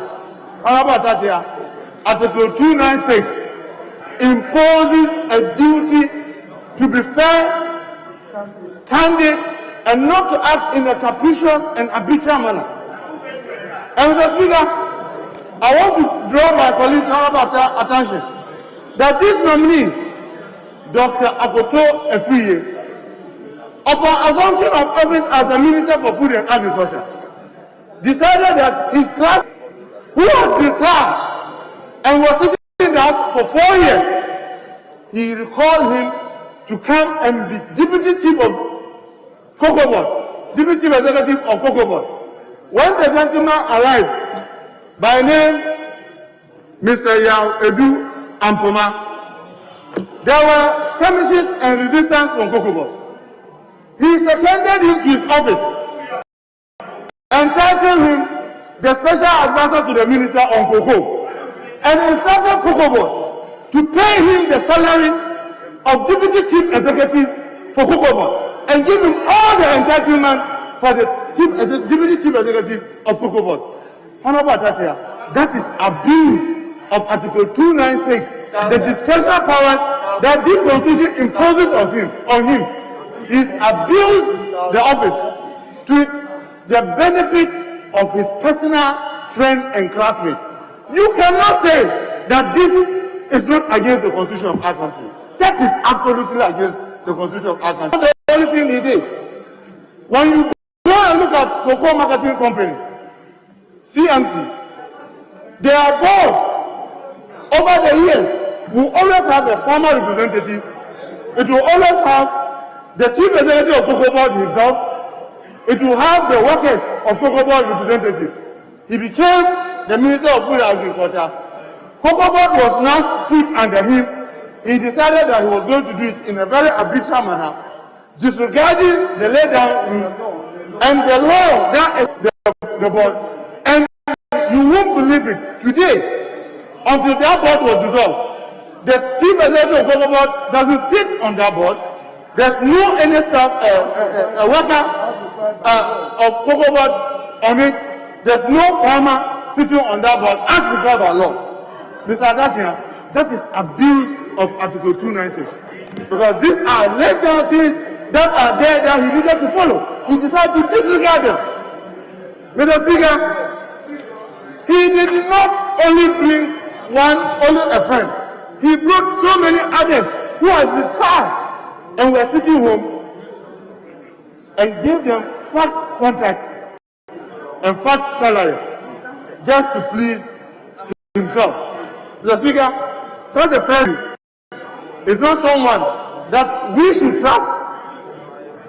The responsibility of being a minister in such a person's hand.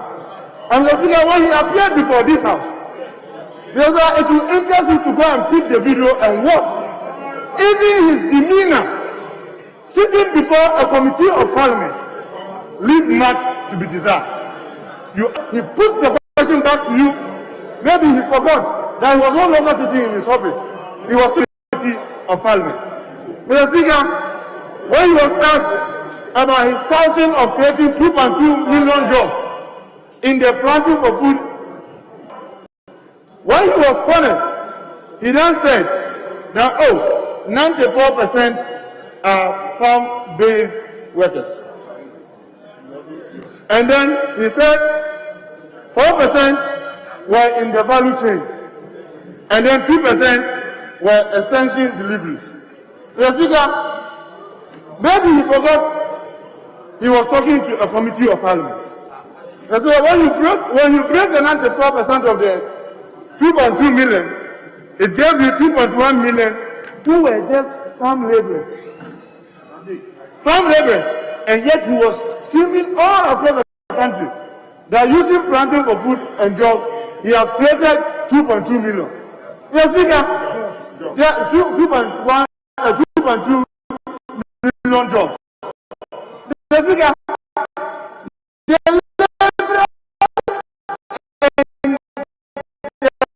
laborers that are on the farm, they are citizens. If you come to my farm, we hide them. After planting the maize, they go and sit home. When we are harvesting, they go and sit home. He created the impression to Ghanaians that his sector has created. When it came to the value addition, we asked him, so what do you think the 4% comes to? Mr. Speaker, the 4% comes to 91,475. And we asked, so tell us, what kind of value addition have you done? And after they said to him, okay, you should just take maize. What value addition had happened with the maize production? He couldn't. He just said, value addition. He couldn't answer. Then it came to the extension delivery. The Speaker, 2% of the 2.2 gave me 45,737. And I asked him, how many extensions in this country? Yes, I didn't expect him to have all the figures working with it. He said, he can't know the exact figure. But I asked him, are they up to 20,000? He said, no, obviously they are not up to 20,000. So how come that you have of this 2.2 million, that was giving about over 45,000? Where else do you have the extensions workers? He couldn't. Mr. Speaker, you could see that when he appeared before the committee, he was not candid. He was not truthful. He was not sincere with the committee. And that is the reason that the committee, we insisted that this person should not be fit to occupy the office again. I'm making a plea to colleagues. I know, I just reminded all of us about our oath. I hope both sides of the house will be acting not with hateful. We will be acting not because we dislike people. We will be acting not because people are our friends, but we will live up to our oath to be sure those who truly qualify to be ministers be okay. Those who do not, for the sake of our country, in the national interest, we must make sure that they don't become ministers. Lastly, Mr. Speaker, when you look at the report on about 3 of the nominees, it was said that it was by majority decision. Mr. Speaker, it was split decision. When I say split, because it is 13-13. Do for majority. Do for majority. Yes, whichever way it is, it comes to the floor for voting. But I want the record to come to reflect properly. It was a split decision. So, Mr. Speaker, I hope that the Parliament may take the opportunity to correct, amend the report, so that we can make progress. Mr. Speaker, I thank you sincerely for the opportunity to have contributed to this motion. Thank you very much, Mr. Speaker.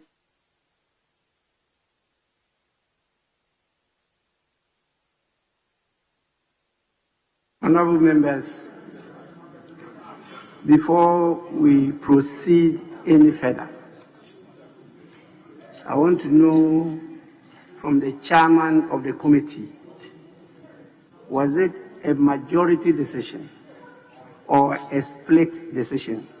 The two are not the same. What we have in the report says majority decision. We are aware the committee is made out of 26 members, 13 from each side of the house.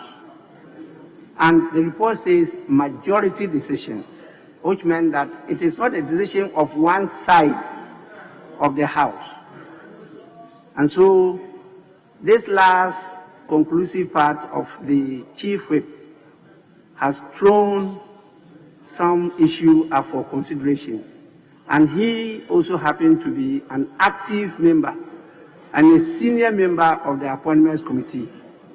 And the chair who represents the committee presented the report. So I want to know from the chair, was it a split decision or majority decision?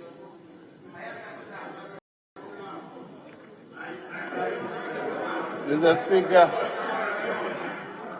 at every part of the report. Honorable Chairman. Yes, Mr. Speaker. Just before you land, Honorable Mama Yarga, you have been on your feet for some time. What is the issue?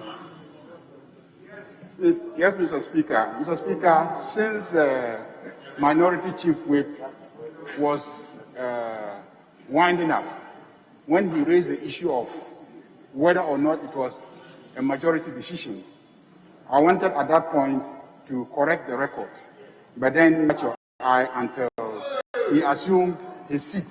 And then luckily, Mr. Speaker, you have brought up the issue for clarification. No, please. I didn't bring up the issue. He stated categorically that it was a split decision, not a majority. I didn't raise that issue. Yes, please. Yes, so Mr. Speaker, I was going to say that the majority on the committee actually voted against the approval. And then 11 on the other side voted for the approval. The chairman, 12 on the other side voted for. The chairman did not cast his vote. The chairman did not cast his vote. So in effect, it was a majority decision in favor of not approving it.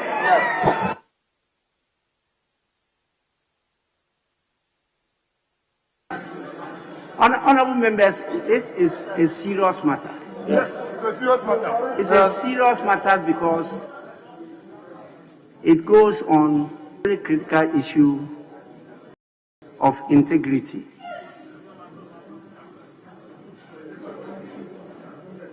And this is coming at the end of the debate. And so please, let's get this right. Is it a majority decision or a split decision or minority decision? Yes. Mr. Speaker, like I said in the beginning of my presentation, we swore an oath to be truthful at all times. Mr. Speaker, the mistake came from us. It wasn't the chairman who used his oath to name it majority. Because what truly happened in the committee was that we didn't vote. We as a group came to say, Chairman, for this one, let it be my majority decision. You know, because we were called minority, there are minority. So when we were communicating, we said, record it as majority. So Mr. Speaker, absolutely, that is what we reported to the chairman as a fact. I will say because I've realized I've made a mistake, I'm going to tell lies and hide. I swore an oath, and the truth is that we communicated to the chairman that record it as majority. So if you have recorded as majority, Mr. Speaker, in the committee meeting, that is what we as a bloc, because we didn't vote one after the other. We just came as a bloc to say, Chairman, on this nominee, we cannot support it, but let it be the majority. So, Mr. Speaker, I withdraw my earlier comment because the mistake came from us. What the right thing maybe at that committee, what we should have done was to insist that this was split. But we didn't do that. We communicated to the chairman that this one should be the majority decision. And therefore, the chairman, Mr. Speaker, reported accurately. And I will not want to lie and try to create some confusion. The mistake came from us. I hope if the next report or if any opportunity avails itself, we will recollect that we are 13 and they are 13, and therefore, if we were not in support, it will be a split decision. So, Mr. Speaker, I thought that it was important that I be truthful on this and report exactly what happened in the committee. Thank you very much, Mr. Speaker.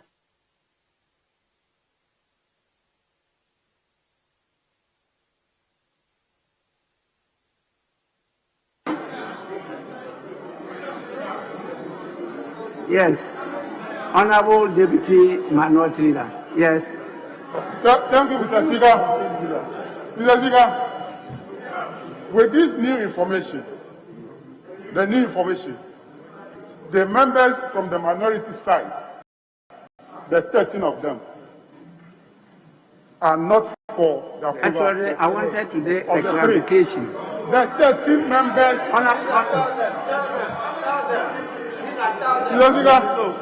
The 13 members from the minority side on the committee are not for the approval of the 3 members.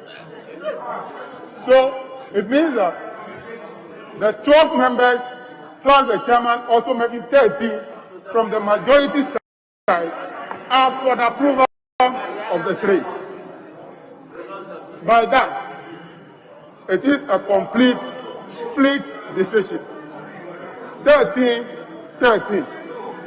So if the minority members communicated to the chairman that they should make a report by majority decision, with this new information, Mr. Speaker, the report should be amended by saying that by a split decision, then we will be moving as a house. Because if you go by majority, standing is that majority members of the committee, which means that the number that voted for their approval is more than 13. Okay. That is not the case. So, Mr. Speaker, let's amend the chairman should amend the report to say by split decision. If not, we'll be communicating something which is not a fact to the public. Thank you. Honorable members, please, I want the committee to help us. And so I want to hear the chairman of the committee, because the issue is both constitutional and legal. Let's listen to the chairman to clarify this issue as to what happened at the committee. Thank you, Mr. Chairman. Sorry, Mr. Speaker. Mr. Speaker, on the morning of Monday, when the committee was to meet to take a decision, the leadership of the minority, or the ranking member, asked for a meeting with me, and they said they don't want, or they want bulk voting. So instead of calling one to vote, they don't want the situation where some people will vote differently from their leaders. So they would rather that we present these ones as unanimous and these three as majority. That I called the leaders of the majority, the ranking, the vice chairman, and his team, said, this is the proposal of the minority. Are you agreeable to that? Said, well, we are agreeable. So the report is a true reflection of the decision of the committee. But the deputy leader is not a member of the committee. So regrettably, you cannot amend our committee's report. None of my committee members is saying I've misrepresented the facts. So thank you for your goodwill, but unfortunately, we cannot use your goodwill. Mr. Speaker, the report is a true reflection of the decisions the committee took. And I thank members for their contribution to the debate. I ask Mr. Speaker now to put the question on the report. I thank you, Mr. Speaker.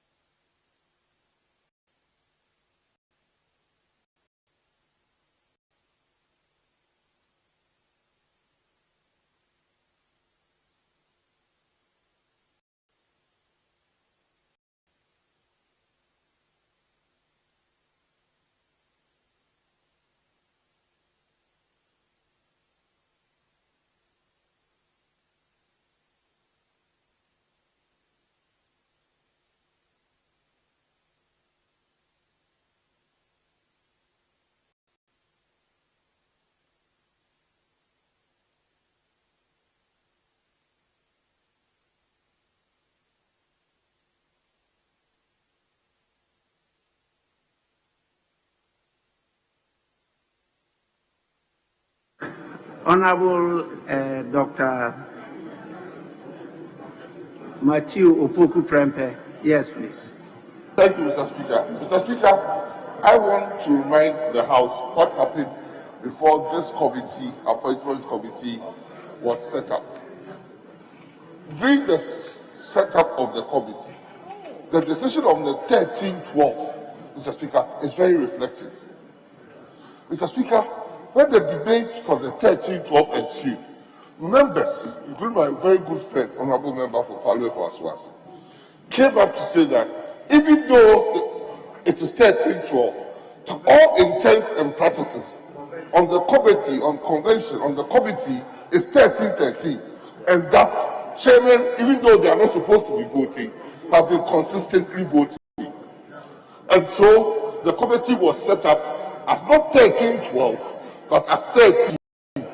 Mr. Speaker, if it is true that that is what transpired, and I know it is true, then the standing order 2115 prevails. And it is with that understanding I want to read 2115.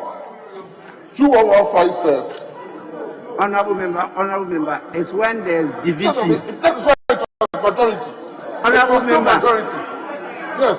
Honorable member, 2115 is when there's a division at the committee meeting. They have not raised any issue about division. They just told us that what actually happened was that the vote depended on a gentleman agreement that when the leadership of the NDC side presented to him the chairman that let's take it as majority decision, he took their words in good faith and then put it there majority decision. But there was no vote. That is what we are being told. Now, this is a matter I believe that we need to consult each other because of the constitutional and legal issues. We have to take an adjournment and consult on this issue.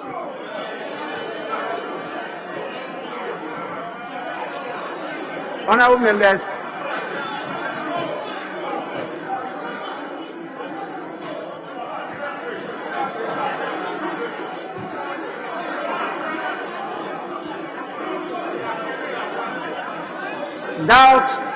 doubt has been raised. Doubt has been raised on the decision of the committee.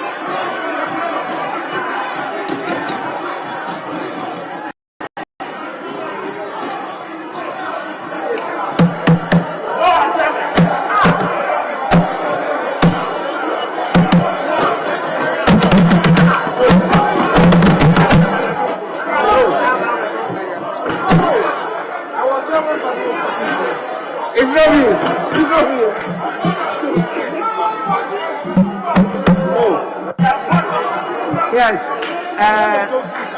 First Deputy Speaker.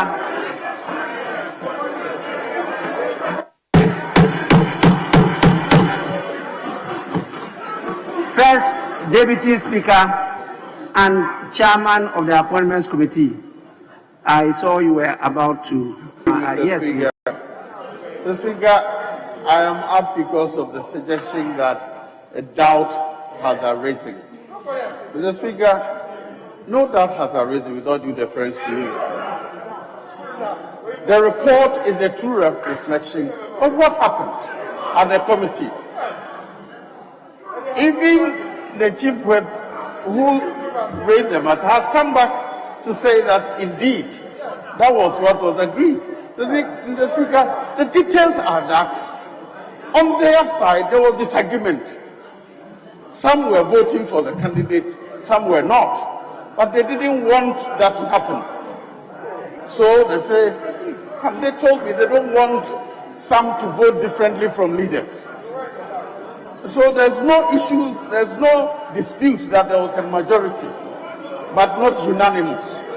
And so it is just to assure that their bulk vote will be protected, that suggestion was made and it was agreed. So there's no doubt that indeed, Mr. Speaker, there was a majority. And that has been the case. It was agreed here, announced as the decision of the committee before it was reported to the clerk. So, Honorable Chairman, I have no problem with the term consensus, but I have a problem with the term majority because of what has been stated. You are 26 in number, and so when you say majority, it will have to mean there was a figure showing that one side voted for more than the other. That is why you say majority. And so if you can tell me what that majority meant, then there will be no doubt left in my mind. Then I can put the questions. Mr. Speaker, at the committee level, we are not supposed to sit in sides. at the committee level. If I'm wrong, I'll be glad to be guided. At the committee level, you're supposed to work as a group. Indeed, numbers did not emerge in any of them because we agreed that there are people who would not support these particular candidates. We don't want to vote so that you identify who voted for and who against. So let's agree that majority of us support this candidate, minority are against them. Now, Mr. Speaker, the suggestion is a configuration that because there are 13 from NDC and 13 from MPP, then they couldn't have been a majority. That is a configuration being created on the floor of the House. At that meeting, at the meeting we held here, no such discussions were held. Nobody raised the issue that we are 13 of 13, and so they have issue with the majority. We discussed how we were voting, and we agreed that in this instance, we will not cast a vote, but we agreed that this will be by consensus, and this group will be by majority. So because the report of the committee is what is before you. Nobody is resigning from the committee. No member of the committee is challenging the report. The fact that somebody configured that they are equal sides, and therefore we should have equal votes, or that the chairman could not have voted, as suggested by Honorable Ayaga, so there are 12 votes. It's a configuration that is coming out of here. It's not coming from the committee. And I suppose, Mr. Speaker, the committee's report, as was filed, as has been spoken to, as has actually been supported by members of the committee on the floor in their pool, is what we should work with. To do deference to you, Mr. Speaker. And thank you. Honorable Chairman, at the committee level, we don't have majority and minority. You see of 26 members. By the standing orders, all the 26 members have voting rights. There is good reason why the first deputy speaker is a member of parliament and therefore represents a constituency. And the standing orders recognize that you have an inalienable vote which cannot be taken away from you. And that is why you have the right to vote. And so if you have 26 and the report is that majority decision, we are not looking at that majority with party colors. We are looking at the totality of the number 26. And therefore, at the minimum, it had to be, let's say, 14 as against 12. That, because if you have 13, there's no majority. It's a split. And in a split situation, there's no decision. At that time, when you are in division, then the chairman has a casting vote according to 2115. That is when the committee is in division. That is the standing orders. Now, we took it that the majority decision that you convey to us is talking about numbers, not sides. Unfortunately, at the end of the debate, this matter has been thrown open. Even though the person who did that said, I want to speak the truth, what happened was a gentleman agreement. You understand? Now, the facts narrated was a gentleman agreement between leaders. Honorable members,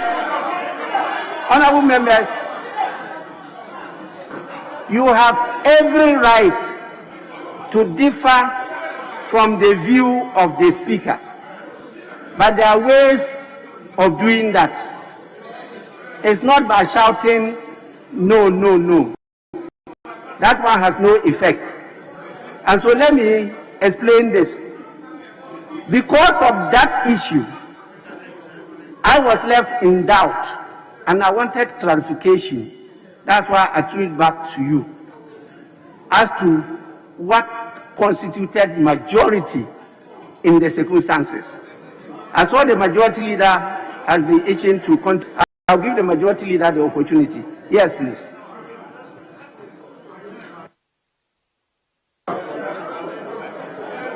Mr. Speaker, the report from any committee is supposed to be a true reflection of what happened at the committee stage. The report that has come to us is reflecting what the committee decided on.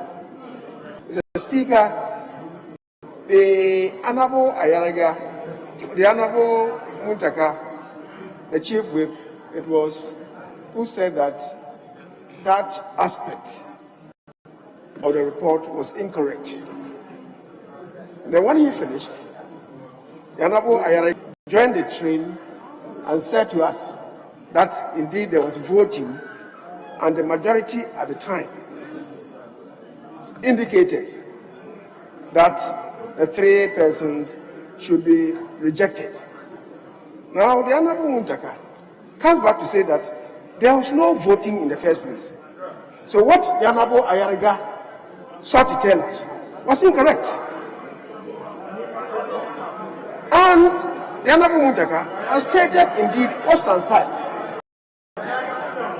Mr. Speaker, you are following up to say that because the numbers were 13-13, necessarily if there is a majority decision, as has been narrated by the Chief Whip of the minority, it should relate to figures. That because the numbers are split there, 13-13, if the minority, and you are right, the Speaker, in saying that at the committee level, where consensus is the order of the day usually, we don't carry party coloration to the committee level.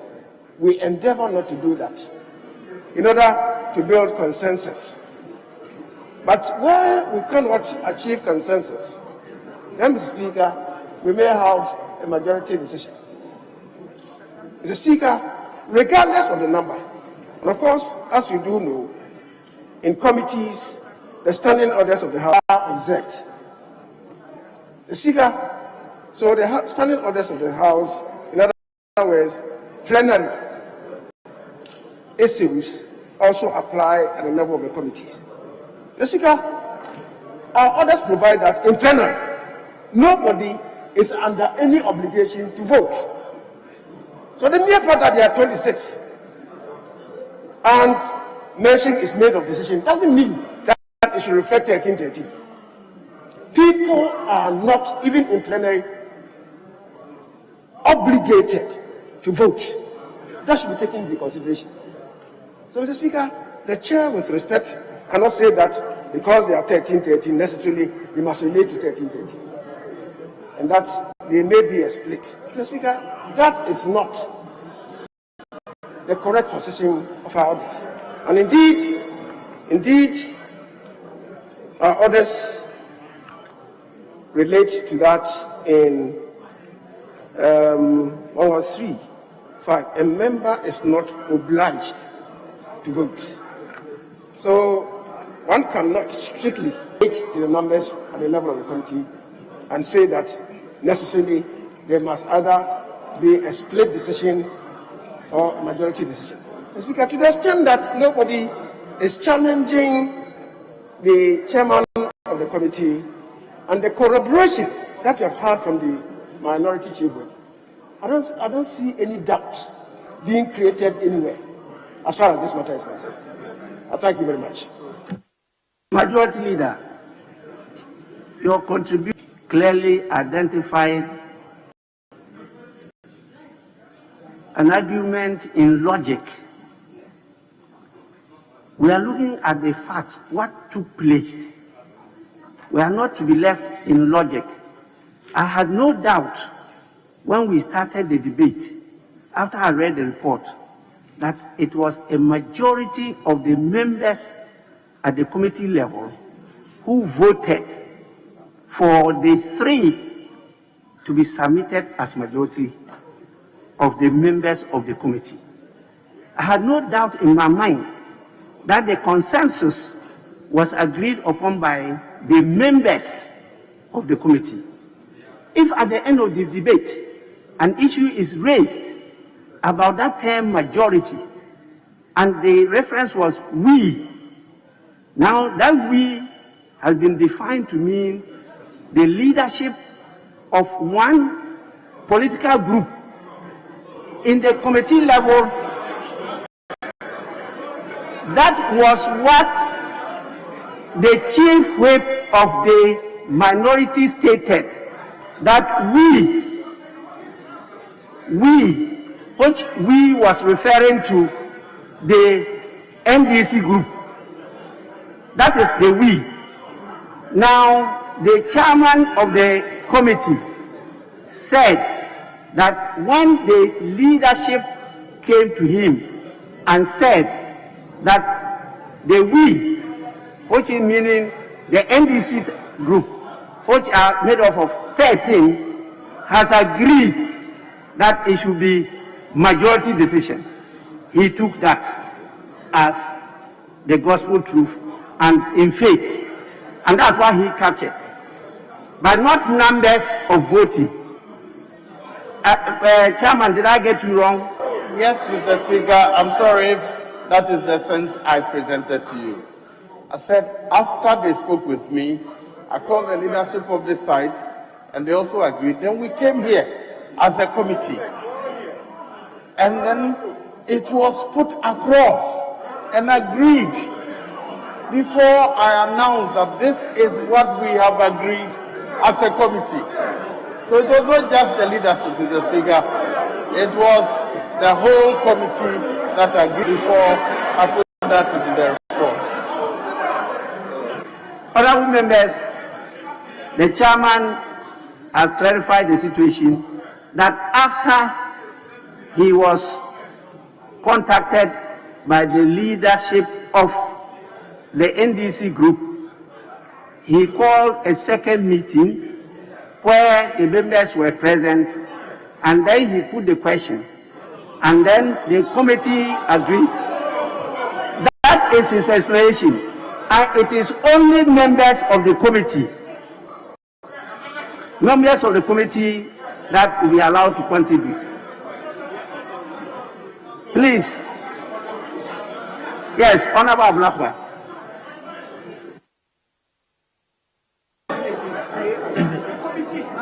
Thank you very much, Mr. Speaker. As has been duly acknowledged, Mr. Speaker, this is a very significant, has far-reaching implications. And by our oath of office, we must be truthful and sincere to the facts. As the minority chief whip had, we clearly proceeded on some assumptions that we need to now critically look at. The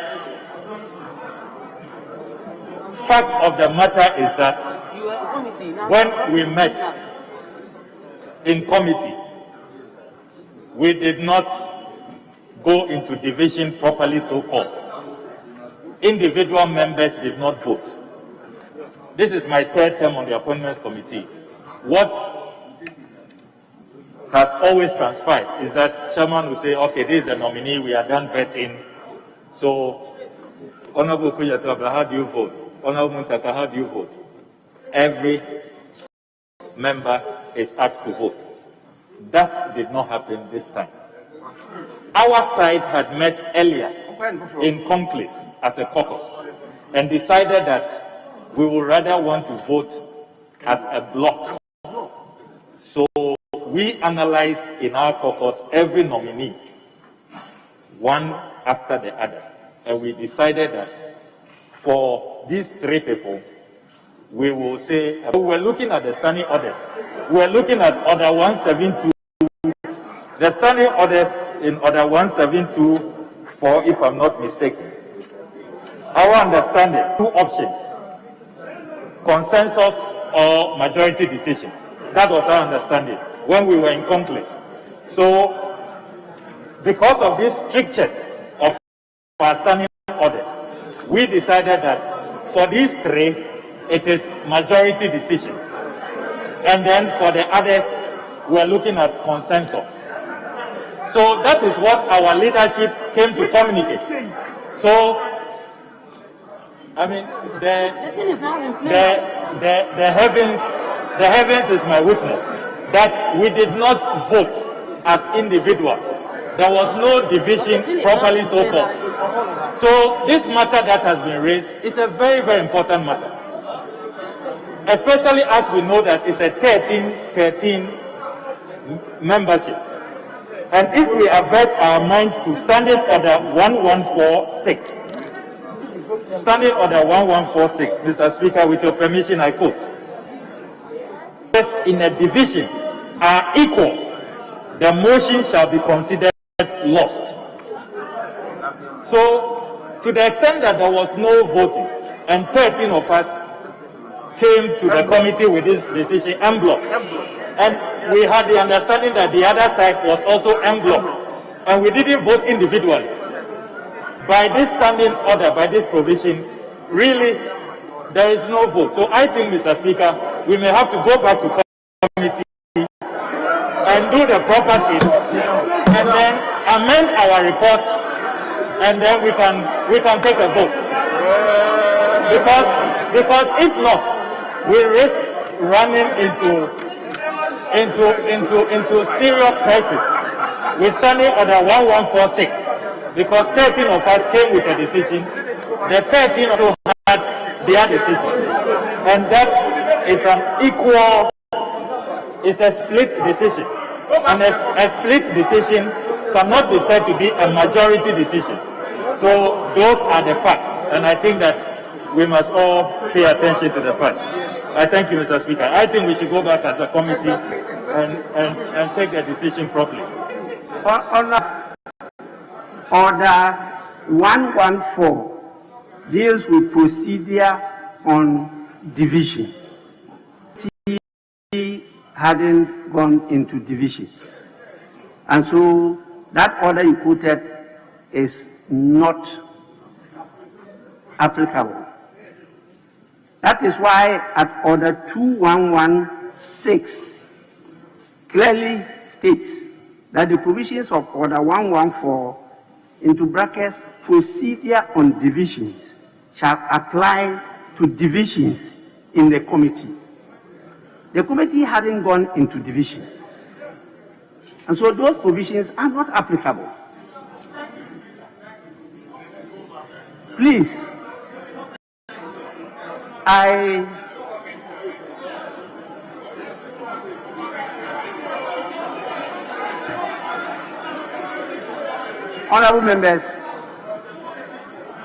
Honorable members, with your leave, I will want to go into conclave with the leadership of both sides.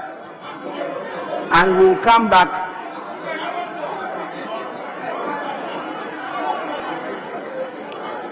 Honorable members, this issue is a very important issue.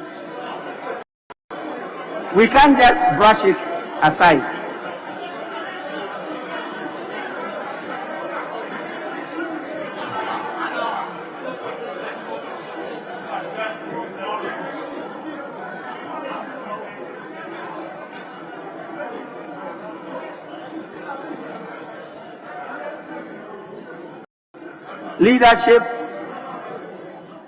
Leadership of the House, I have proposed we go into conclave.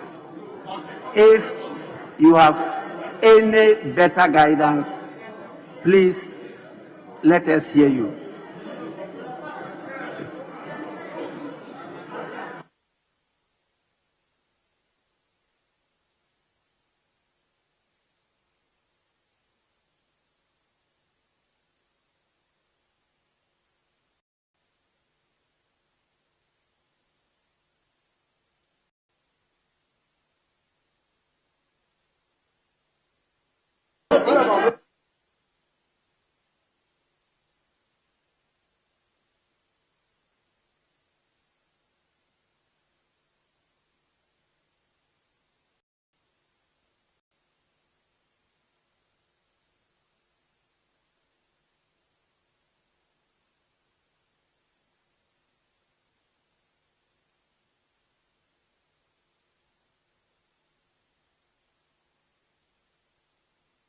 In the absence of any guidance from leadership, I will proceed to suspend sitting for 10 minutes. 10 minutes for us to resolve this issue, then we'll come back.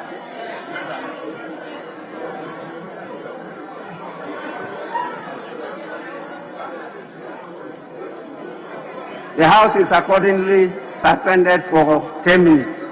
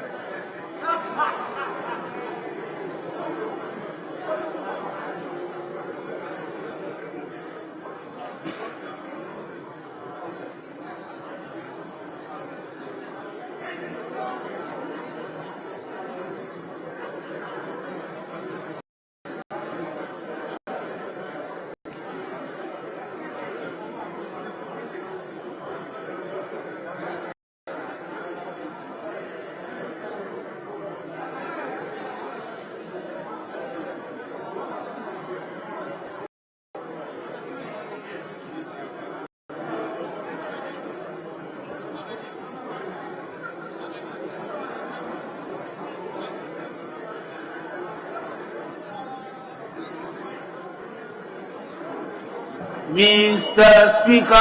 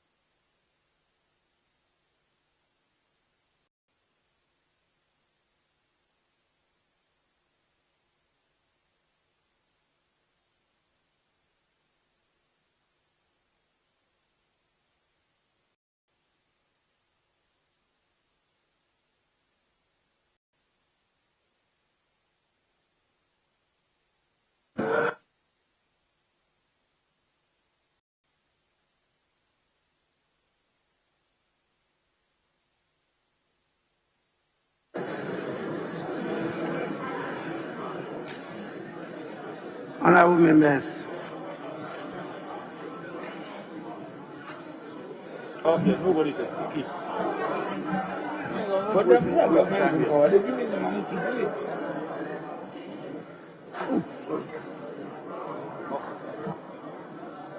yes, Honorable member, are you on your feet? Right Honorable Speaker, at the inception of the debate, I was trying to convey to you the decision of the conclave. very well, Mr. Speaker, I will abide your decision. Yes, after that, then I will hear you. By Article 1101.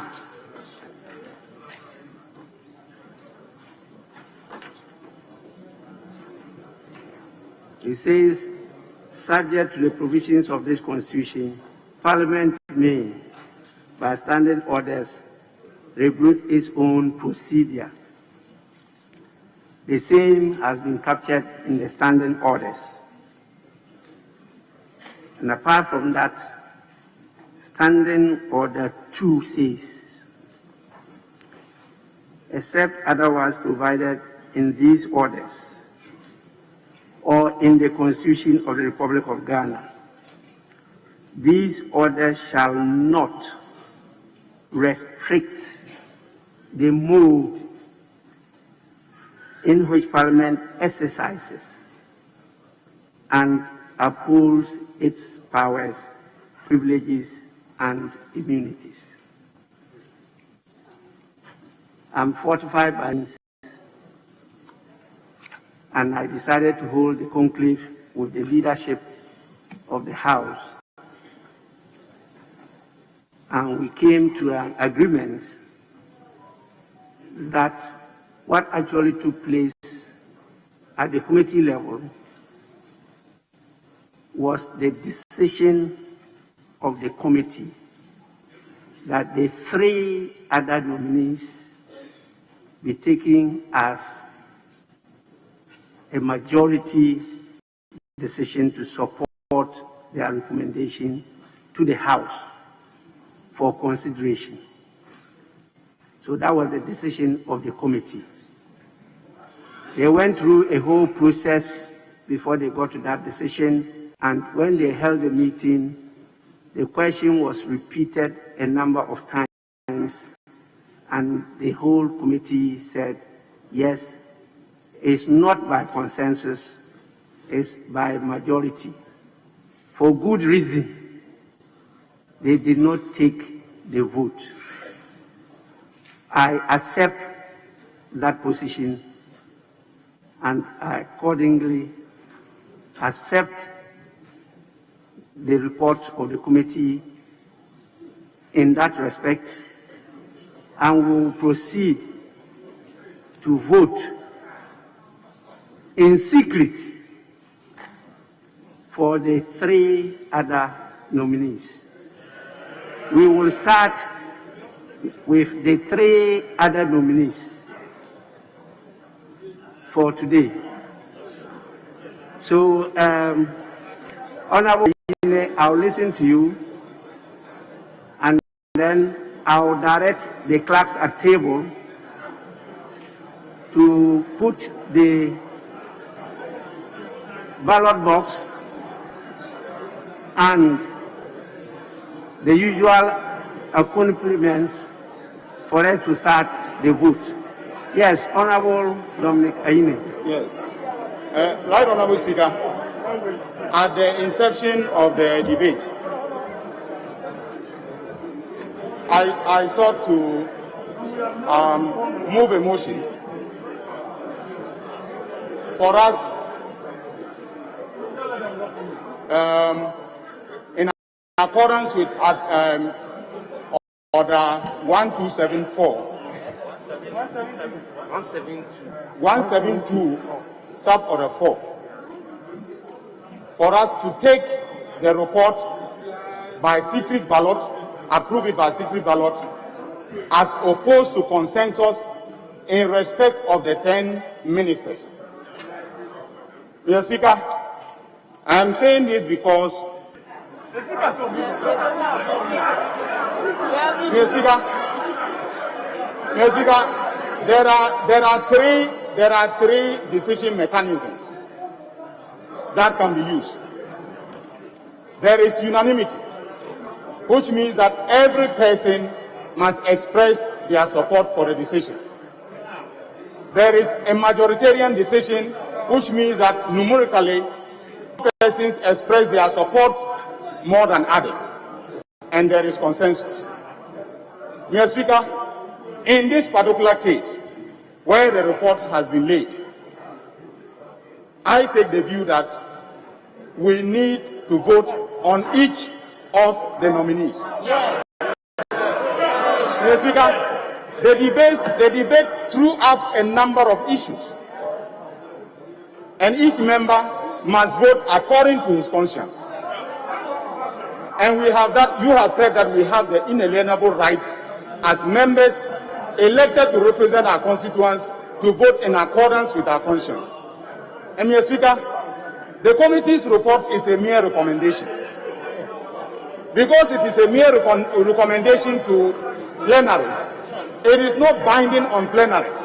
So, Mr. Speaker, I am moving that we should adopt the report in its entirety by secret ballot, as opposed to secret ballot, a mixture of secret ballot for 3, and then consensus for a 10. Mr. Speaker, so move. And Mr. Speaker, I'm mindful of the fact that the motion for the adoption says that this Honorable House adopts the report of the first report of the Appointment Committee on the President's nomination for ministerial appointment. Now, the motion assumes away the decision mechanisms. It assumes away consensus. It assumes away secret ballot. Mr. Speaker, I'm saying that we should do this for each of the nominees by secret ballots. I so move, Mr. Speaker. Honorable Member, I am going to put a number of questions on the 10. I'll put a question where the House will vote. And in that, will determine those who have supported the committee's position and those who are against the committee's position.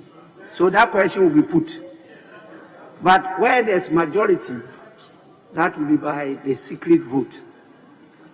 The standing order is very clear. The first part deals with the committee. The second part of the standing order 1724 deals with the House.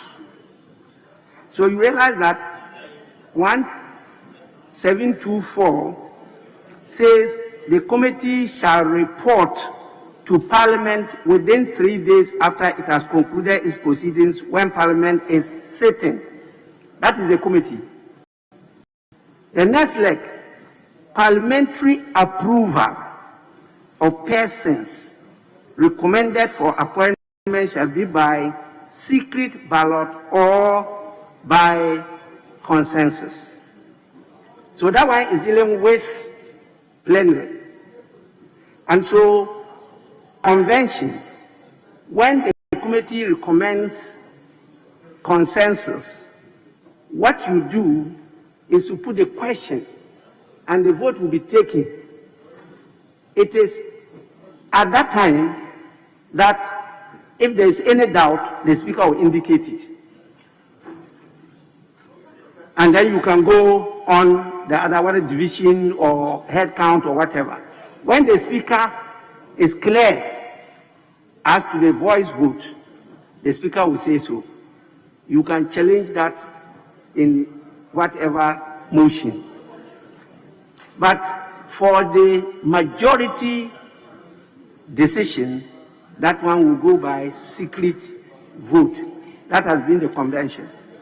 And so we will start by going through the secret vote. I said I want us to handle the most difficult aspect first, for good reason. And then after that, we can deal with the easier one. So, clerks at table, let me see you act. And I plead with members to let's do this in a more true manner than what you did on the 7th. And this time around, there's a speaker. On the 7th, there was no speaker. So you had your... Today is my day. And I will not take kindly to any disorder in the House. Please, one ballot box. Put it in the middle. Please. Yes.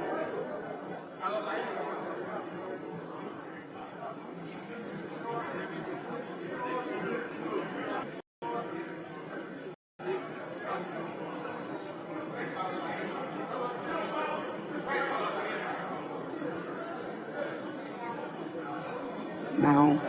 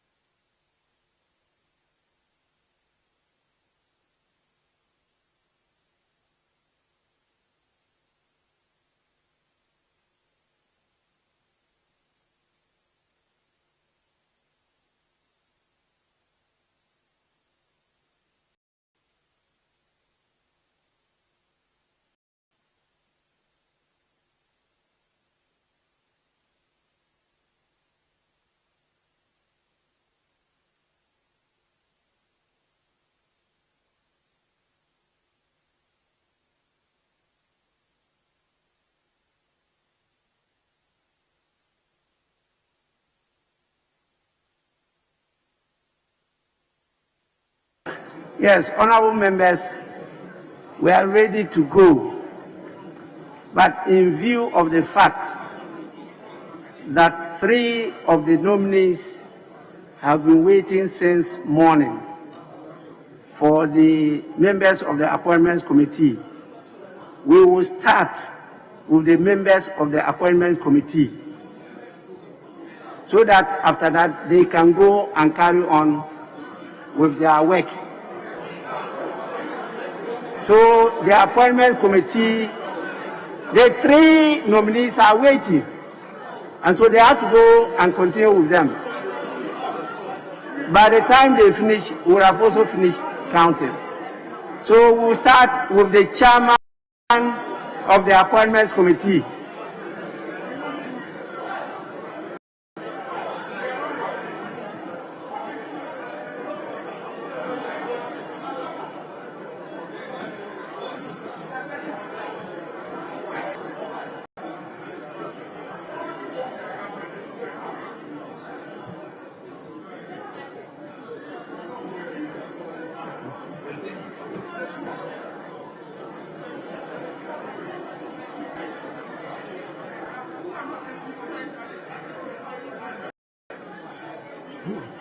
Mr. Speaker, there are people who are not members of parliament who are inside the chamber.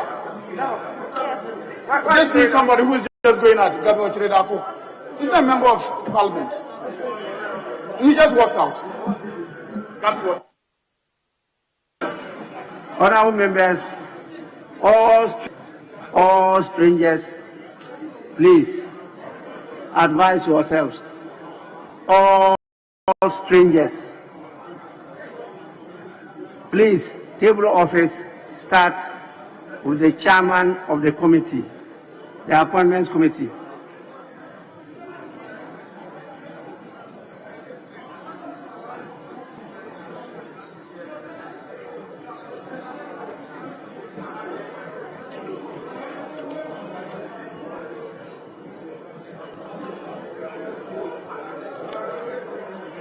Jeffrey, you are too slow. How many times? Joseph.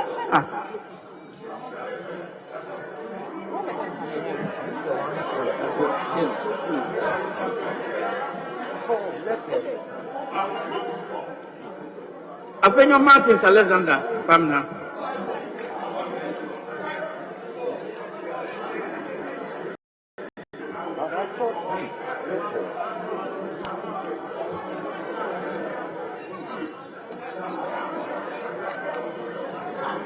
Honorable members, if you are not quiet, you will hear your name. Another Brave Frank.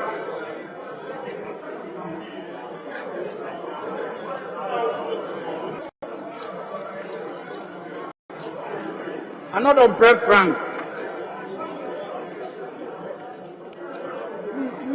When you call the name, the person is not coming. Go on. Guama Yao Patrick.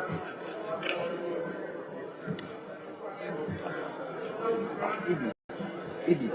Yes, sir. Hurry up so that you start on. Frempe Opoku Matthew, Doctor.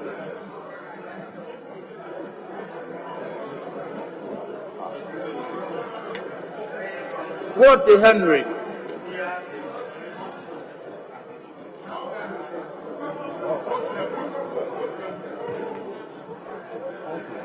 I'm not on preference.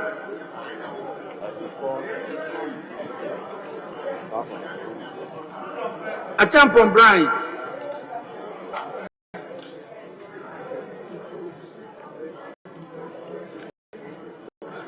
Also Kufu Esla G.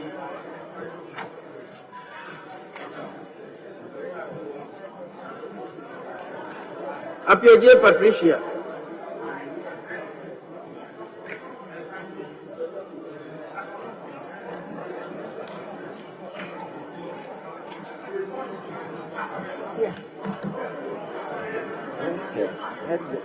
Let her pause.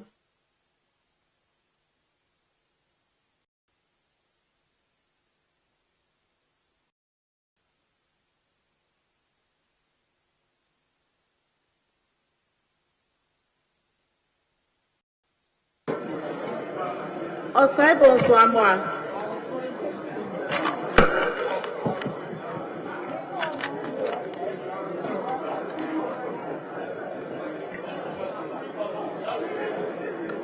Al-Hassan Sampoli Sulimana.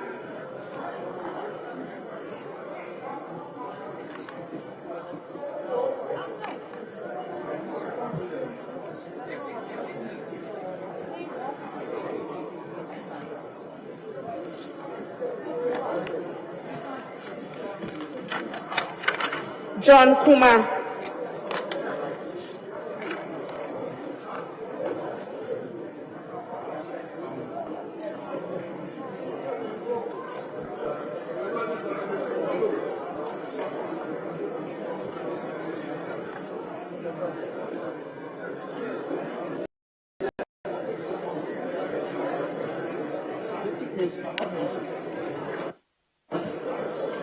Haruna Idrisu.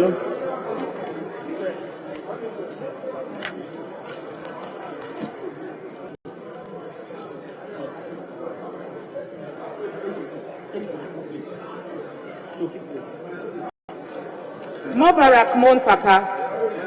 But you have started calling the minority.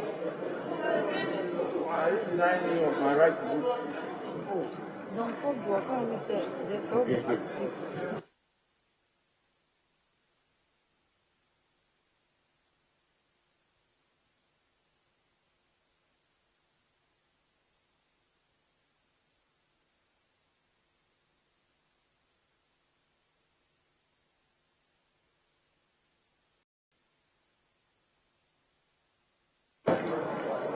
Mahama Ayariga.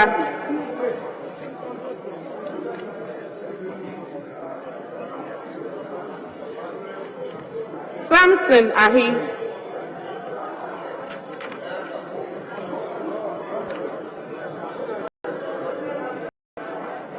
Eric Opoku.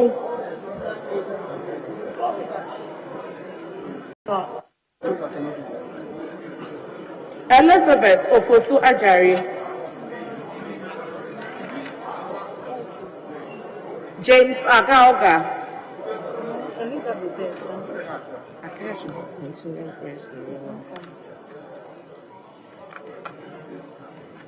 Edwin N.L. Vanderpoy.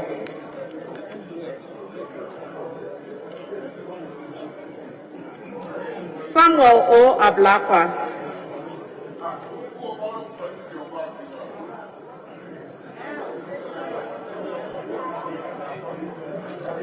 Al-Hassan Sweeney.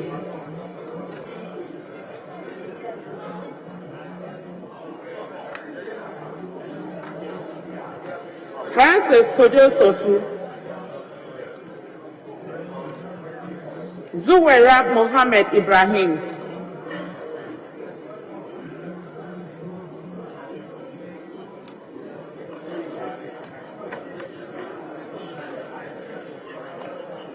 Gisela Tete Abuchi.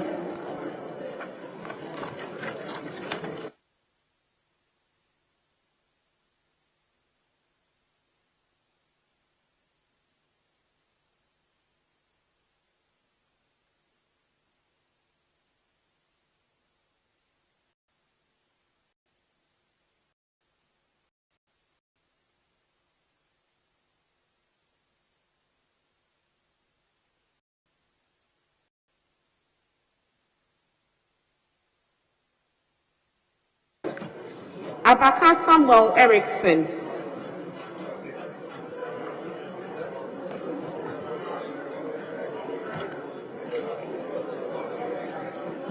Abaka Samuel Erickson.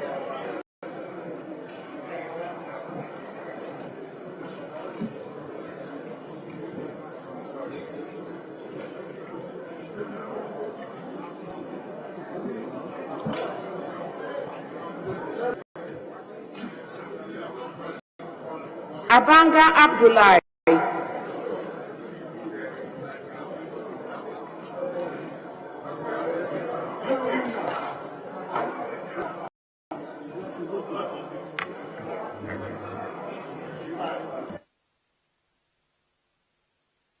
Abdullahi Jacob Idris.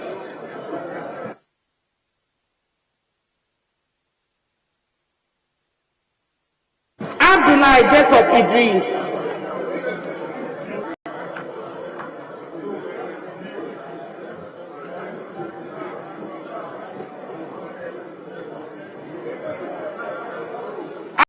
Abdul Latif Dan.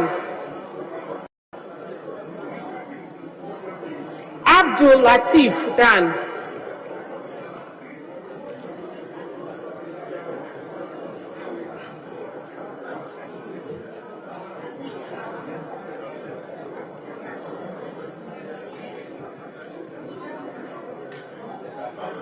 Abdul Salam Adams.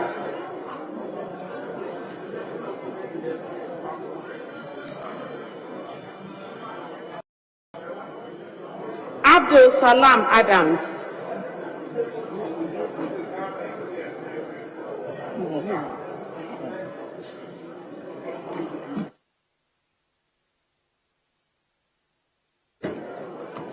Abuaji George Kwame.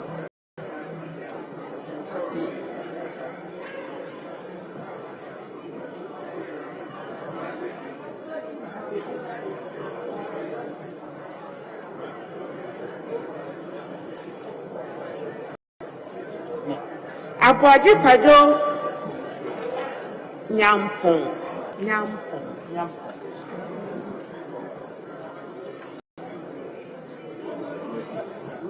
Abudulariba Zureira.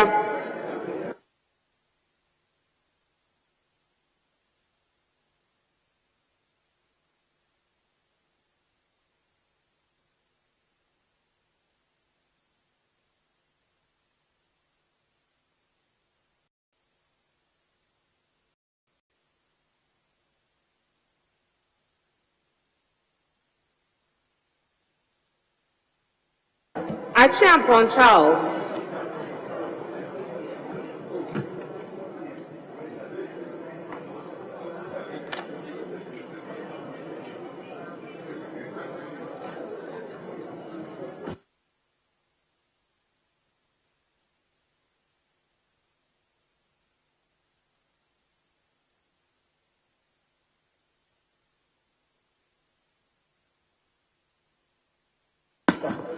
Achiampong Richard.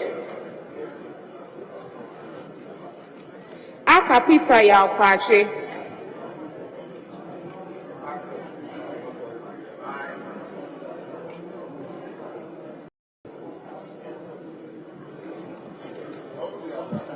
Akwaku Sofa Karen Edem.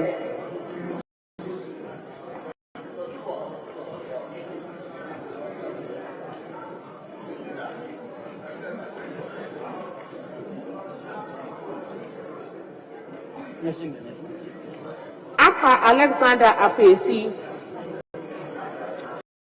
Adam Hamza.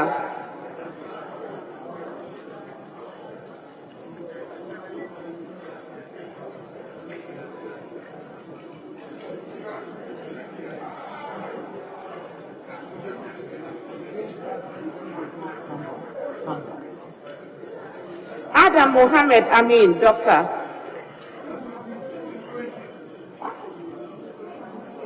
Adams Kofi Idi.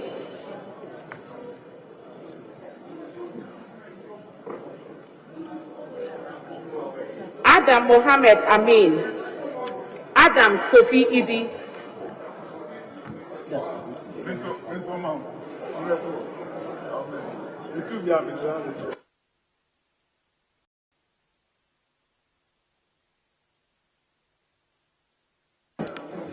Adi Teddy Safori.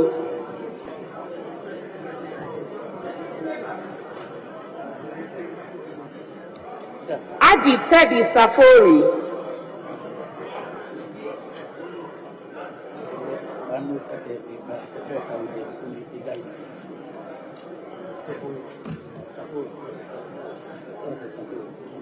Ado Yao Frimpong. Ejei Kwesi Boateng.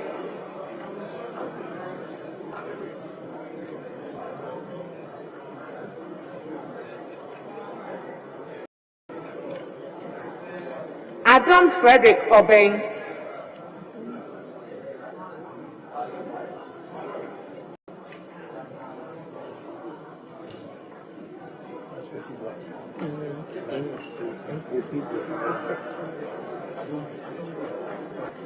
Adomako Mensah Alex. Adomako Mensah Alex.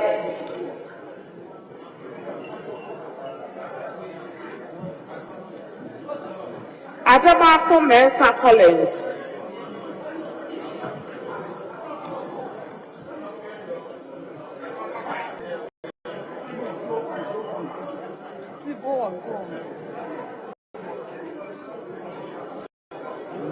Adongo Isaac.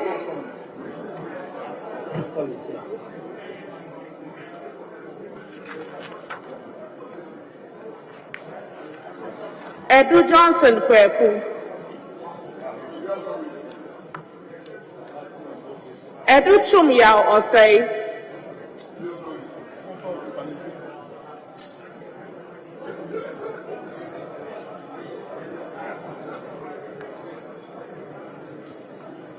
Afol Eric. Afifa Mensah Akwesi Owusu.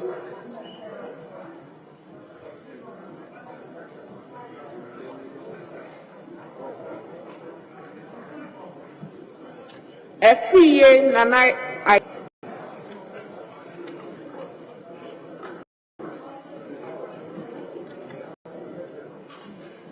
Efiye Nana Ayu. Efiye Kweku.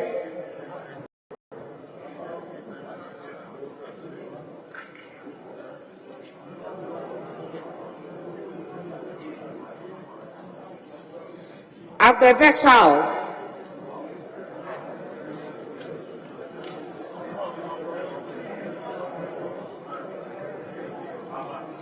Agboja Kwame Gobbins.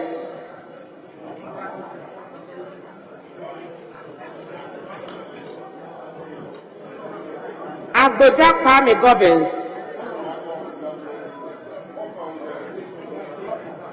Ejapon Ken Ohene.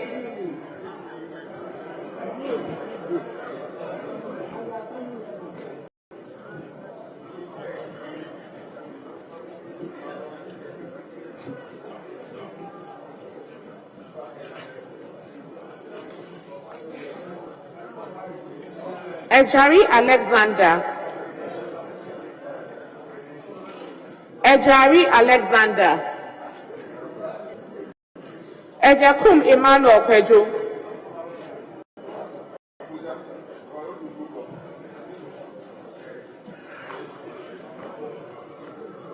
Ajiman Menu Kweku.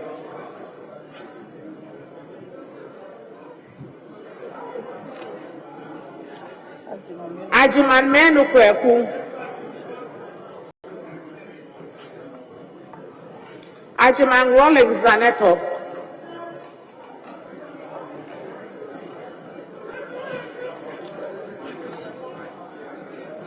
Ejanem Boateng Kweku.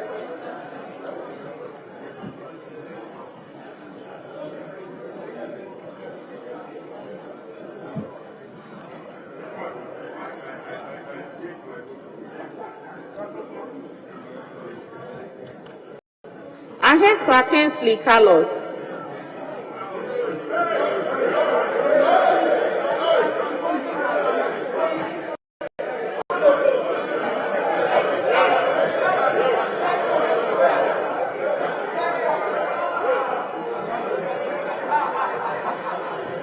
Ahenkwa Frederick Yao.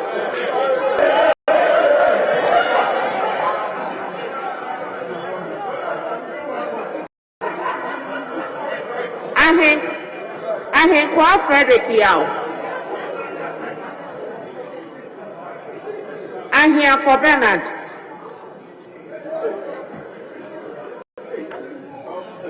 Aidu William Oreku. Aidu William Oreku.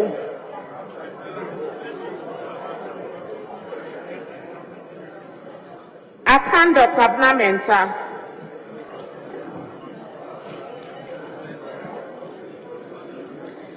Akanvari Lydia Labisi.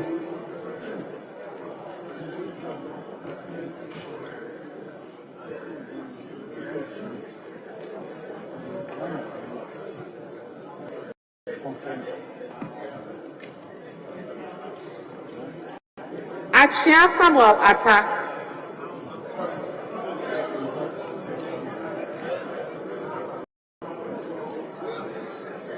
Alauzoga Albert Akuka.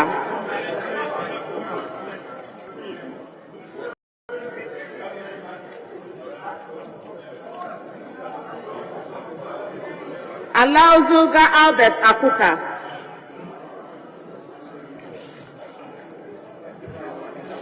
Hassan Bashir F. Husseini.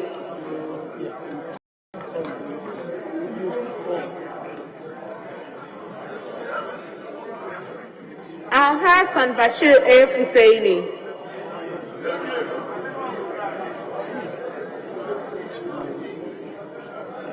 Hassan Lydia Sayuram.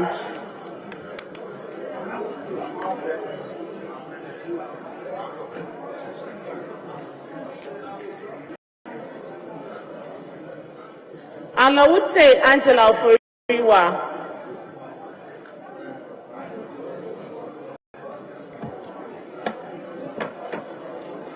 Amankwa Nicholas.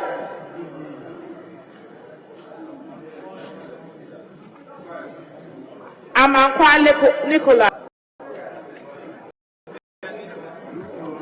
Amankwa Menu Kofi.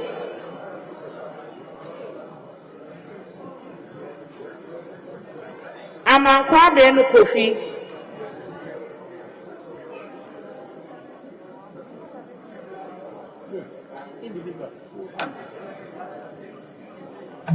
Amewu John Peter.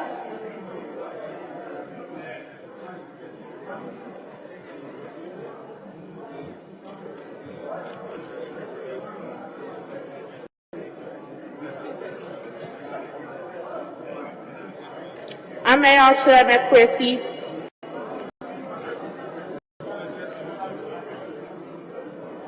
Amwa Stephen. Amwa Stephen.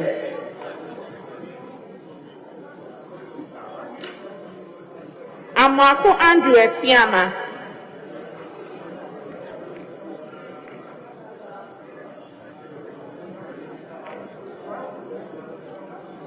Amwako Atakwesi.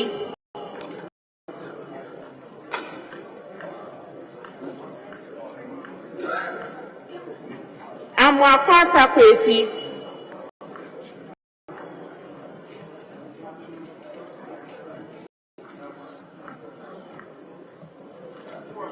Ampem Thomas Nyako.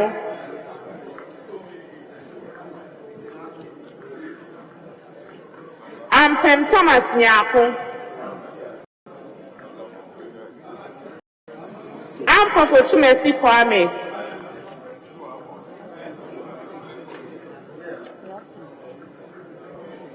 Ampofo Chumesi Kwame.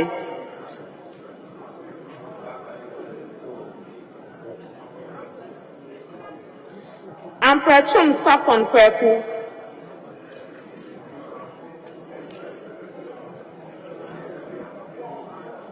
Anshre Emmanuel Eje.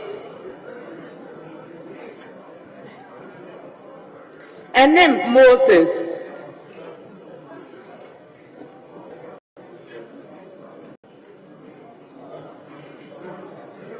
Enki Eugene Boache.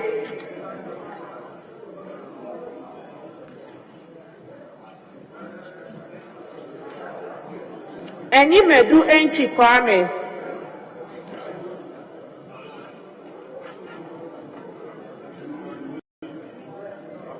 Apat Clement Abbas.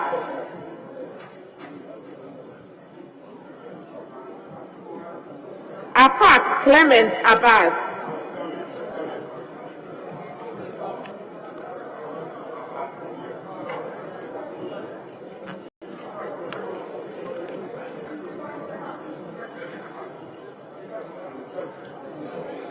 Apiakubi Andy Kwame.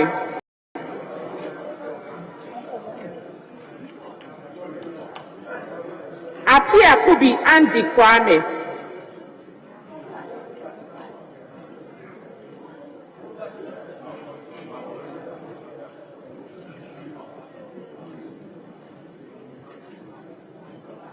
Ama Prince Hamidu.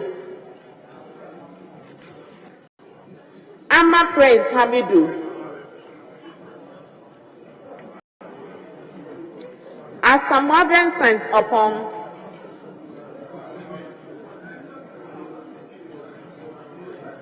Asamoah Vincent Opong.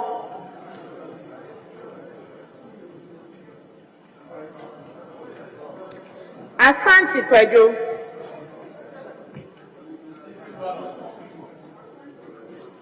Asante Kwejo.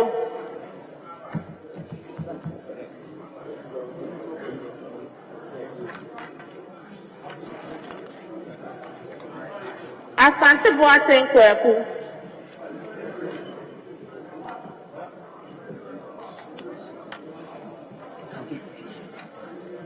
Asante Boache Francis. Asante Boache Francis. Esiama Isaac Kwame.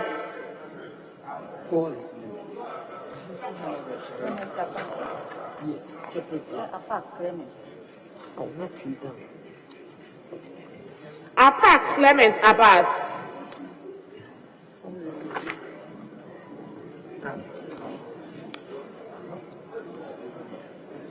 Esiama Kabna Mankwa.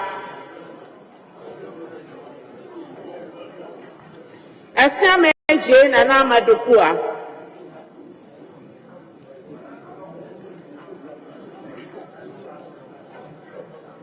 Asafua Vincent Eko.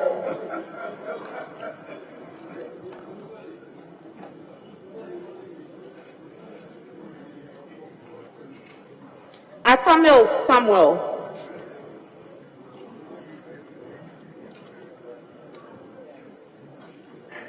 Abeji James Fluche.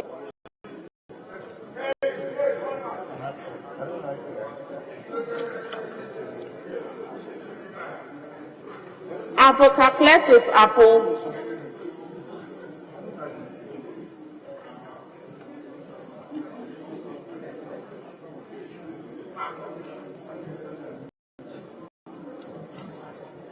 Ewa Ignatius Bafo.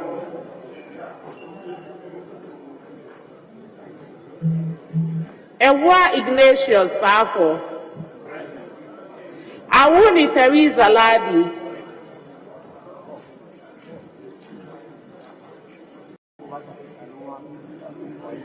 Ayamba Ladi Ayi.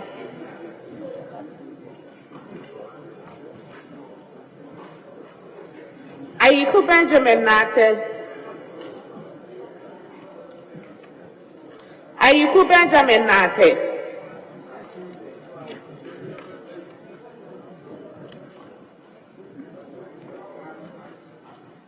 Ayine Dominic Akuritinga.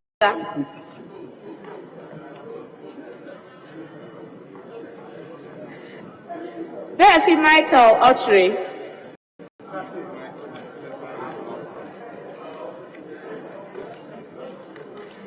Befi Michael Ochre. Baba Benson Tongo.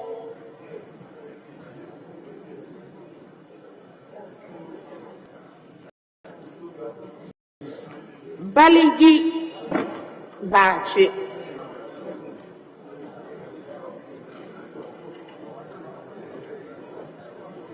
Baligi Bache Lambusi.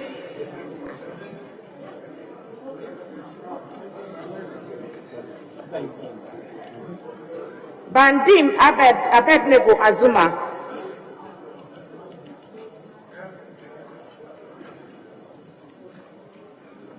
Brano Patrick. Batel Sheila.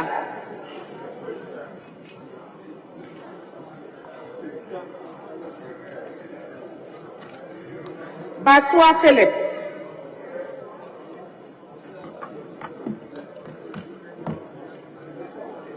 Baswa Philip.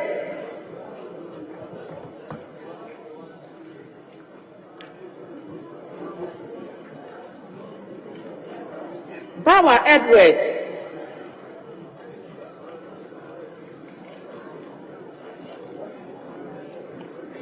Beja Emmanuel Kwesi.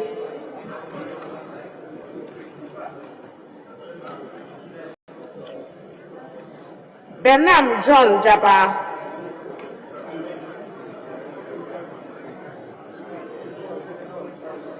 Benam John Jaba.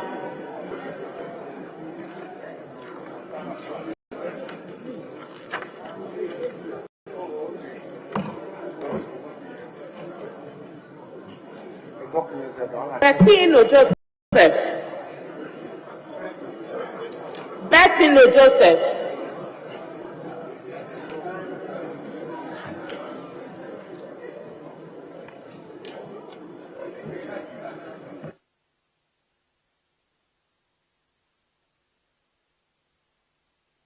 Blankson Alex.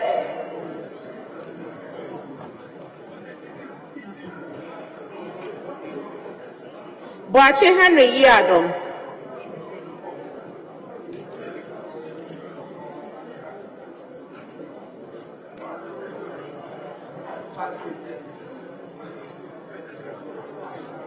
Boache Yadom Patrick.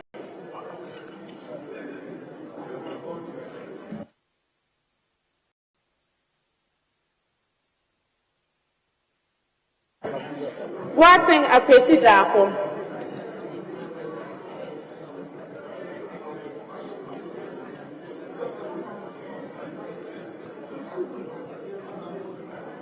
Boating Amakoma. Boating Apeti Dako.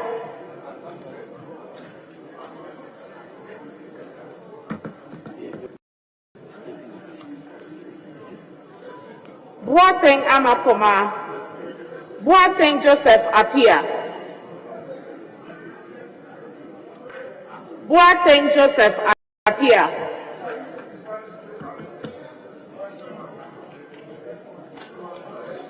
Bobia Evans Opoku.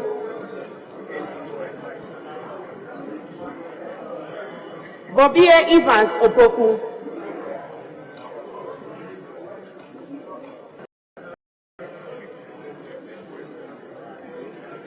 Boche Daniel.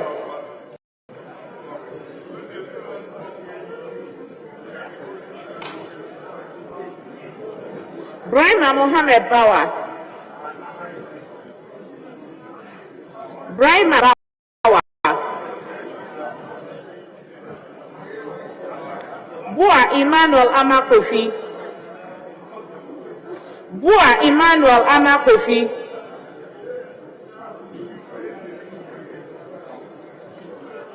Bokari Joseph.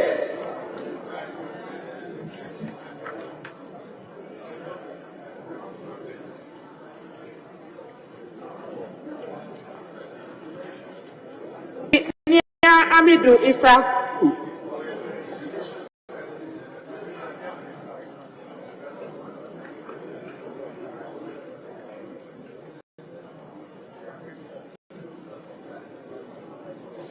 Chiragia Samson Tangombo.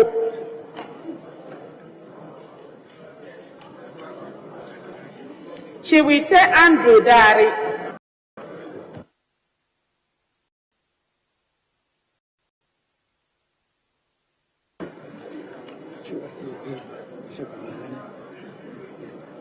Council Abeku.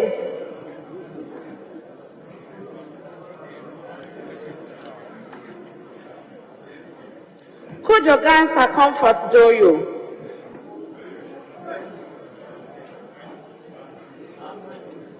Kujo Joseph. Kujo Joseph.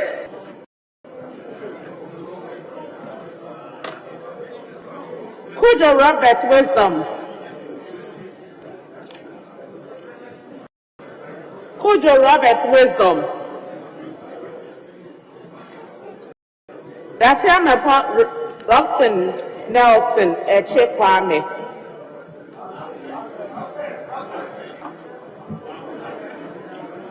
Dalu Thomas Ada. Daru Thomas Ada.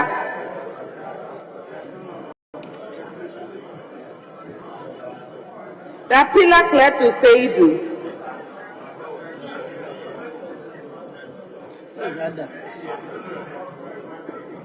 Dapila Cletus Seidu. Dako Daniel Ohene. Dako Daniel Ohene. Dako Mensa Kwabnaoche. Dako Mensa Kwabnaoche.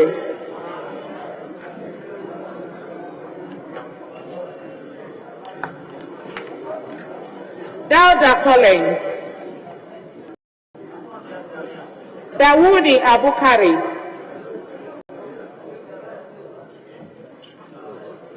Dawuni Abukari. Derry Ambrose.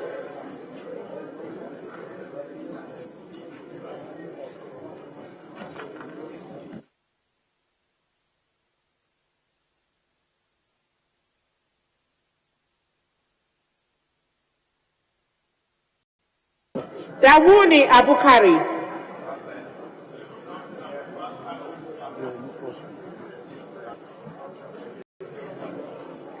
John Obua Alex Tete.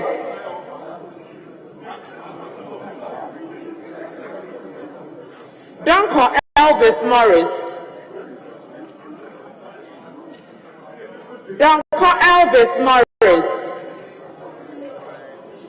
Donko Kwabena. Donko Kwabena. Duka George Mreku.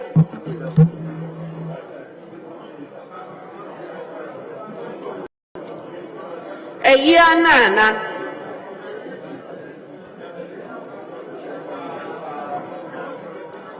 Forson Kesel Atuba. Forson Kesel Atuba.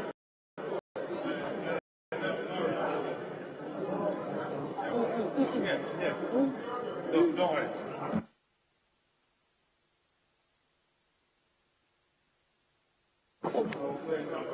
Frimpong Joseph.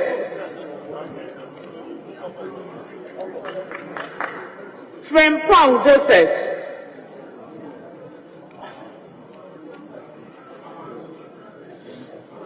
Gape Kwame Jujoli.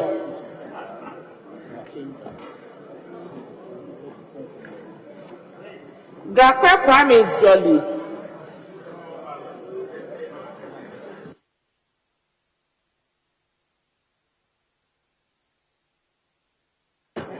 Frimpong Joseph.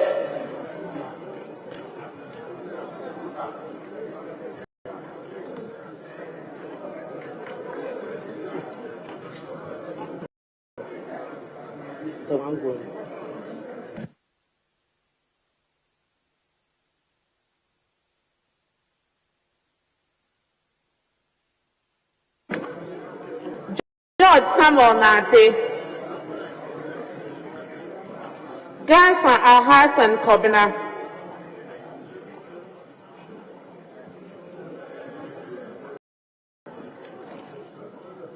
Gate Joe. Gidesu Wisdom.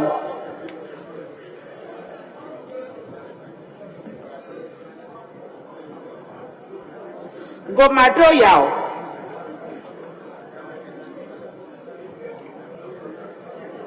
Gomashi Ablajifa.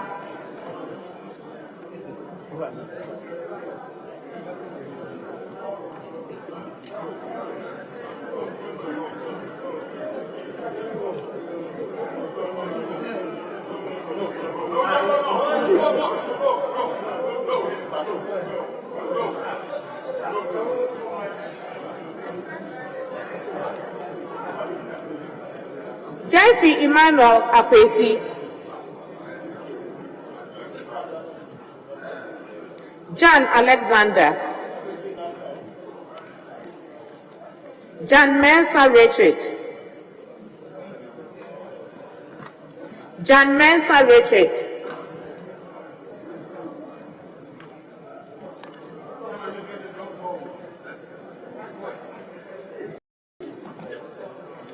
Hammond Kobina Tahir,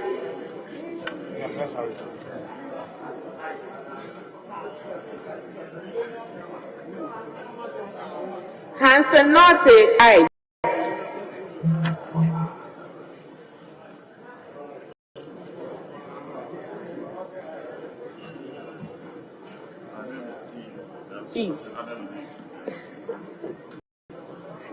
Hayford Ophelia Mensah,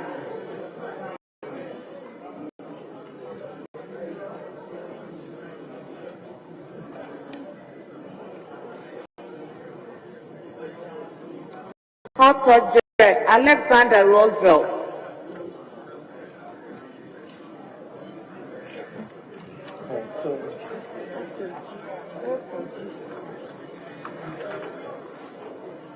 Ibrahim Murtala Mohammed,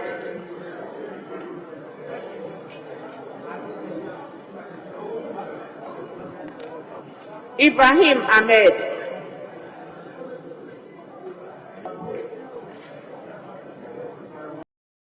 Idi Abdullah Hassan,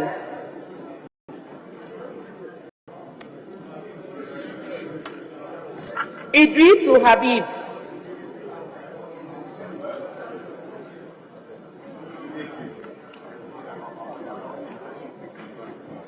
Jaja Yusuf Isaka,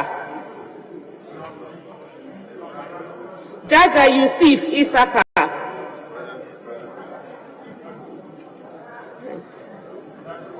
Stephen Pambin, Jalula Stephen,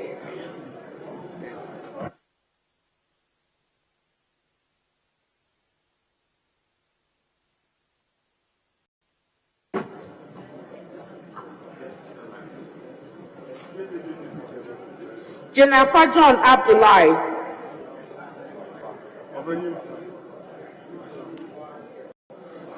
Jasal Godfred Seidu,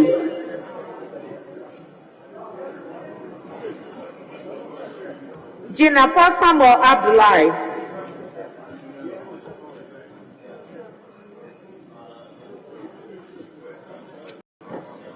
Kenny Jeffrey,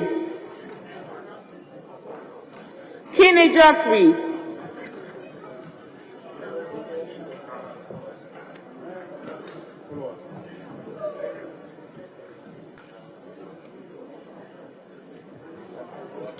Kisi Dixon Adomako,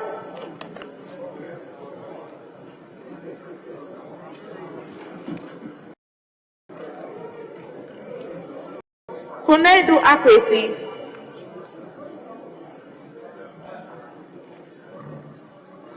Kumson Mavis Hawa,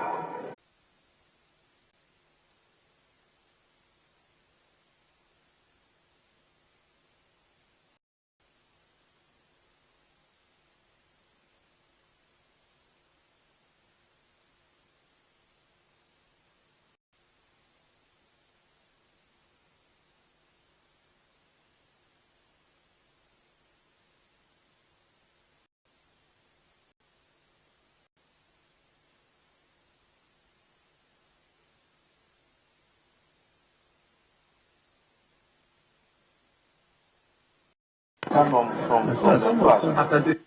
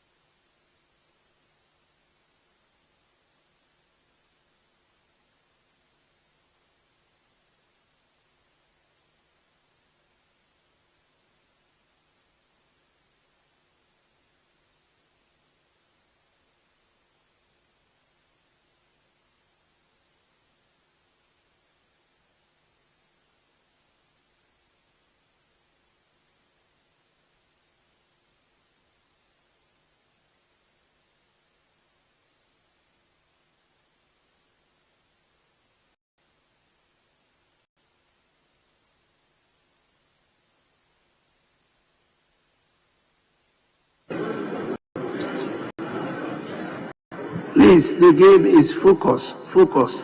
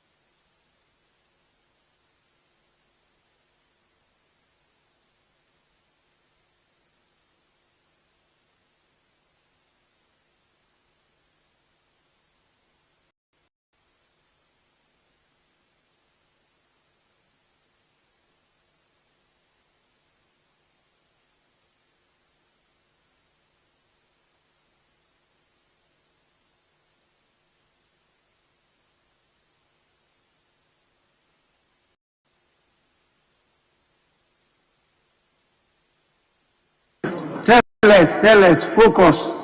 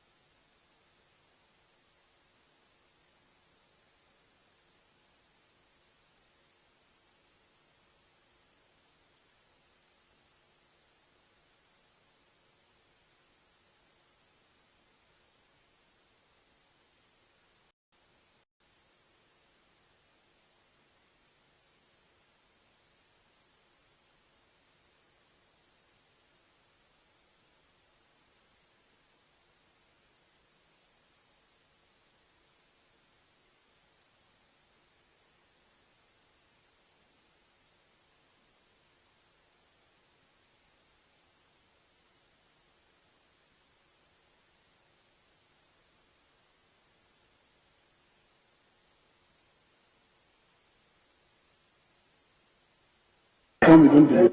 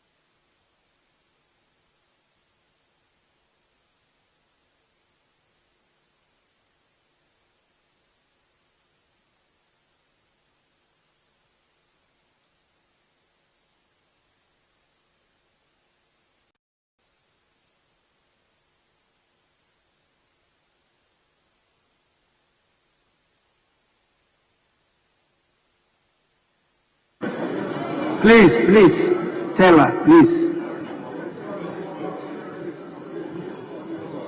The results will have to be validated and certified before we disclose to any person. Please, focus.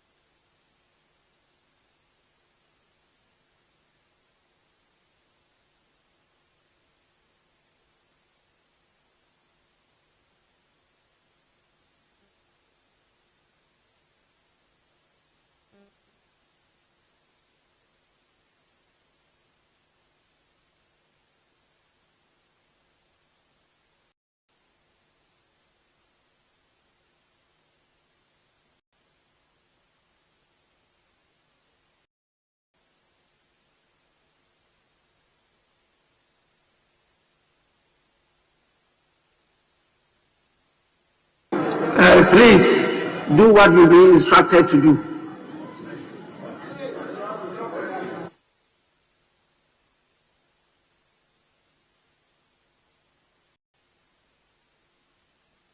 Tell us back to duty.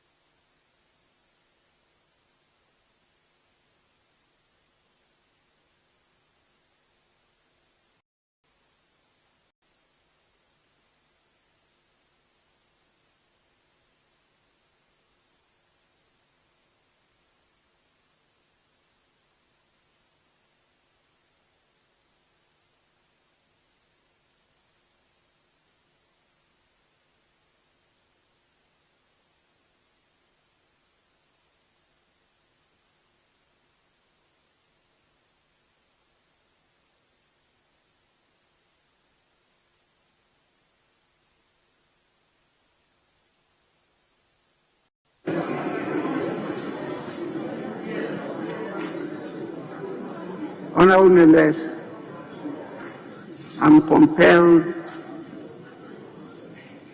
in the circumstances of what I've been given to invite the two leaders to approach the speaker. The two leaders.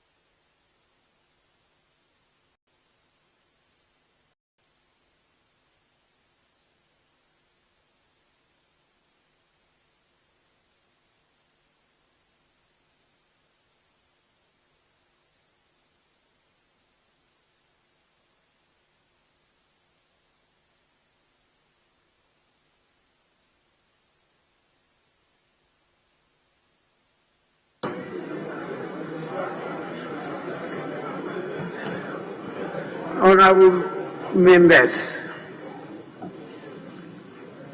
at the end of the vote, in respect of the three nominees that were recommended by the committee on the basis of majority decision in the presence of Honorable Dr. Owusu Afriye Akoto, Honorable Mavis Howard Coulson, and Honorable Kojo Okon Nkrumah. The votes cast, the votes issued were 265 per candidate, which meant that all the qualified voters voted. Now, in respect of Honorable Dr. Owusu Afriye Akoto. The yes votes totaled 143. The noes 121.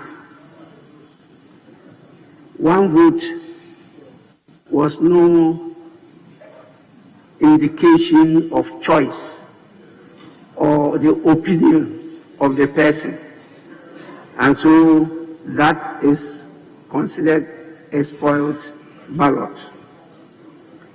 As a result, the percentage obtained by the honorable member is 53.96 approximately, 53.96. By the standing orders, Standing Order 1728,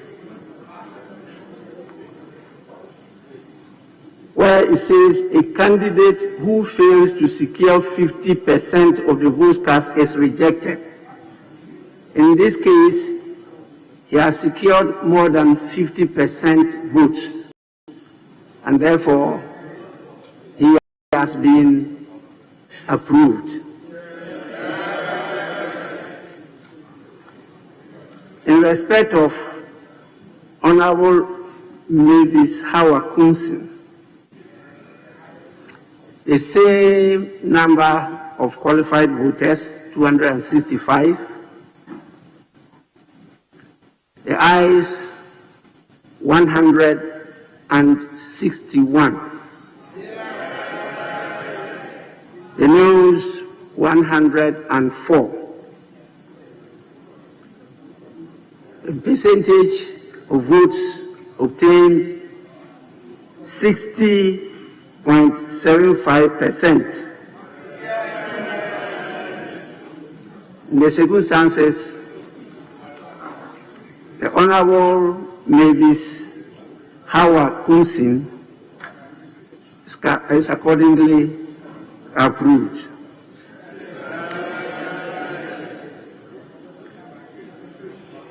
The last but not the least, Honorable Koju Opon Nkrumah.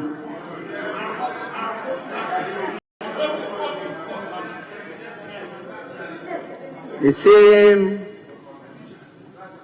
number of qualified voters, the same number of ballots issued, 265, and out of that,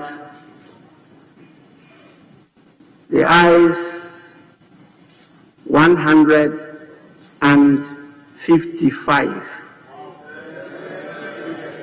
the noes 110. Percentage approximately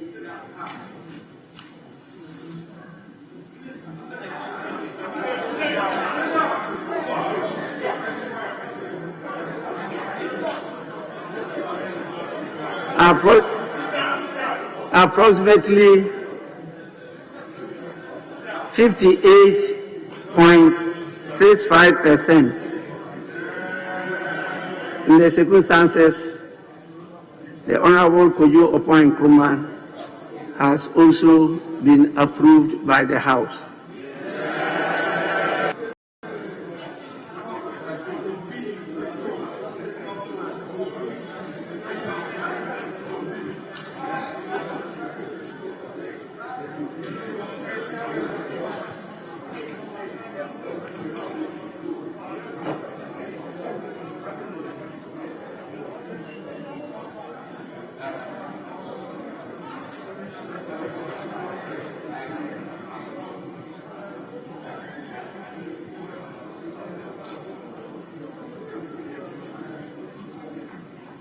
Honorable members, I now put the question on the remaining 10 who were recommended by consensus.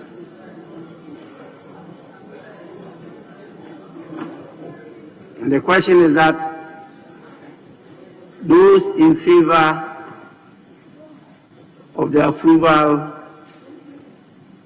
of the 10 say aye.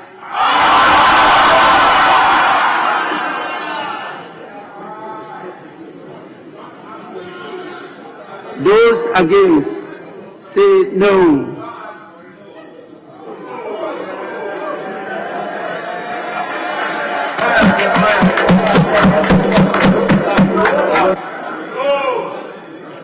Honorable members, we don't clap.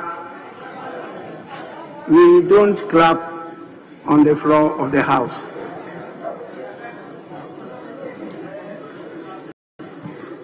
In the circumstances,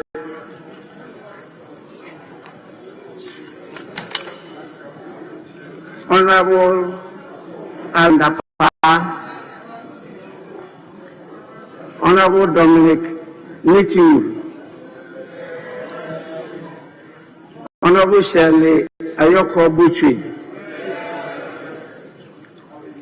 Honorable Dr. Yao Osei Adichu, Honorable Osei Chi Mensa Bunsu, Honorable Dr. Matthew Opoku Prempe, Honorable Dan Buchi, Honorable Ambrose Derry, Honorable Ignatius Bafwa Iwa, and Honorable Sarah Adjoa Safo are hereby approved House. On the basis of this decision of the House will proceed to communicate the decision to His Excellency the President, as Parliament having given prior approval to the nominations.